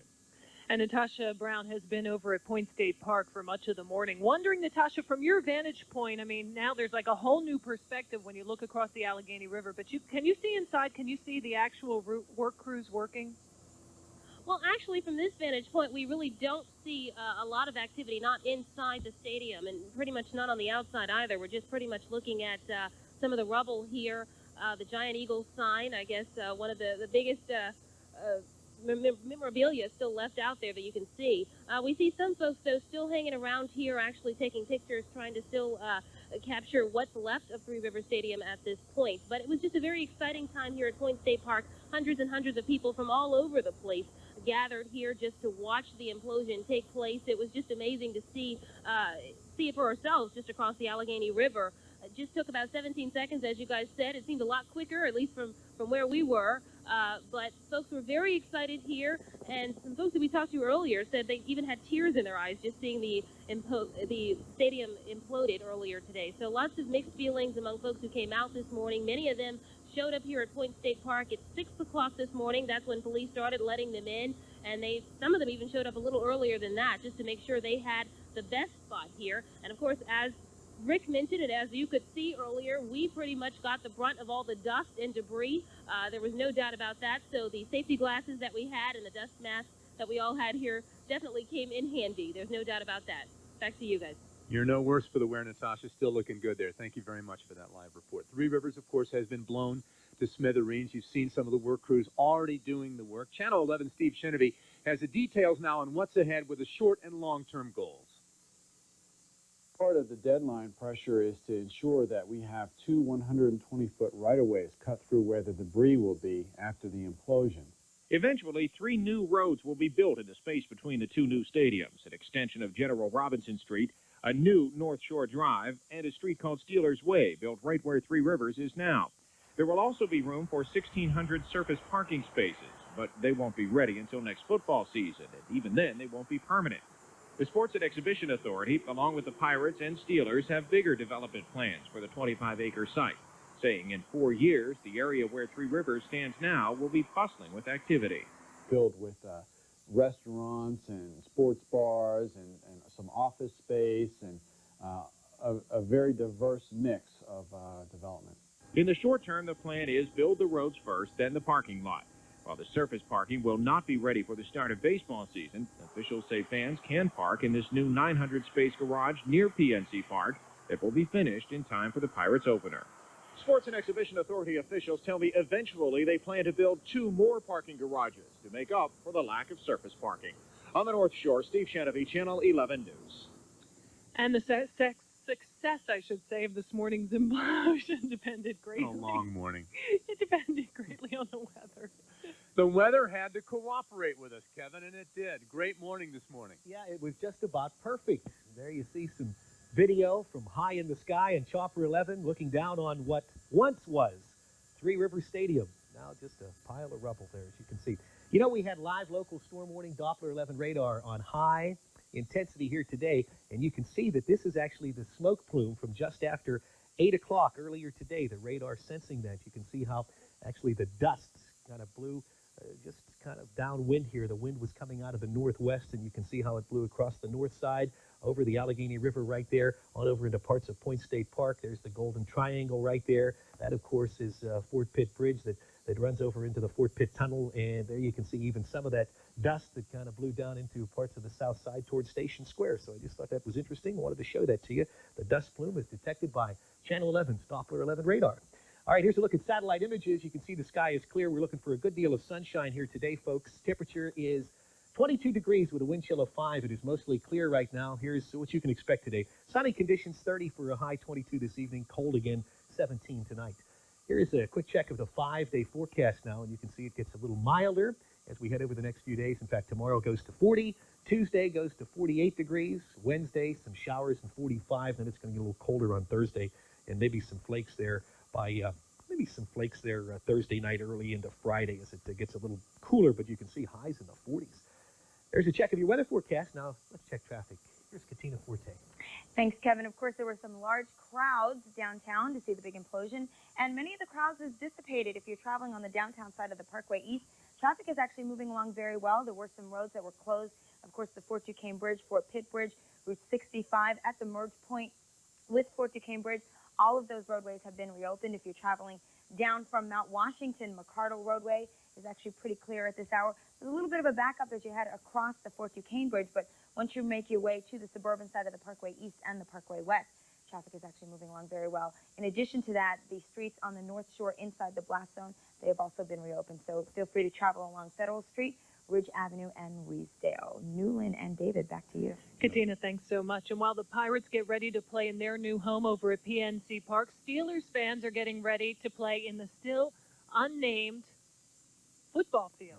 Doesn't have a name yet. We'll find out what it's going to be. Could it be Arthur Rooney Senior Stadium? Could it be a corporate name? We'll find out. More meetings are scheduled in the next month on that issue. The opening day will be determined in the spring when the NFL announces its schedule. The Pirates' home opener is not until April 9th, but workers at that new ballpark are already sharpening their skills. Ushers, ticket takers, other workers at PNC Park had to take part in some training programs. The work included everything from customer service and problem solving to attitude and appearance. And a proposed 70-foot pirate ship planned to dock outside the stadium won't be built by opening day. That was somewhat controversial there for a few months. The ship's design is complete, but corporate funding has not been secured as of yet. The $2 million life-size replica was approved by the City Planning Commission back in September. Talks continue on potential sponsors there. And our coverage of the big blast and the implosion will continue in just a minute. First, though, here's a live look at the rubble left from Chopper 11. That is the new PNC Park, and as we open it up there, she used to be there. She's not there anymore, though. And we want to show you what the big blast of Three Rivers Stadium looked like from right here on top of Television Hill.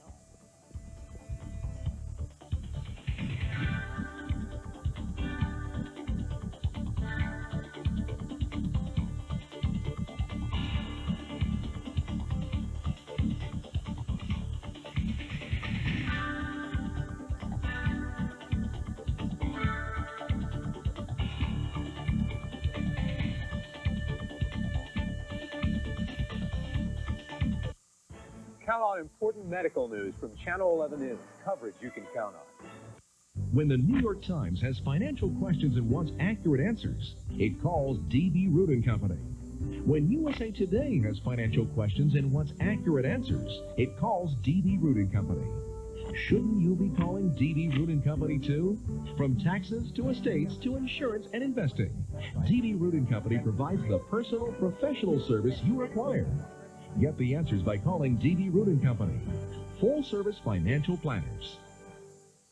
Monday at 5 on Channel 11 News. A $7,000 deck that doesn't meet code, a roof that leaked 30 days after it was built, and joist hangers are missing nails. My deck looks like it's 20 years old, and it's not even a year old. Consumer investigator Becky Thompson exposes these home repair nightmares. Monday at 5.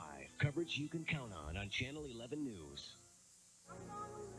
It is a story about hopes and dreams. A story so powerful it inspired a hit motion picture and an award-winning television series. And now, the stage is set for the North American premiere of the show that will live in your heart forever. Fame, the musical.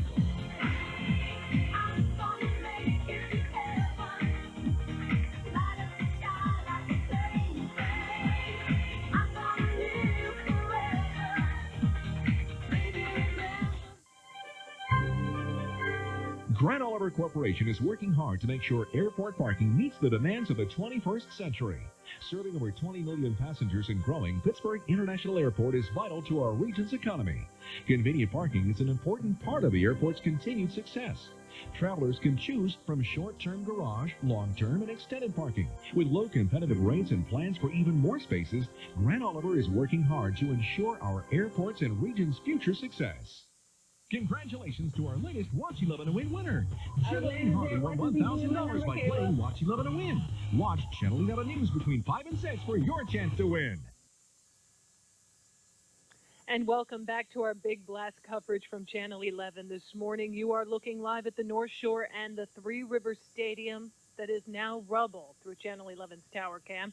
It took 31 years to build the memories, but came down in just about 19 seconds, an hour and 45 minutes ago. And here's what it looked like from our Tower Cam when Three Rivers fell.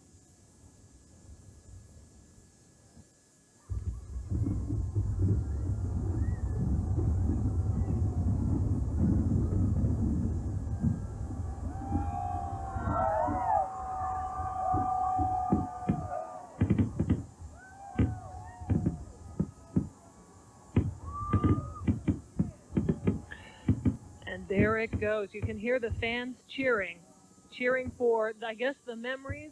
So many memories were inside Three Rivers, and also, I guess, for the new memories at PNC Park and the yet-to-be-named Steelers Stadium. Our implosion coverage will continue in just a moment.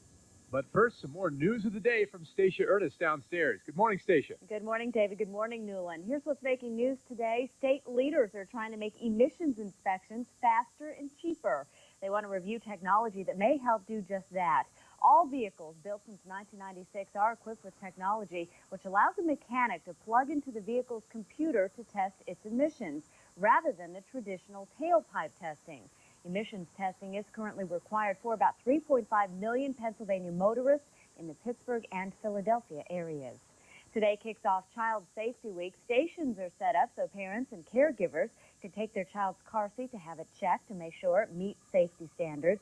You can have car seats checked at the following state police stations.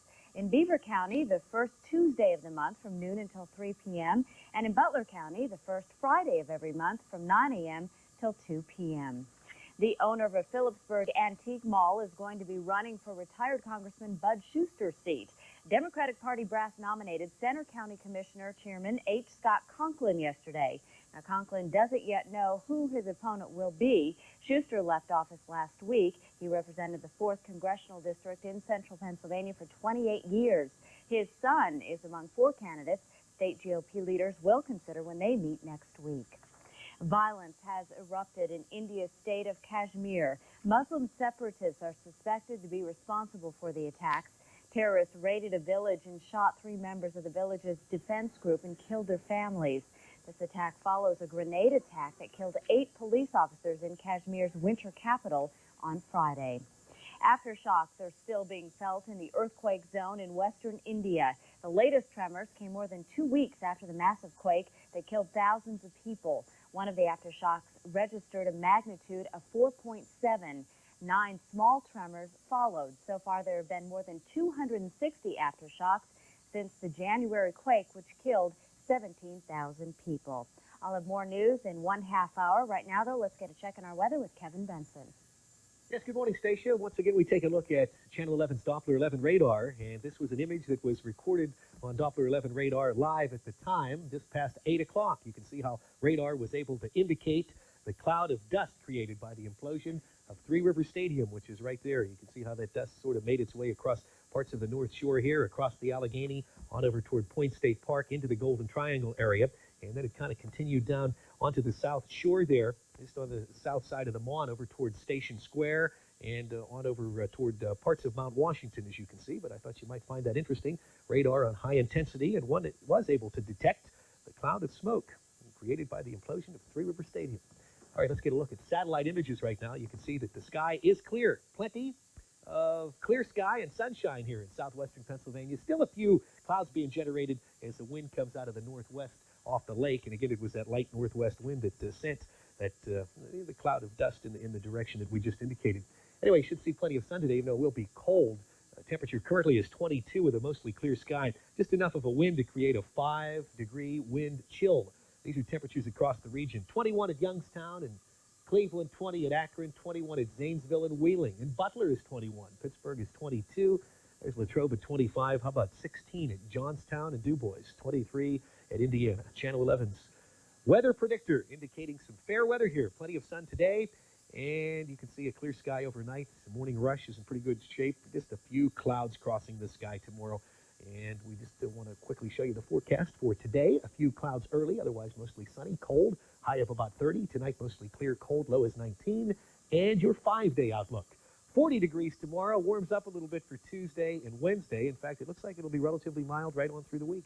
That is your Channel 11 Carnegie Science Center forecast. Time is coming up on 9 before 10 on Implosion Sunday here in Pittsburgh. Let's get back upstairs. Here's David and Newland. All right, Kevin, the weather certainly worked out today. Yes, it did, and we want to give you an idea of what the implosion looked like right across the river from where we are right now at Point State Park. Shortly after the implosion, spectators there had to cover their faces to protect themselves from the debris as they watch it go down.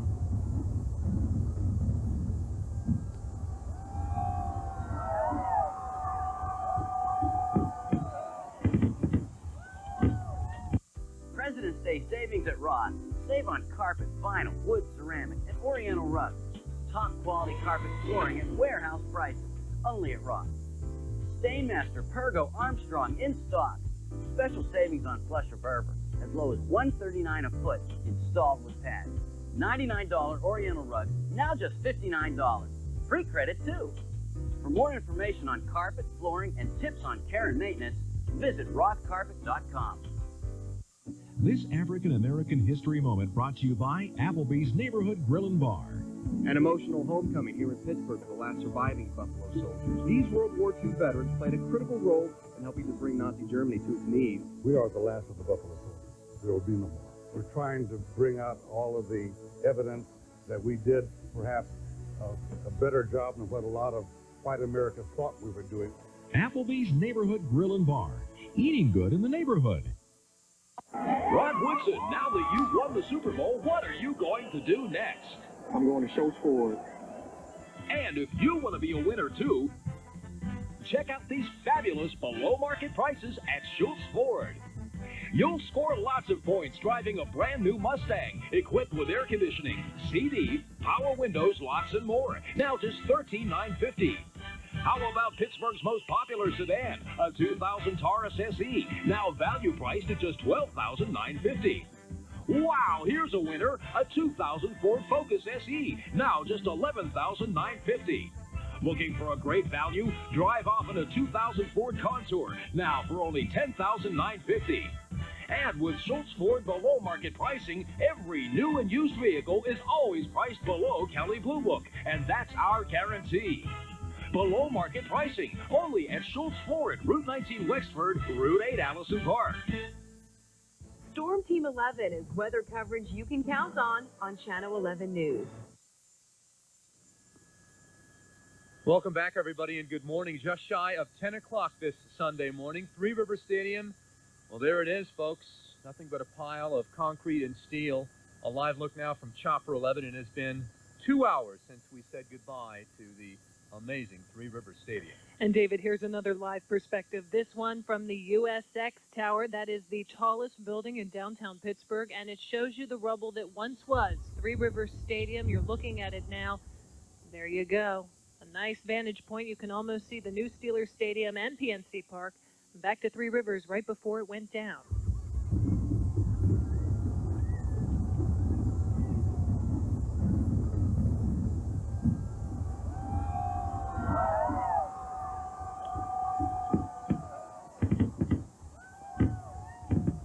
And it came down in just about 19 seconds at 8 o'clock this morning. Three Rivers, which stood there for 31 years, now just a pile of rubble. We also have a vantage point from Chopper 11 this morning in Sky Zoom flying above it. As the fireworks go off right after that implosion, the fireworks courtesy of Zambelli International, the folks who do fireworks so well in the Steel City. It was something to see. And there now, a look from Monterey Bay, high atop Mount Washington. What's left of Three Rivers Stadium there. Beautiful Sunday morning.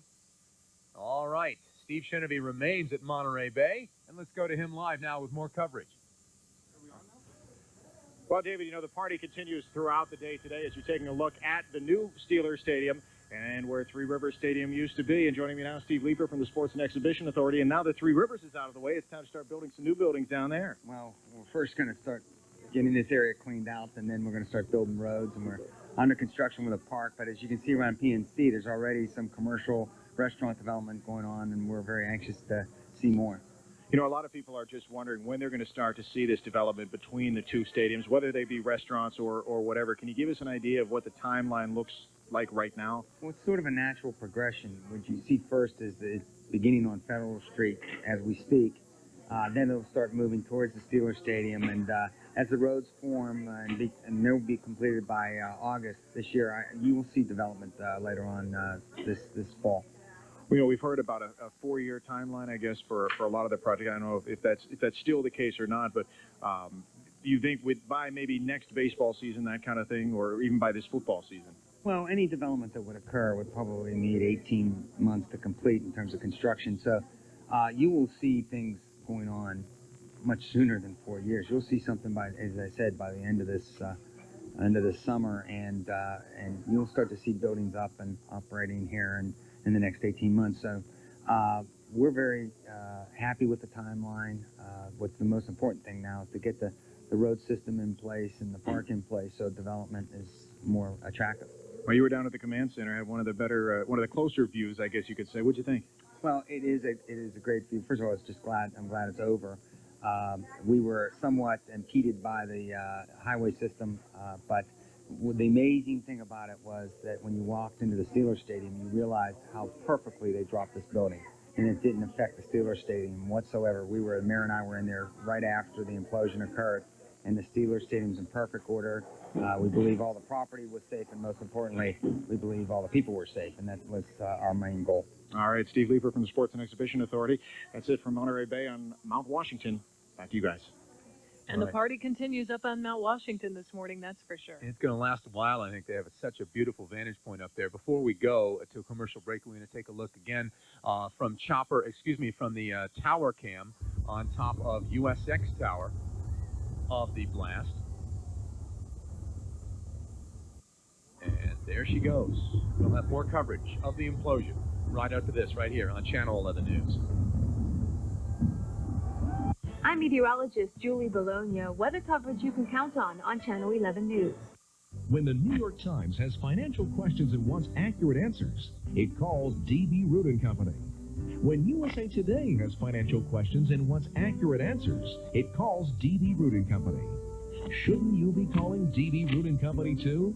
From taxes to estates to insurance and investing, D.B. Root & Company provides the personal, professional service you require. Get the answers by calling D.B. Root & Company. Full-service financial planners.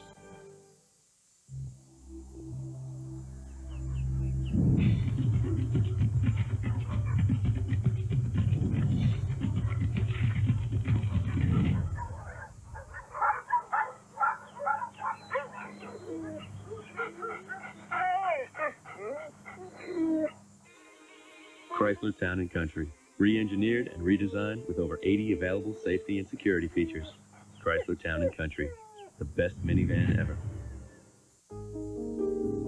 It meant the world that I could go to a job and feel fulfilled inside, feel like I was making a difference, helping people. If you're looking for a job that's a little challenging and that you can feel good in, then Berlin's the place to be. We have more than 30 locations throughout the western Pennsylvania region. Hi, I'm Sandy. We're looking for dedicated people like you to become personal assistants. Call us at 1-877-237-1333 for more information. Picture this, a life without worry, where problems are quickly solved. Picture a future that's financially secure for you and the ones you love. Picture Nationwide, changing to meet your needs with insurance products to protect what you hold dear, and financial services that help you prepare for your future. If you can picture it, Nationwide can too. In Beaver, see Dan Halkowski III. In McCandless Township, see Bill Neofus Jr. And in Carnegie, see Bill Adams. David Johnson and Peggy Finnegan on Channel 11 News.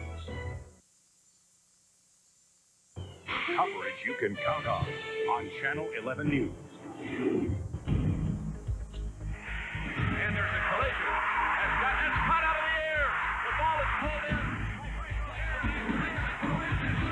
Well, for a sellout crowd at Three Rivers Stadium.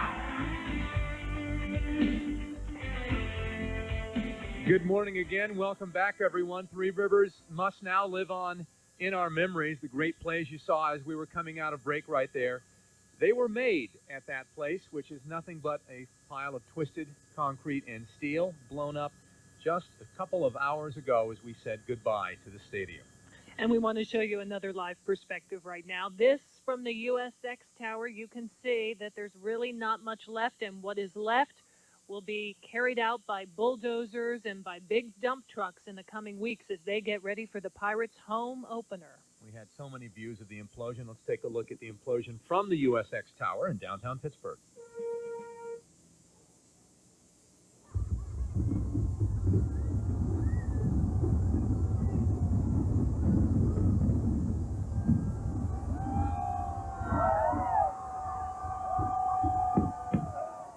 Certainly only an interesting perspective, but one of the most beautiful views high up in the air in Chopper 11 in Sky Zoom, flying over the implosion shortly before it happened.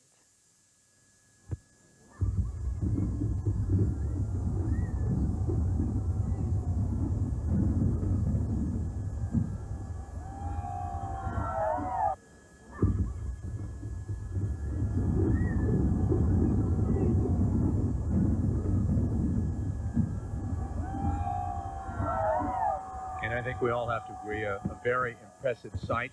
Somewhat bittersweet, of course, but a job well done. Channel 11's Andy Gassmeyer was up in the Big Bird Chopper 11 to watch it all happen. We want to go to him live for more perspective. Andy, what's new? Well, Newland, our curiosity is beginning to get the best of us here. As you can see from below, there is a cherry picker at work on the, I guess we would say, the east wall of the stadium, that is towards PNC Park. We would guess that that person, that construction worker or supervisor, whatever, in that cherry picker you see working there right now, is checking the integrity of that east wall of the stadium before they can go ahead and move these front-end loaders that are all around the stadium right now. There's about a dozen of them. We expect that what they're checking out right now is to see whether or not there is any hazard to those men working in those front-end loaders, armed and ready, if you will, to go in and begin removing the rubble from the scene.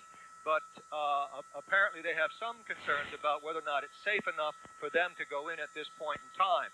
As we noted earlier, there is a yellow tape, a warning tape, if you will, or caution tape, around a section of bleachers on the southwest corner of the stadium. So I would expect that that area is going to have to be checked out soon.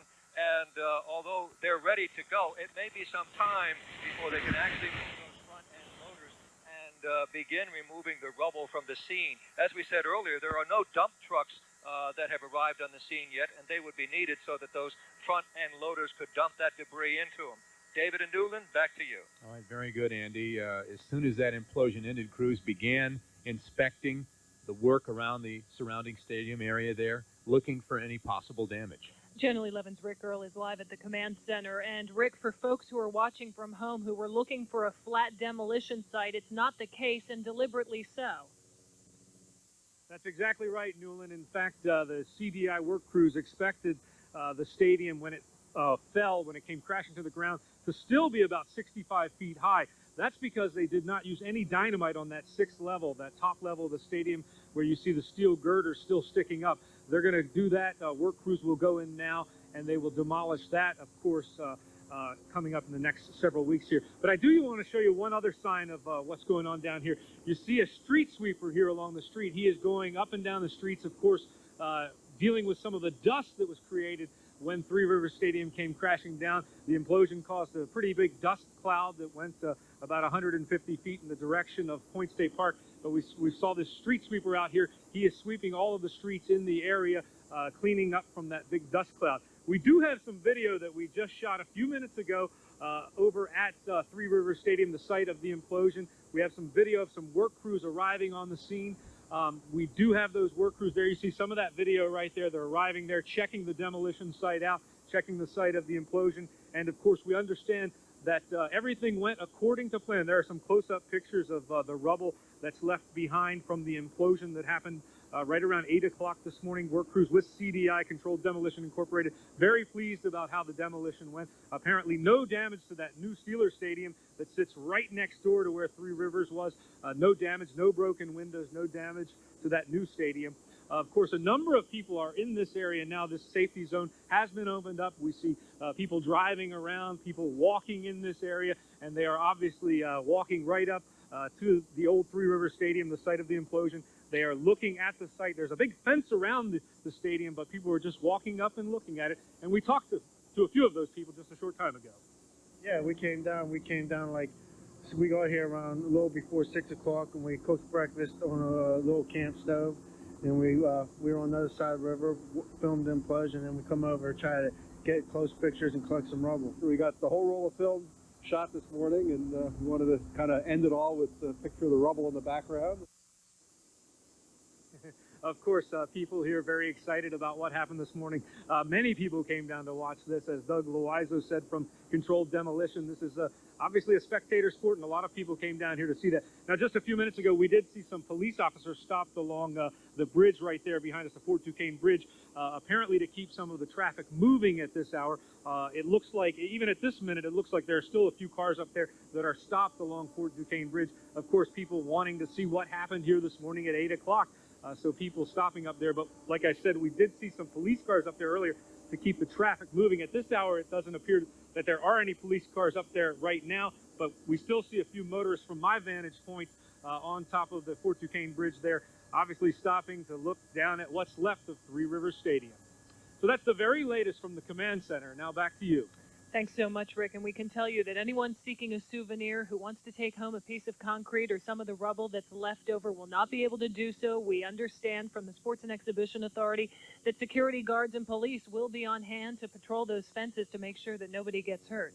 Yeah, it's still, not a completely safe site, obviously. They brought the building down. It looks like it went as planned, but you don't want to get near that area. You don't know what could still, it's still a fairly high pile of rubble, too. Yeah, and you may be wondering what is next. So what are they going to do with all the rubble that's left over from Three Rivers Stadium? They plan to use it. That's right. Some of that concrete will be crushed on site to be used as fill for the new Riverfront Park.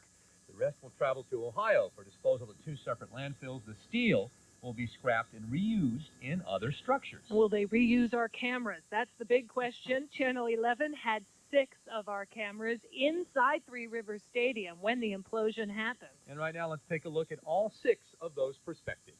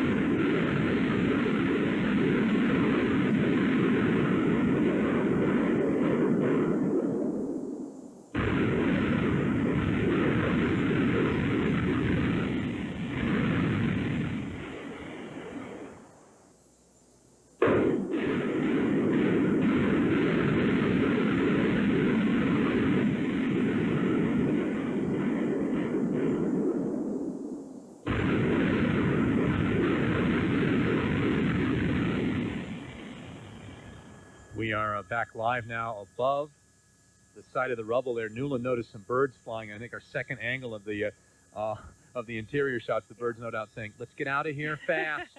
Something's about to happen. I going don't know on. what it is, but it's not good. It's not good. We don't want to be here. Across the river, thousands of people gathered at Point State Park to watch the big blast. And they saw quite a lot. Channel 11's Natasha Brown is over in that location. Natasha, good morning.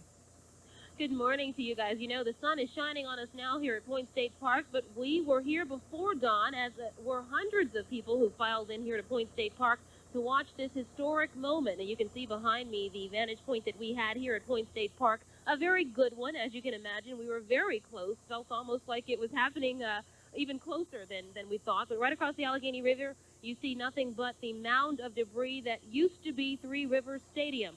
Now, again, there were just hundreds and hundreds of people who lined up here at Point State Park to watch this momentous occasion. We were able to speak with a couple of them, and here's what they had to say about this experience. I started like crying. I was like, I had a tear in my eye, you know. It came down and everything, but it was different. You know, at first it just started blowing up and nothing came down. Everybody started going, "What happened?" And then it came around and it all caved in. I think the new building will be impressive. I don't really think they needed to blow it up, but it's gone, so I'm sure the new one will be even better.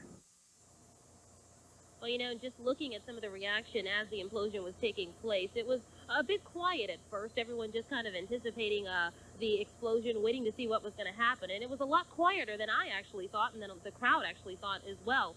So it was very, very incredible just to see it from this vantage point. The crowd just kind of stood there for a minute, and then they heard the explosion simultaneously going off.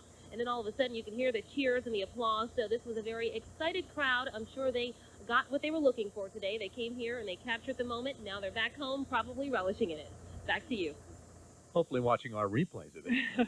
Natasha, thanks very much. Three Rivers, of course, is no more, but it has a few cousins, Newland, that are similar and are still around. That's right, David. Cincinnati's old Riverfront Stadium, now Synergy Field, is a lot like Three Rivers and will actually soon meet with the Wrecking Ball itself. Philadelphia's Veterans Stadium, or Vet Stadium as they call it, and the Busch Stadium in St. Louis are other similarly designed stadiums that were all built during the same time. Pittsburgh is not the only city cleaning up either after the aftermath of an implosion. Take a look.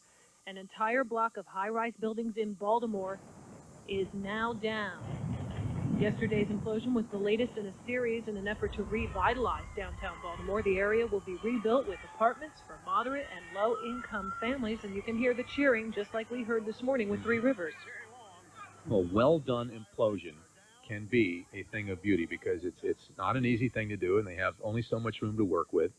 And there you see live from our vantage point on USX Tower, I believe, what is left of that area, the rubble of Three Rivers Stadium. You can see it's a gorgeous day outside. The weather played a big role in the success of this morning's implosion. But you know what we need, David? A big, fat rainfall to clear away some of the dust, or a lot of Windex. Let's get a check on her forecast right now. Here's Kevin Benson. Yeah, they probably will be using a lot of Windex because we don't have much in the way of precipitation in the forecast for the next few days anyway. You can see we've got some fair stable weather here. That big area of high pressure is building in out of Canada. That's what's bringing that cold air in this direction. You know, we actually had some clouds hanging around here overnight, and that kept the temperature from falling way off. We went to about 19 at International Airport. Had we not had at least a few clouds around, we probably would have fallen into the mid, perhaps even lower teens. But held up at about 19, which was plenty cold enough, I think you'll agree. In fact, the current temperature under a mostly clear sky is 23 with a wind chill of about 5 above. Wind was relatively light this morning for the implosion, as we were mentioning.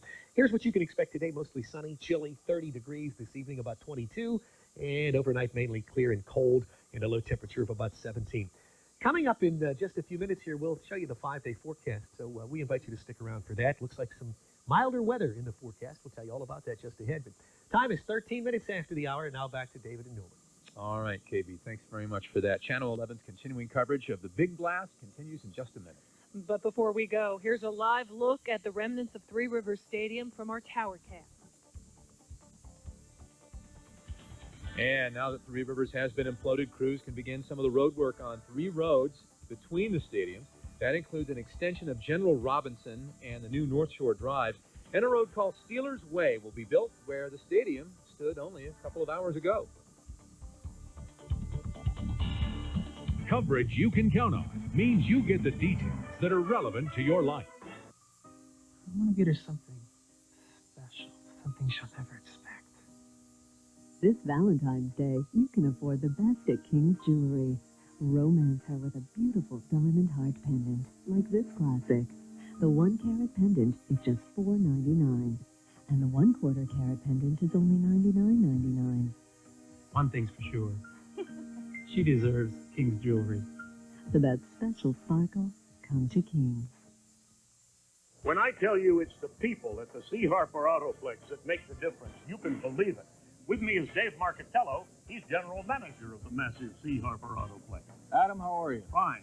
Dave, here at the Autoplex, you've got Chevrolet, Cadillac, Pontiac, Buick, Kia, and over 700 pre-owned vehicles. Customers must love this place. Adam, people tell me all the time they really appreciate the way they're treated here. And they appreciate the large inventory we have. Not only that, our fantastic service department accommodates everyone. Speaking of service, with us now is the C. Harper Autoplex Service Director, Dave Hall. Dave, your service department is huge. Thanks, Adam. We've greatly expanded our service department. We now employ over 90 people in our service operation alone. We have extended service hours till 9, Monday through Thursday, and until 5, Friday and Saturday. Choose the C. Harper Autoplex, Route 51, Bell Vernon. Thinking about a new Ford? Here's Billy Hillgrove at the new C. Harper Ford. Hi, Bill Hillgrove here at the new C. Harper Ford. With me is Joe Faddis, General Manager. Joe, why are more and more people choosing C. Harper Ford? Well, Bill, that's easy. We always have a fantastic selection of new and used vehicles, evening and Saturday service hours, and a very helpful sales staff. Speaking of sales staff, with me is Gene Doyle. Gene, why should more customers choose C. Harper Ford? Simple, Billy. It's the way we treat our customers. That says it all. The new C. Harper Ford, Route 51, Bell Vernon, 2 miles south of I-70.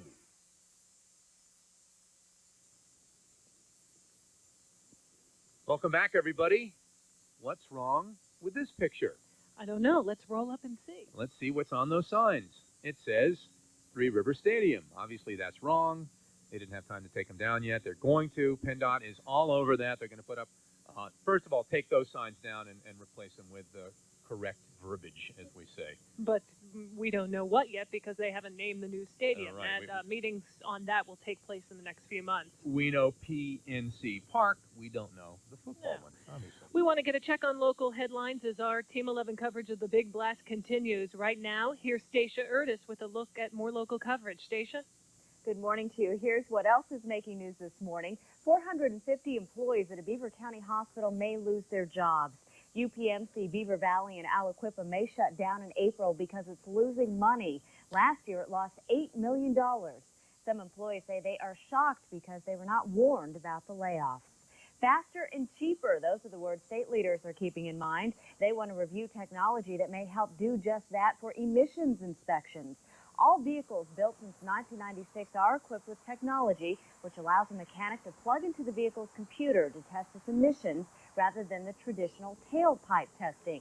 Emissions testing is currently required for about 3.5 million Pennsylvania motorists, mostly in Pittsburgh and Philadelphia. Police have released the surveillance tape of a robbery suspect. Investigators ask you to take a look at these pictures. They believe this man walked into the Promise Star Bank on East Carson Street on the south side yesterday. He demanded cash from one of the tellers. The suspect left behind a suspicious box, which turned out to be full of wires. Now, if you have any information about the suspect, you are asked to call the Pittsburgh police. More than 24 aftershocks have been reported now in Southern California since yesterday's earthquake. The quake registered a magnitude of 5.1. It was felt from Los Angeles to San Diego, and so far, some stores have reported only minor damage. There are no injuries. 2 landmark studies are offering the first detailed look at virtually the entire human genetic code. Scientists say they can see remarkably few genes, and the research has revealed man can take the blame for most inherited genetic mutations. This genome work is expected to help scientists find disease-promoting genes, develop better drugs, and study human evolution. Now let's send it back to David and Newland. All right, thank you very much, Stacia. Channel 11's 4.5 hours of Big Blast. Has it been that long? It has been that long, David. Continues. That's right. Here's a live look at the demolition site through Chopper 11 and Sky Zoom right now. You can see the crews are on the scene. We'll begin removing all of the concrete and the steel from the North Shore very shortly here. And Pittsburgh's leaders say they are making long-term plans for the North Shore that now that Three Rivers is no more. Among the plans to build restaurants, sports bars, and offices. Attention, Americans without prescription drug coverage. Don't wait to find out if Medicare will ever cover all your prescriptions, or if your employer will ever offer you coverage. Get the People's Prescription Plan today. Members have already saved over $180 million on prescription drugs, eyewear, hearing aids, and more at over 50,000 locations nationwide. Your household is covered for just $7.95 a month with no limits on use, so the savings can really add up. And as a special offer, when you call today, you pay just $2.95 for your first month, a savings of $5 off the regular price. Plus, your satisfaction is guaranteed or your money back. There are no claim forms or waiting periods. You save right on the spot. So don't wait for the politicians or your employer to decide if they're going to help you with prescription costs. Save now with the People's Prescription Plan. Call 1-800-818-2626 for free information on the People's Prescription Plan. 1-800-818-2626. Call now. Monday at 5 on Channel 11 News. A $7,000 deck that doesn't meet code, a roof that leaked 30 days after it was built, and joist hangers are missing nails. My deck looks like it's 20 years old, and it's not even a year old. Consumer investigator Becky Thompson exposes these home repair nightmares. Monday at 5. Coverage you can count on Channel 11 News. Channel 11 Morning News brings you 11 minutes of uninterrupted news, weather, and traffic at the top of every half hour. Channel 11 Morning News. Coverage you can count on. It's the preseason sale at Patio Enclosures Incorporated Casual Furniture and Sunroom Showroom. Now's the time to save on the area's largest selection of name brand patio furniture, rattan and wicker. Save on clearance items and this year's brand new inventory now in stock. See over 75 groups on display or special order at no extra cost. Come prepared to save to the Patio Enclosures Incorporated preseason sale, centrally located at the corner of Crane Avenue and Sawmill Run. We're easy to get to and definitely worth the drive. And welcome back to Channel 11's coverage of the Big Blast. You're looking live from Mount Washington right now along Grandview Avenue. Workers are in store for a massive cleanup. As you can see, Three Rivers Stadium is just 60 feet tall right now and all rubble. Yeah, what a big mess, and it's going to take a while to clean that up. They got to build streets and offices and parking garages and stadiums and stadiums. We took down one. The two stadiums are already there, and restaurants and bars are going to go there as well. So a lot of work yet to be done. It's no surprise that Mount Washington is, as always, when big events happen in the city, is one of the places to be. That's right. And at 1 o'clock this morning, the crowd started filing in, and probably thousands up there. Channel 11 Steve Chenevy is at Monterey Bay Fish Grotto, where they're having a big bash right now. And I guess they're still celebrating even 2.5 hours after the fact, Steve. Well, things are winding down now, Newland. I think these folks that got up extra early this morning decided to head back and catch a little bit of a break. So most of the cleanup is starting here and on the streets as well. As we showed you what the pictures were like earlier this morning, well, look at this. Just a few people out there taking a few photographs of what's left at Three Rivers Stadium right here along Grandview. Now, here's some pictures that we took earlier of people along Grandview Avenue. Everybody coming out saying they have the best view in the city to see what happens with the stadium. Well, what do they think about it? Here's what they had to say. It was just wonderful. I never seen nothing like this in my life. Yeah, a lot of memories. Oh, a lot of memories, yes. We come up yesterday afternoon, up to my daughter's up here in Mount Washington. We stayed all night. We come over at 7:30. That was great. Drove all the way in from Baltimore, Maryland, and it was worth it. I had second doubts at 4:30 this morning, but I'm glad I came. Folks coming up from Baltimore, we had one couple here actually came all the way up from Orlando, Florida, just to see the implosion of Three Rivers Stadium. Reporting live on Mount Washington, Steve Chenevy, Channel 11 News. This is Channel 11 Carnegie Science Center weather. Good morning from the Channel 11 Weather Center. Kevin Benson with your current conditions. Temperature is 23 with a wind chill of 5 above. Wind is north at about 12 miles per hour. Temperatures across the region generally 20s with a few exceptions. Johnstown is 17 and Du Bois is also 17. Again, International Airport is 23. And here's just a quick look at high pressure that is building across the area, which means fair, stable weather, even though it will be cold today. Channel 11's weather predictor indicating a clear sky, sunny weather today, clear tonight. By the time tomorrow rolls around, you're going to start to see a few clouds start to cross the sky. Here's your forecast for today. A few clouds early, otherwise mostly sunny today, cold, and a high temperature of 30. Tonight, the low is 19, and your 5-day outlook, looking for some milder weather just ahead. That's your forecast. Now back upstairs to David and Nolan. All right, Kevin, thank you so much. Great weather today. Our coverage continues of the Big Blast. That's right, and here's a live look right now at Three Rivers Stadium and the rubble and the Pirates and Steelers new stadiums right next door.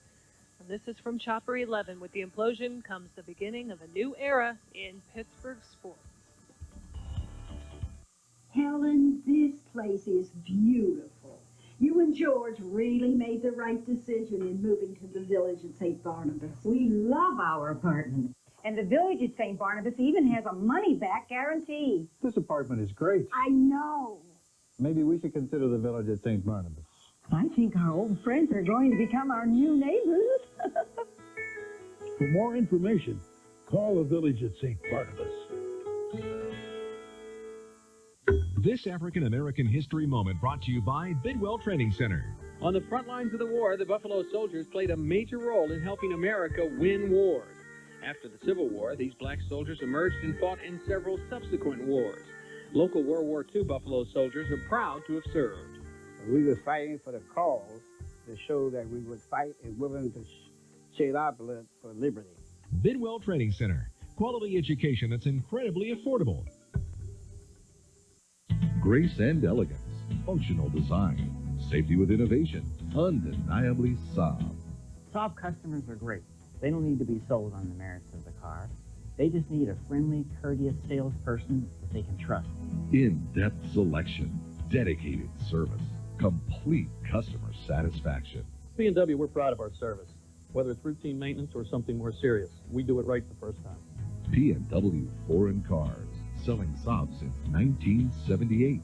I've been at P&W for 17 years. In fact, we have people who have never worked anywhere else. At P&W, we're very dedicated to our business and our customers.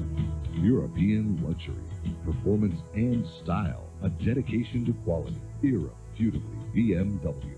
You will always have complete satisfaction with a BMW from P&W Foreign Cars. P&W Foreign Cars, selling BMW since 1967. Palm Boulevard, Shadyside. Welcome back, everybody. One final look at the side of the former Three Rivers from Chopper 11. The stadium came down nearly 2.5 hours ago. Already the cleanup has begun. Chopper 11, just one of 20 cameras that we had positioned all over the city, including 6 inside the stadium. Let's take a look at some of those right now. Seconds, here we go.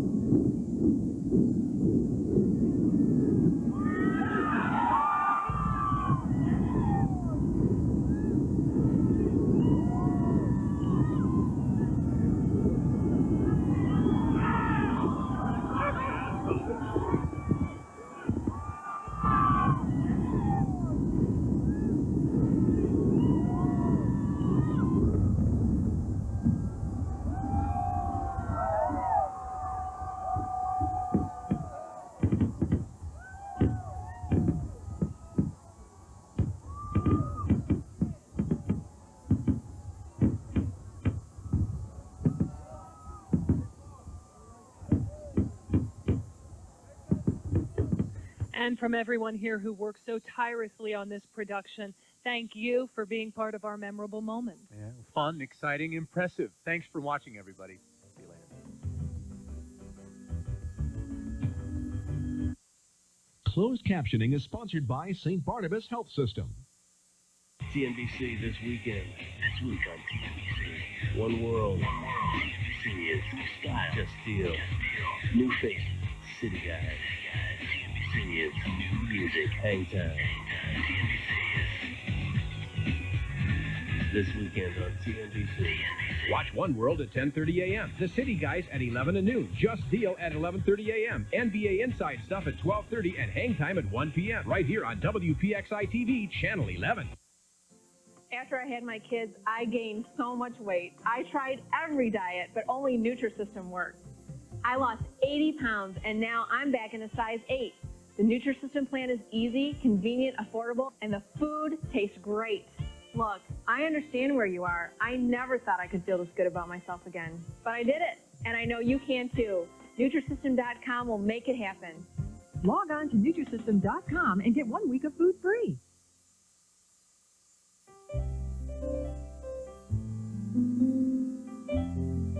Hi, I'm Newland Archinal. And I'm Bob Bruce. Please pledge your support for animals by watching the 3rd annual Pet Telethon to benefit the Western Pennsylvania Humane Society. Tune in and help us raise much-needed money, and watch as we bring you adoptable pets and the latest pet care information.